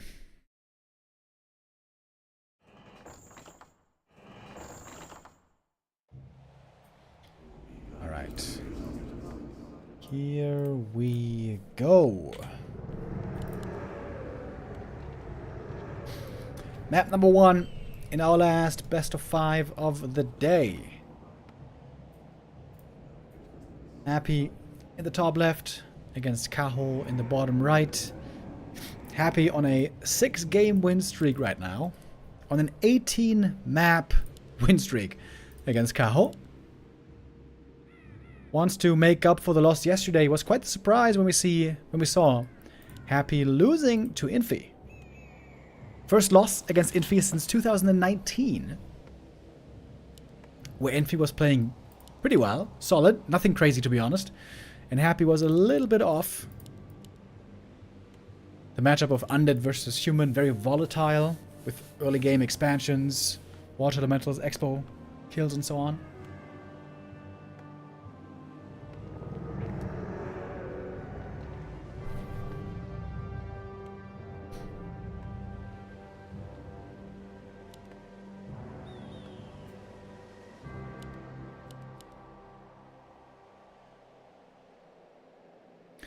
Demon Hunter first versus DK. This is all looking very standard so far. Some undeads have been experimenting a lot recently with fast expansion against Night Elf. Especially 1-0 has been doing it a lot. I think also Happy has been incorporating it here and there, but I think for the most part, Happy still prefers to go with Tier 3 Rush, Destroyer, Triple Hero. As you guys may remember from an interview Happy did a long time ago, back then he said that his favorite unit of undead is the Destroyer. I think we see that pretty often. Trying to be cheeky here with the Acolyte. Gonna keep it alive. Demon Hunter comes out, starting off with Immolation first, right away, creeping the first smaller camp here.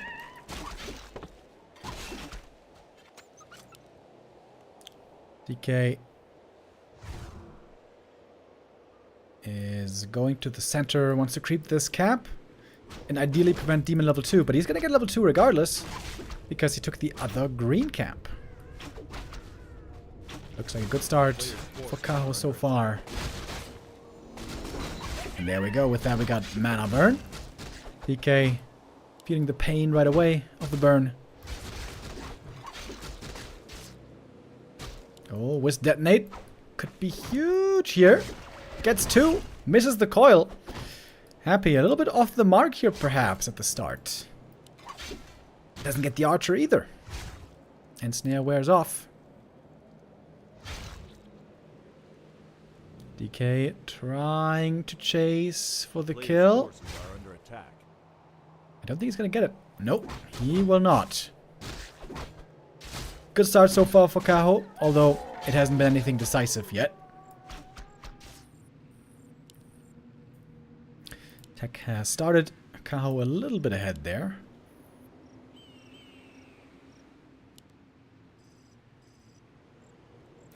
Scouting around with the Skellies. And the DK is completely out of mana.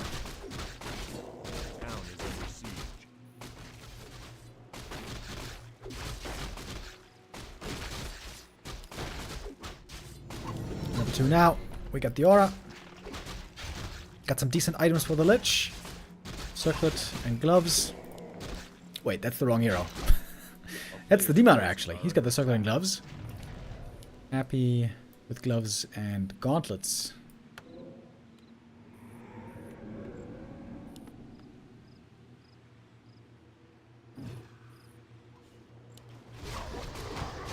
Oh, and look at the Demon Hunter trying to snipe the item over here. Ooh, Happy is right behind him, though. This is going to cost him the TP.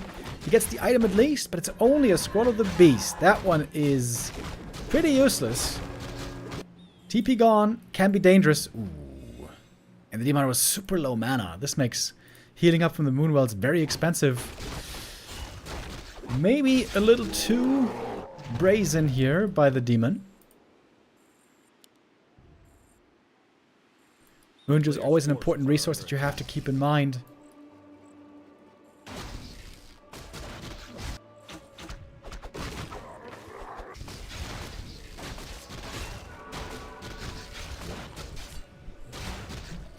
Crystal Ball checking at the wrong camp. And the Demon here gonna get the next big item.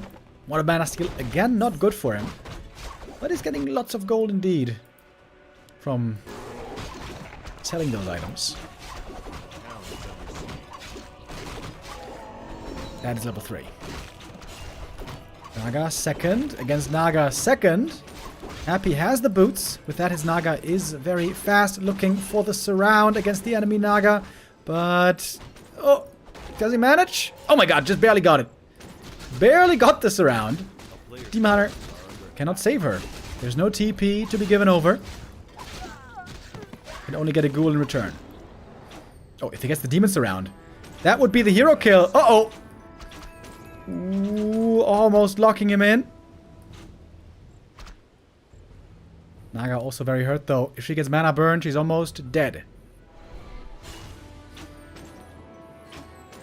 Ooh. Close affair, but the demon should be able to get away.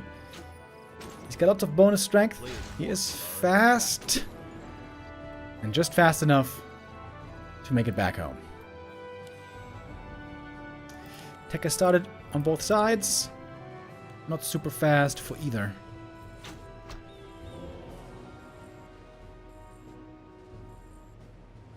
Not healing up one more time. But it's about to be daytime, and you can see the moon juice is not looking great. Big item here in the middle of the map. Ooh, and look at Kaho. He's got exactly the right idea as to where Happy is. Could have almost stolen the last hit here. But he burns the DK. Happy gets the item Linehorn. Always a good item.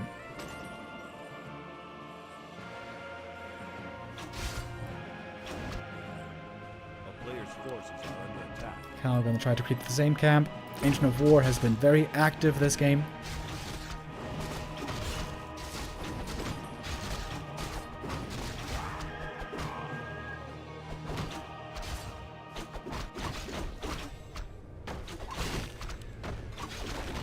Big item for the demon. What's it gonna be?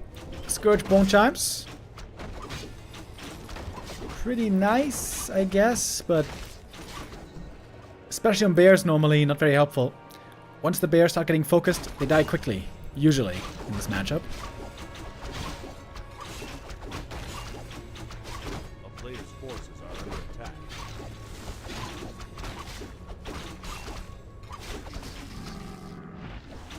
Happy does have a bit of an experience lead, especially on the second hero.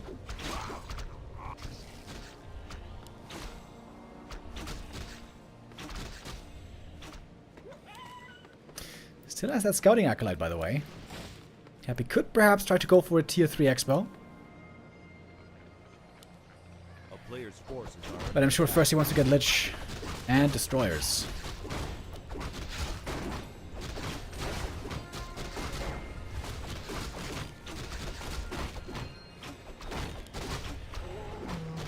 Good solo experience here for the Naga. Ring, not a good item. At least not for him. Ooh, look at the demon. He gets the Talisman of Evasion. This means he could go into Immolation level 2. I would love to see that.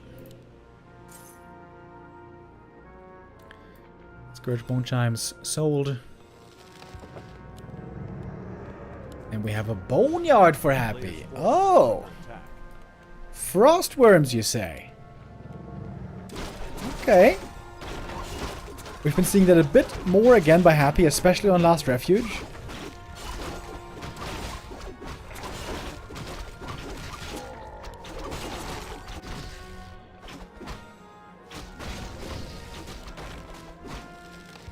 Frostworms.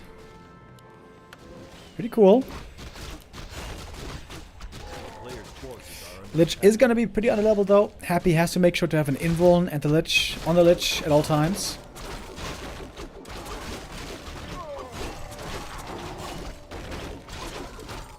Naga for Kaho also pretty underleveled. Still no level 3 here after finishing this camp. Happy at the shop. Gonna get mana burned once for free. And that's it for the mana on the DK. And the worm isn't here yet.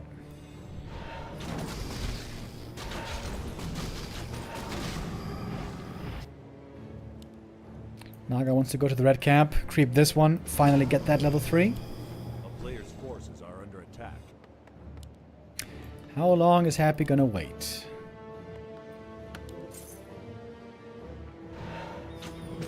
Not any longer. Here comes the worm and the fiend and the statue. All of a sudden 62 supply for Happy. First destroyer in the air, level 4 for the DK. Is there no invuln?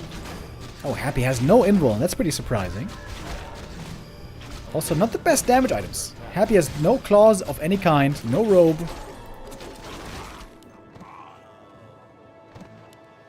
Move speed for Kaho, very nice. What did Happy get? Claws plus 12. Oh, there we go. There's the damage. Claws plus 12, probably the best item he could have gotten here. Well, except for Kaga's Pipe.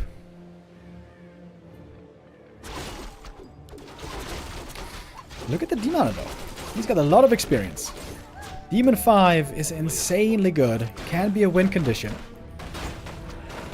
Happy's going for the push. 64 supply. Kaho, not at the same amount just yet. Happy going for web in case there's air, but there really isn't. Kaho TP'd home to be ready for the push.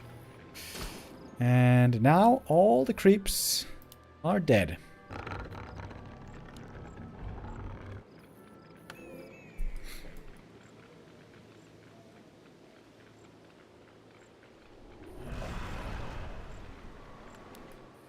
Alright, Happy with 66 supply. Frost armor on the Frost Worm. Is he really going to push into all of these Moonwells? Seems like he will. Coil Nova right away on the Bear, getting staffed out, and is saved. Staff on cooldown for the time being. There's only 2 bears, so the Worm magic damage, not so effective, but now we can slow the heroes as well, where it is pretty effective. Ghouls in the back, hunting after the archers in part. Heat Scroll comes in, big healing on the undead army. The Dryads now getting picked apart one by one. At least that's the plan for Happy. Frostworm still pretty healthy over here. Another Ghoul goes down. Happy has clear supply lead here.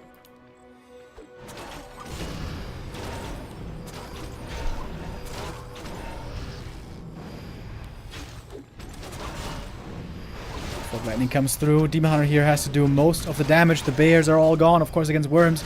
You don't want to play too many bears. Demon Hunter hurt again. Dryads in the back looking for fiend kills. They get 1, but also at least 1 Dryad falls. Maybe 2. There goes the second. 2 armor upgrades on the Dryads, by the way. I like that.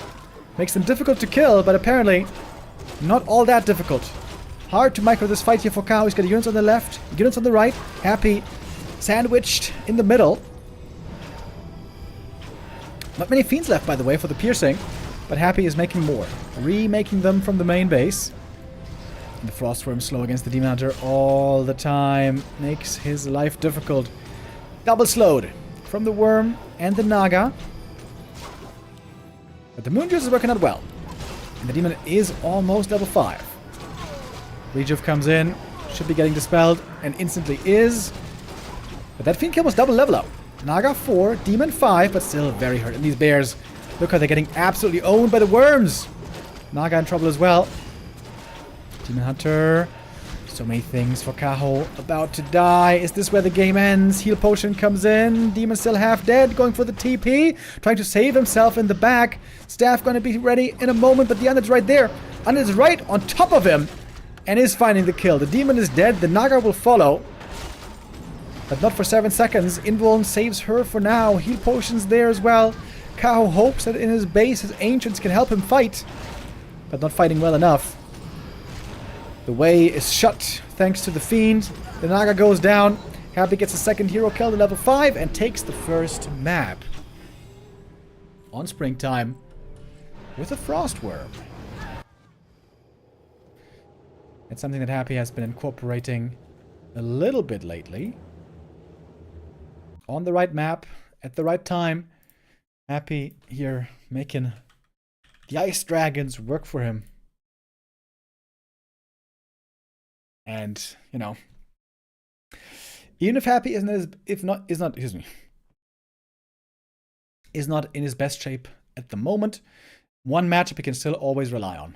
And that is the matchup against Night Elf. He is just one level above everyone else. And almost no Night Elf can keep up with him.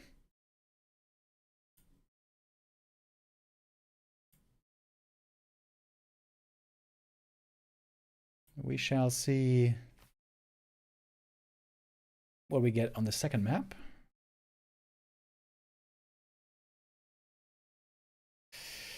Now I wonder, are we staying on KK?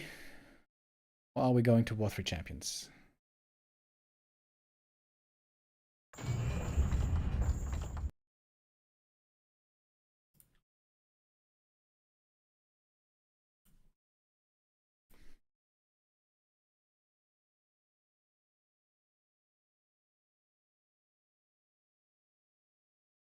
I think we're staying on KK.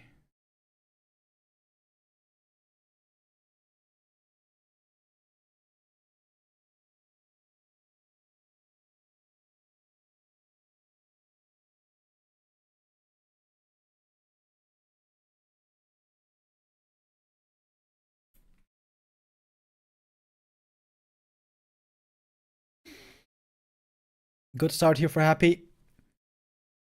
Kaho is going to have to start fighting back. He's going to have to start doing it on the next map, I would say. Which is going to be Echo Isles.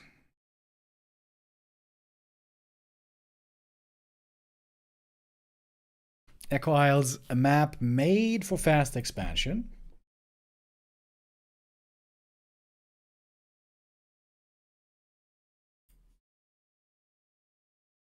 We're gonna have to wait 2 minutes, and then we can join into the game. Happy's been losing a bunch of matches lately, though. That's true. That is why, for the first time ever in War 3 Info ELO history, we now have this. Happy here is in the blue. He used to be the highest ranked ELO player, basically always. It almost never got close. Back in 2020, it got very close between Happy and Lynn. And recently, we see Happy has been dipping a bit. He's been overtaken by Lynn a few weeks ago, and even overtaken by Fortitude now, most recently. With the results here, though, Lynn is going to lose a lot of ELO points. So if Forti or Happy wins the tournament, I'm pretty sure Lynn is going to lose his rank 1. Maybe even if Forti gets top 3 or top 2. And top 3, he is already guaranteed. Happy is washed. I've heard that many times. I have not seen evidence of that yet. Happy's still the best unit in the world. Still a big threat to any player, especially to all the Night Elves.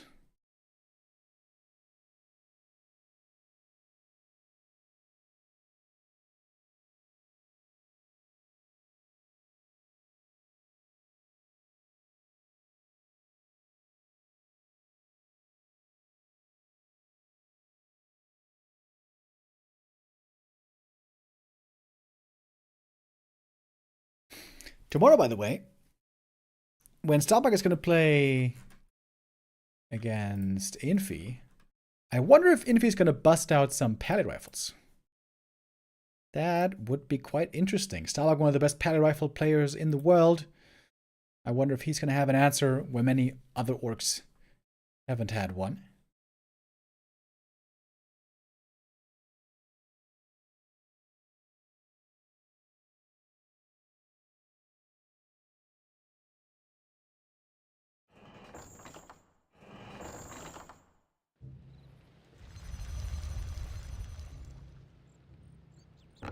Alright. Here we go. Ready for map number 2. Good old Echo Isles.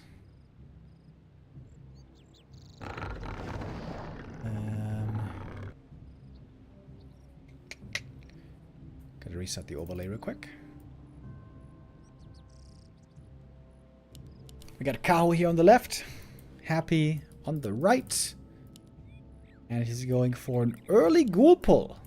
Oh, Kaho was getting ready for the long macro game. Wanted to creep the Merc camp here.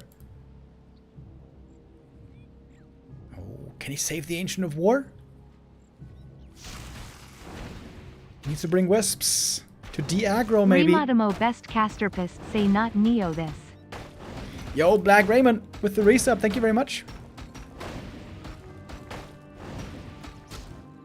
And that is a cancel for sure. Isn't it? Yep. Last second cancel. That means no Ancient of War and no archers for quite a while.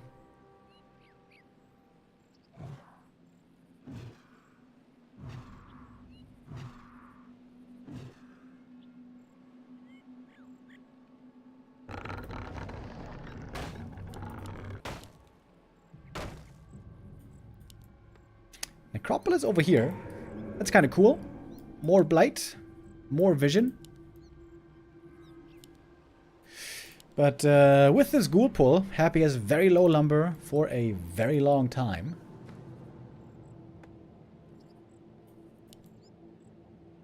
Wait, the overlay's wrong. Hold on. There we go. That's correct. The Acolyte pull. Oh my god. He's gonna cancel it again with the Acolyte? Oh my god, double cancel.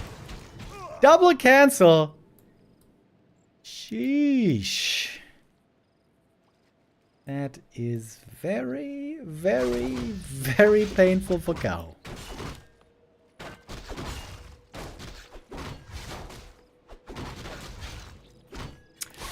Rough start here for Kaho, who's trailing 0-1 already. A player's forces are under attack.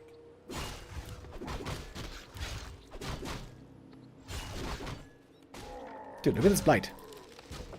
It's healing now. It's healing him now during creeping. Isn't that cool? And it's making another Acolyte, so he might still be expanding now in the end. And look how hurt the demon is already. Items here aren't exactly wonderful. Double cloak. And there's a tech. Town is under siege. Power is teching without units. What is Kaho supposed to do here, dude? I mean, he's got a level 1 demon without items. Literally 0 units. A player's And forces there's no are way he can under do attack. anything about this expansion.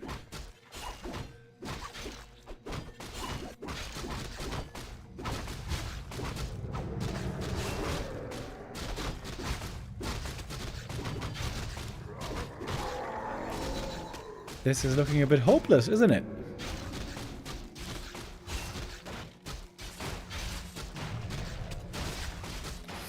Alright, happy level 2.5.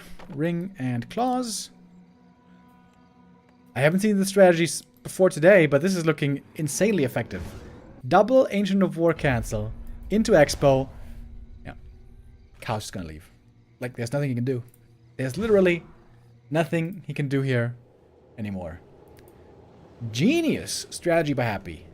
Normally he's known for having the micro to beat anything, but this strategy here wins him map 2 easily on the opponent's map choice. Happy going up 2-0. And now Kaho has to defend 3 match points. Oi, oi, oi.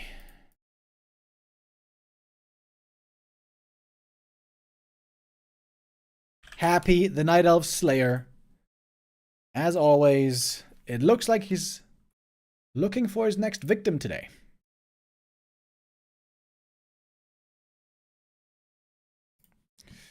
We're getting ready for the next map. Map number 3.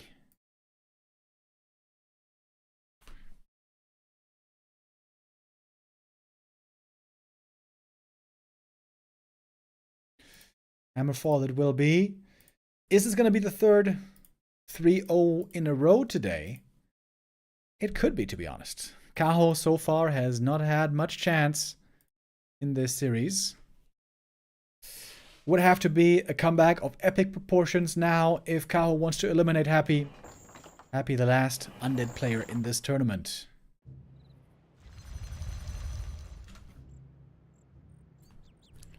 Let's see if he can manage. Happy here in the bottom right. Kaho top left.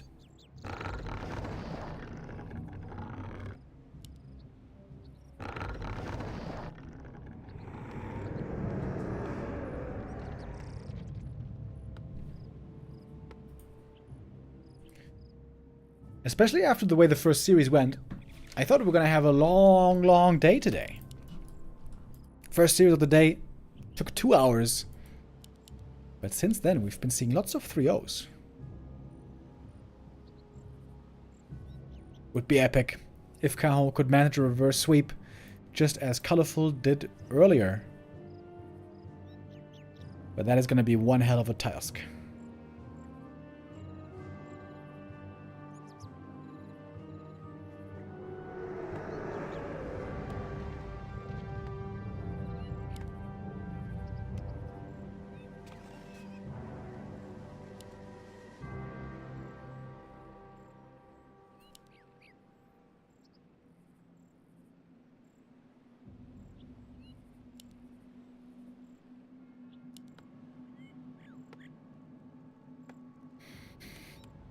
On this map especially, 120 has been playing a lot of fast expansion, or to be more precise, Expo on the way to tier 2, creeping this camp first, forcing the Night Elf to be aggressive, teching up, and then expanding in the middle of the night towards tier 2.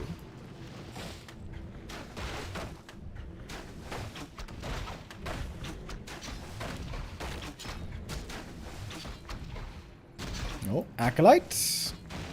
Ooh, almost goes down here. Barely saved. 126 HP.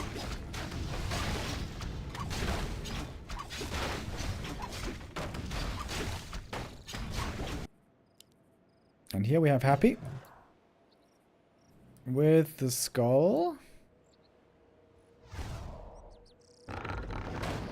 Wisp does not get the detonate on the skeletons. Both still here, but we have a second Wisp. Oh, Happy has to make the ziggurat before the detonate, but didn't do it. Good play here by Kaho. Excellent play with these detonates.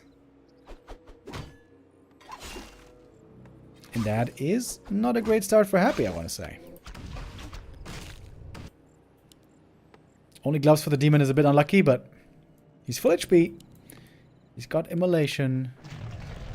Ooh, nice ritual dagger. Oh, that's a lot of healing over here. Happy's lumber a bit low. We'll have to delay the tech by a decent amount here. As it coming up. Now, like I said, 120 has shown before that you can tech and still expand here on this map. Now most of the creeps are gone as well. And Happy does have another skull right there.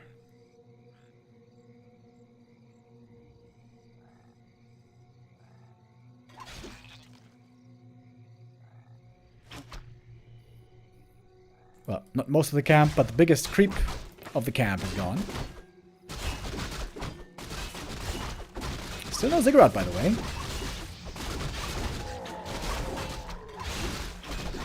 Oh, making it now. Wisp detonate. But there's still some blight left, I think. Oh, and snare on the ghoul. Gets him one kill. That's going to be a second. Level 2 on the DK, though. Now we got the aura. That is a big help for the undead always. But one more ghoul here is going to go down. Probably. Oh, Happy almost saved it. That would have been so sick. Kaho not counter-expanding. Oh, now he is. Now he is. Tree of Life coming up. And Happy's low on lumber, so he cannot go for the Haunted just yet.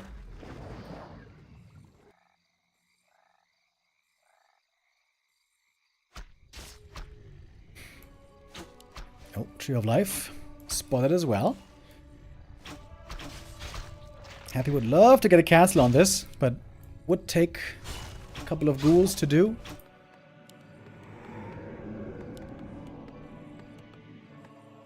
Only now enough lumber for Happy for the expo. Setting up finally. I would love to see gargoyles this game.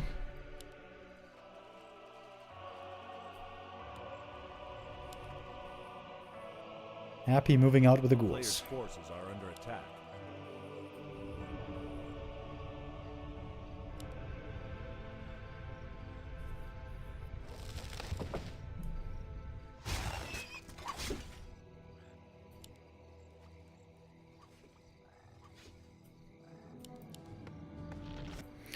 Onto gold mine. Seems to be finishing here.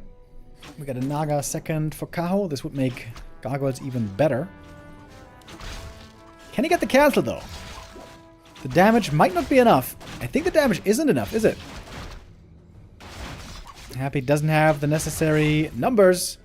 Lost one ghoul already. Counter Expo is coming up. Might cost him a second ghoul. Ah, good movement. Great block by Happy here. Only cost him a ghoul, so not a big loss. And also kept the Night Elf from creeping.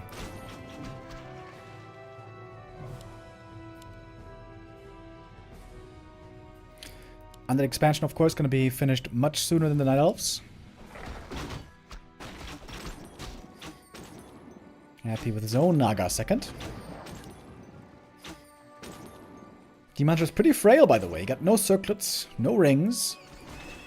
Looking almost naked, except for a pair of boots and some gloves.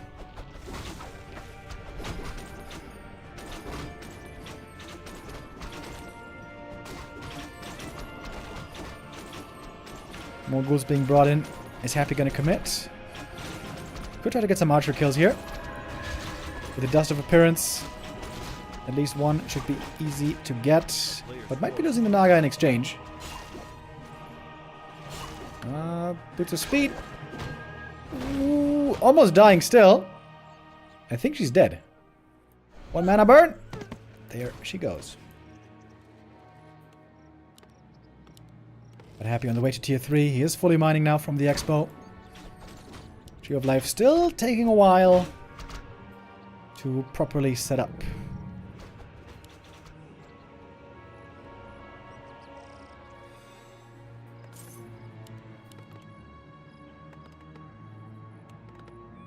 Happy with only 5 ghouls left, by the way. That is not very many.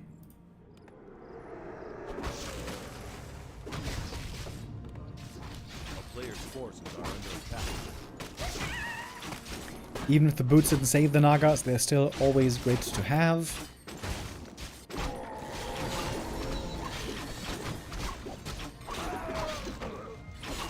Get a Shredder for Kaho.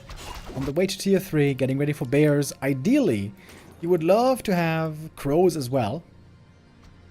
Crows are the best late game unit for Night Elf. They deal amazingly well with destroyers. And it is going to be destroyers, by the way. No guards, but rather Fiend, Statue, Destros. The most common undead army. Demanter still no ring. A little bit unlucky with that. Happy wants to get the item. He's getting blocked here though. He might be dying. I think he's dead. Oh, here's the reveal. Happy trying to get away, but gets killed. Oh, Happy loses the first hero. Cloak, not good enough to save him. Kaho with the real chance here on map number 3. Big kills, huge experience lead. Huge experience lead, look at that.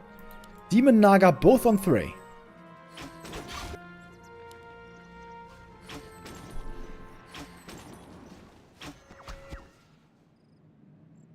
A player's forces are under attack. Not to say that Happy doesn't have a chance. Once it's got tier 3, triple hero, destroyers, this army still gets very strong. But Kaho has been playing a really good aggressive game. And now look at that. With the advantage he has, he's taking away the next creep camp. Kaho is doing this really well. Happy steals one last hit here. That nets him level 2. Finally a good defensive item for the Demon Hunter with the parry out. Player's forces are under attack. If he finds a ring +5 here, he's gonna be cruising.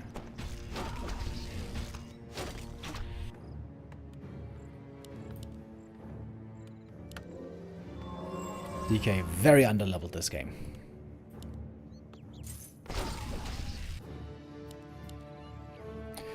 Happy going into upkeep right away though. Kaho is not going Ancients of Wind, he's just spamming Dryads and Bears as much as he can.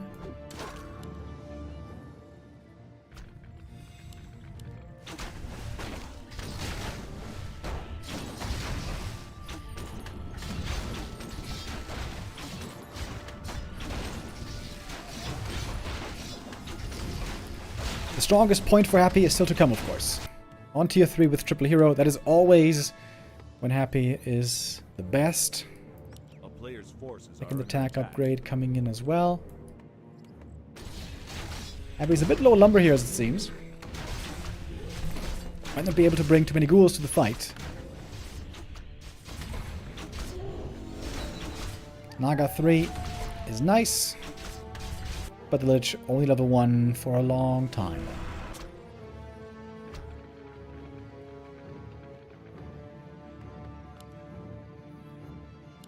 Happy is bringing some ghouls, maybe. I know, this ghoul is just suicidal. Nice setup here at the expansion. We got a shop and 3 Moonwells to help defend the expo. Creep drag by Happy, but the camp's already gone. We got double level 4 heroes for the Night Elf. The levels are really, really good on Kaho.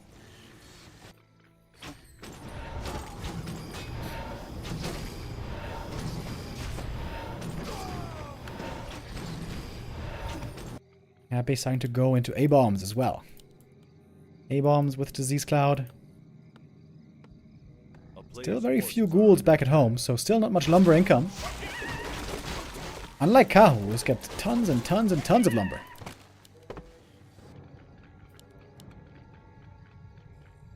Supply dead even.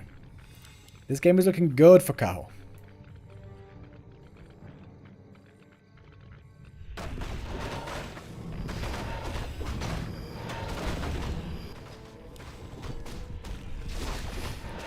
A bit of solo experience here for the Lich. Level 2, quite valuable for the Frost Armor.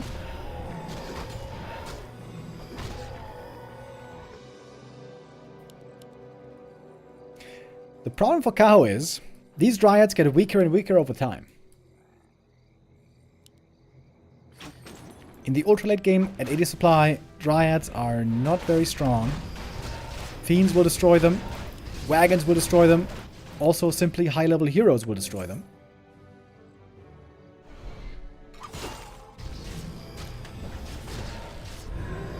Almost level 3. There's still this camp here, by the way. The remnants of it.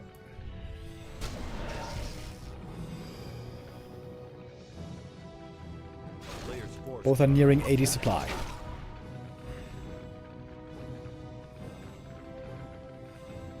We do have the double agent of wind coming. Double agent of wind coming now. The Crows could be the game winners in the end.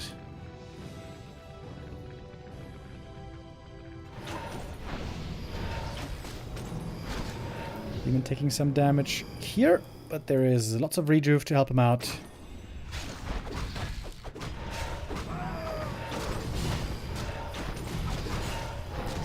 Now we get level 3 Lich. Mana on Happy is also looking strong. The anti-air is not ready yet. Oh, Happy doesn't have web. Happy doesn't have web. He's struggling from low lumber this whole time. I feel like he's bringing too many ghouls into these fights. Researching web now, though.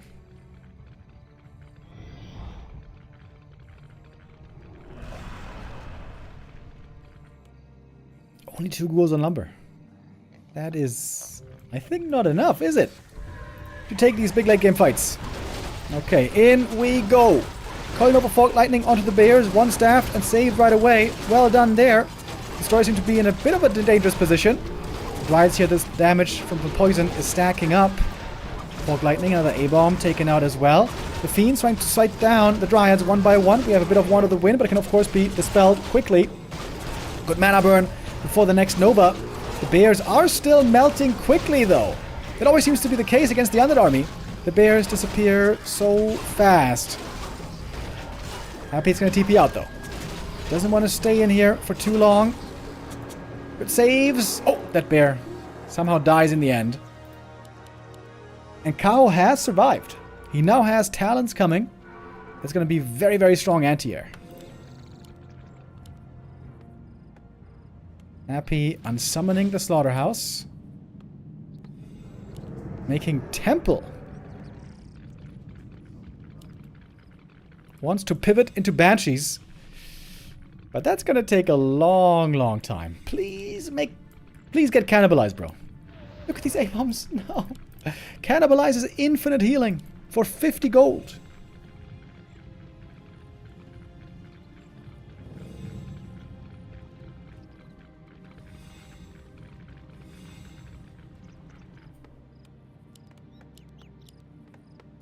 Finally, some more ghouls on lumber again.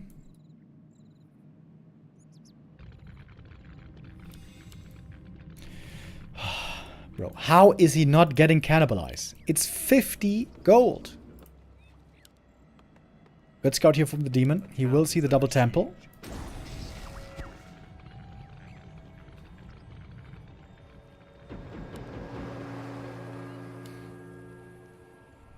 And I think Kaho will now dominate the skies.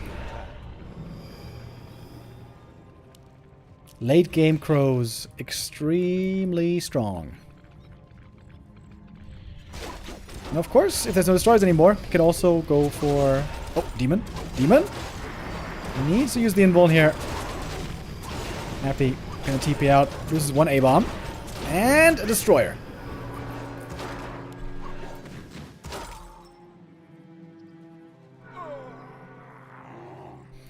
Kaho is in the ultra late game now. He's close to level 5 demon. He's got the perfect late game Night Elf army. Bears, crows, and a handful of dryads. Happy is trying to get this win with Master Banshees. There should be Master Training coming now. He should research Master Training for the talents. And then of course you can prevent possession with Cyclone.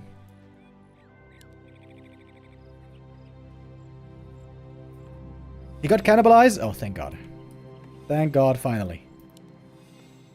Unfortunately now, there's only one A-bomb left.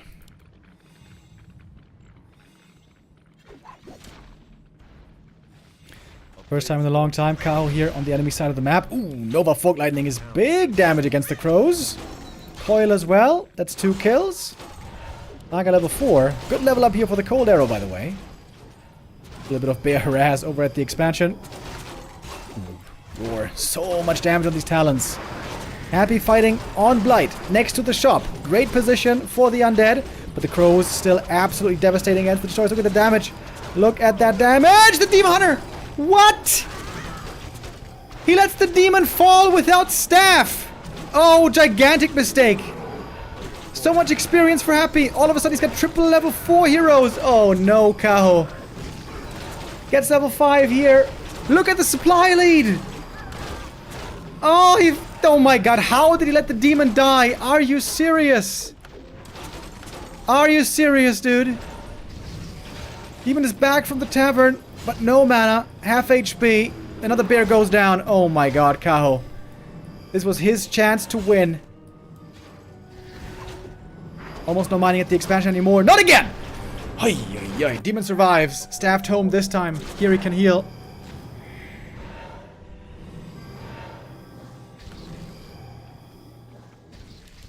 Sick upgrades on the bears, by the way. 3-1. Super strong on these bears.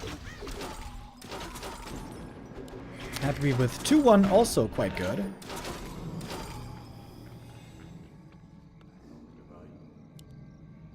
Expo reestablished. Alright, now we got an interesting game again. Kaho making this exciting, I guess. DK very hurt though. Ooh, almost going down. Has to TP to save himself. Yeah, I think Happy needs to go to Gargs. If he goes Gargs, he can destroy all of these talents.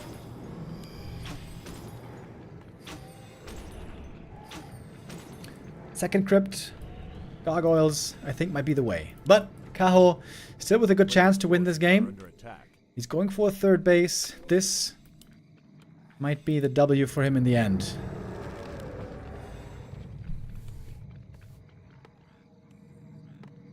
And Kaho is getting rich right now. Sitting on 50 supply.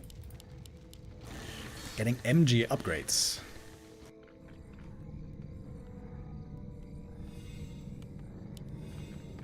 Banshees do have master training. But there is not many bears to steal. Crows also have master.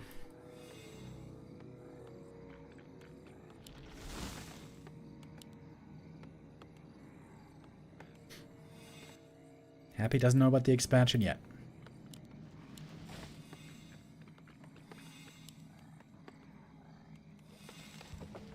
Four statues, 3 of which are completely out of mana.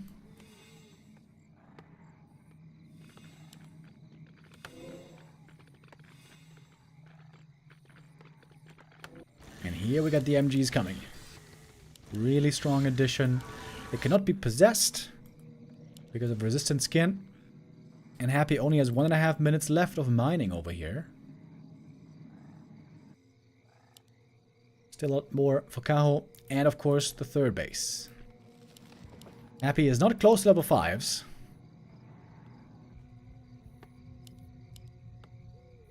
He's got a whole bunch of banshees. That is a ton. But not much damage, right? Where's Happy's damage? He's got 4 fiends. And that's it, basically. Along with the heroes, of course.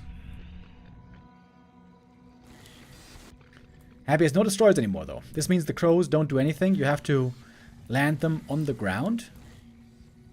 Kaho making ferries right now. Happy with the big attack. He scouted the third base. He's going all in. He's bringing the whole team. Demon might get level 6 this fight. Might be able to get it. Crows looking for the targets, looking for the destroyers, but they can't find them. Oh, mana flare. Forcing Happy back. And Happy now, or rather Kaho mining from the expo. Oh, mana flare over. Bears kept way in the back. Doesn't want to have them stolen. DK trying to stay out of mana burn range. Rejuve cannot be dispelled. Oh my god, the Rejuve here is so insanely good. Look at that Rejuve. I don't think we saw any possession yet. Banshees could try to possess the bear over here. A lot of misses though. Banshees running out of mana. Happy trying to steal this bear. And got it. One bear taken away. Supply-wise though, Kaho's still ahead. Demon Hunter needs to be saved. Needs to be saved! Loses him again! The staff was on cooldown. Didn't have an invuln on him. Oh no, Kaho with a second hero loss. Should have kept that staff ready for the demon probably. And now the Naga. And now the Naga about to fall as well. The level 2 cold arrow. The Naga. Oh, dies to the Fiend shot. And Happy now playing against the StarCraft army without heroes. He's got 554 at this point. He was slow to reach these levels, but now he's got him. With the Lich almost level 5 now as well, and I think Happy has done it again. He's got a third base coming up over here. Making sure he's not going to run out of gold.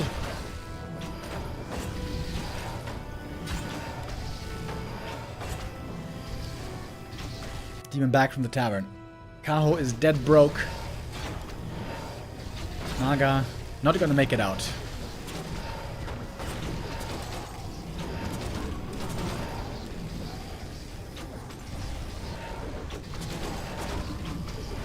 Anti-magic shell being applied again and again.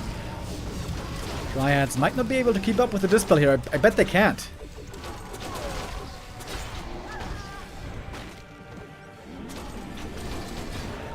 We have some taunts coming in here. MGs are still very tanky. But now, Kaho is the one who's lacking the damage. Doesn't have Naga, doesn't have bears anymore. Staff away. The demon, can he survive this time? Yes, he can. Demon gets away, but the rest of the army is getting eviscerated. And Happy is going to force the GG out of Kaho. Game is over. Happy is again the winner. Third map was really close. There, things got a bit hairy. But all in all, Happy still dominant today. Again, as always. against the Night Elves.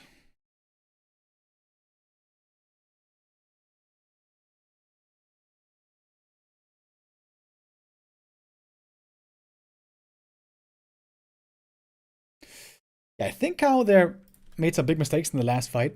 Of course, losing the Demon Hunter twice was obviously the big errors. But also, if there's no destroyers in the air, then just keep the Talons on the ground and use Cyclone. Maybe also use Fairy Fire. That's something the Night Elves aren't really familiar with. How to play Talons against Undead. Master Talons on the ground, that is. Kaho definitely throwing that map away. That should have been his game.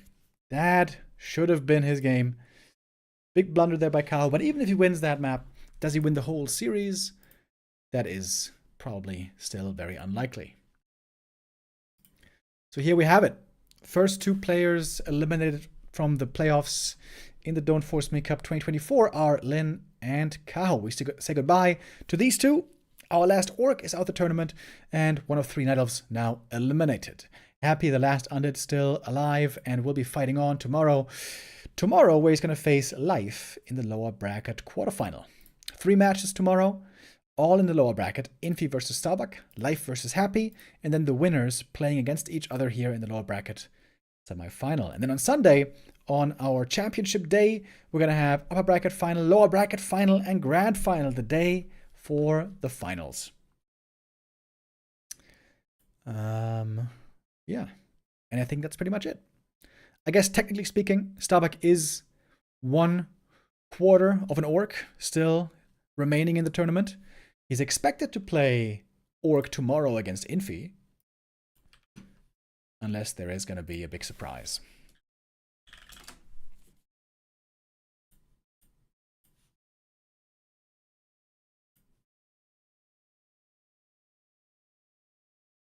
All right. And that is it for me today, my friends. I'm going to be back, not tomorrow, actually. I have a social event with friends tomorrow. But I'm going to be back on Sunday for our championship day. I wish you all a very wonderful weekend starting tomorrow. And then I'll see you on Sunday for the decision. Have a wonderful time. Take care. See you Sunday.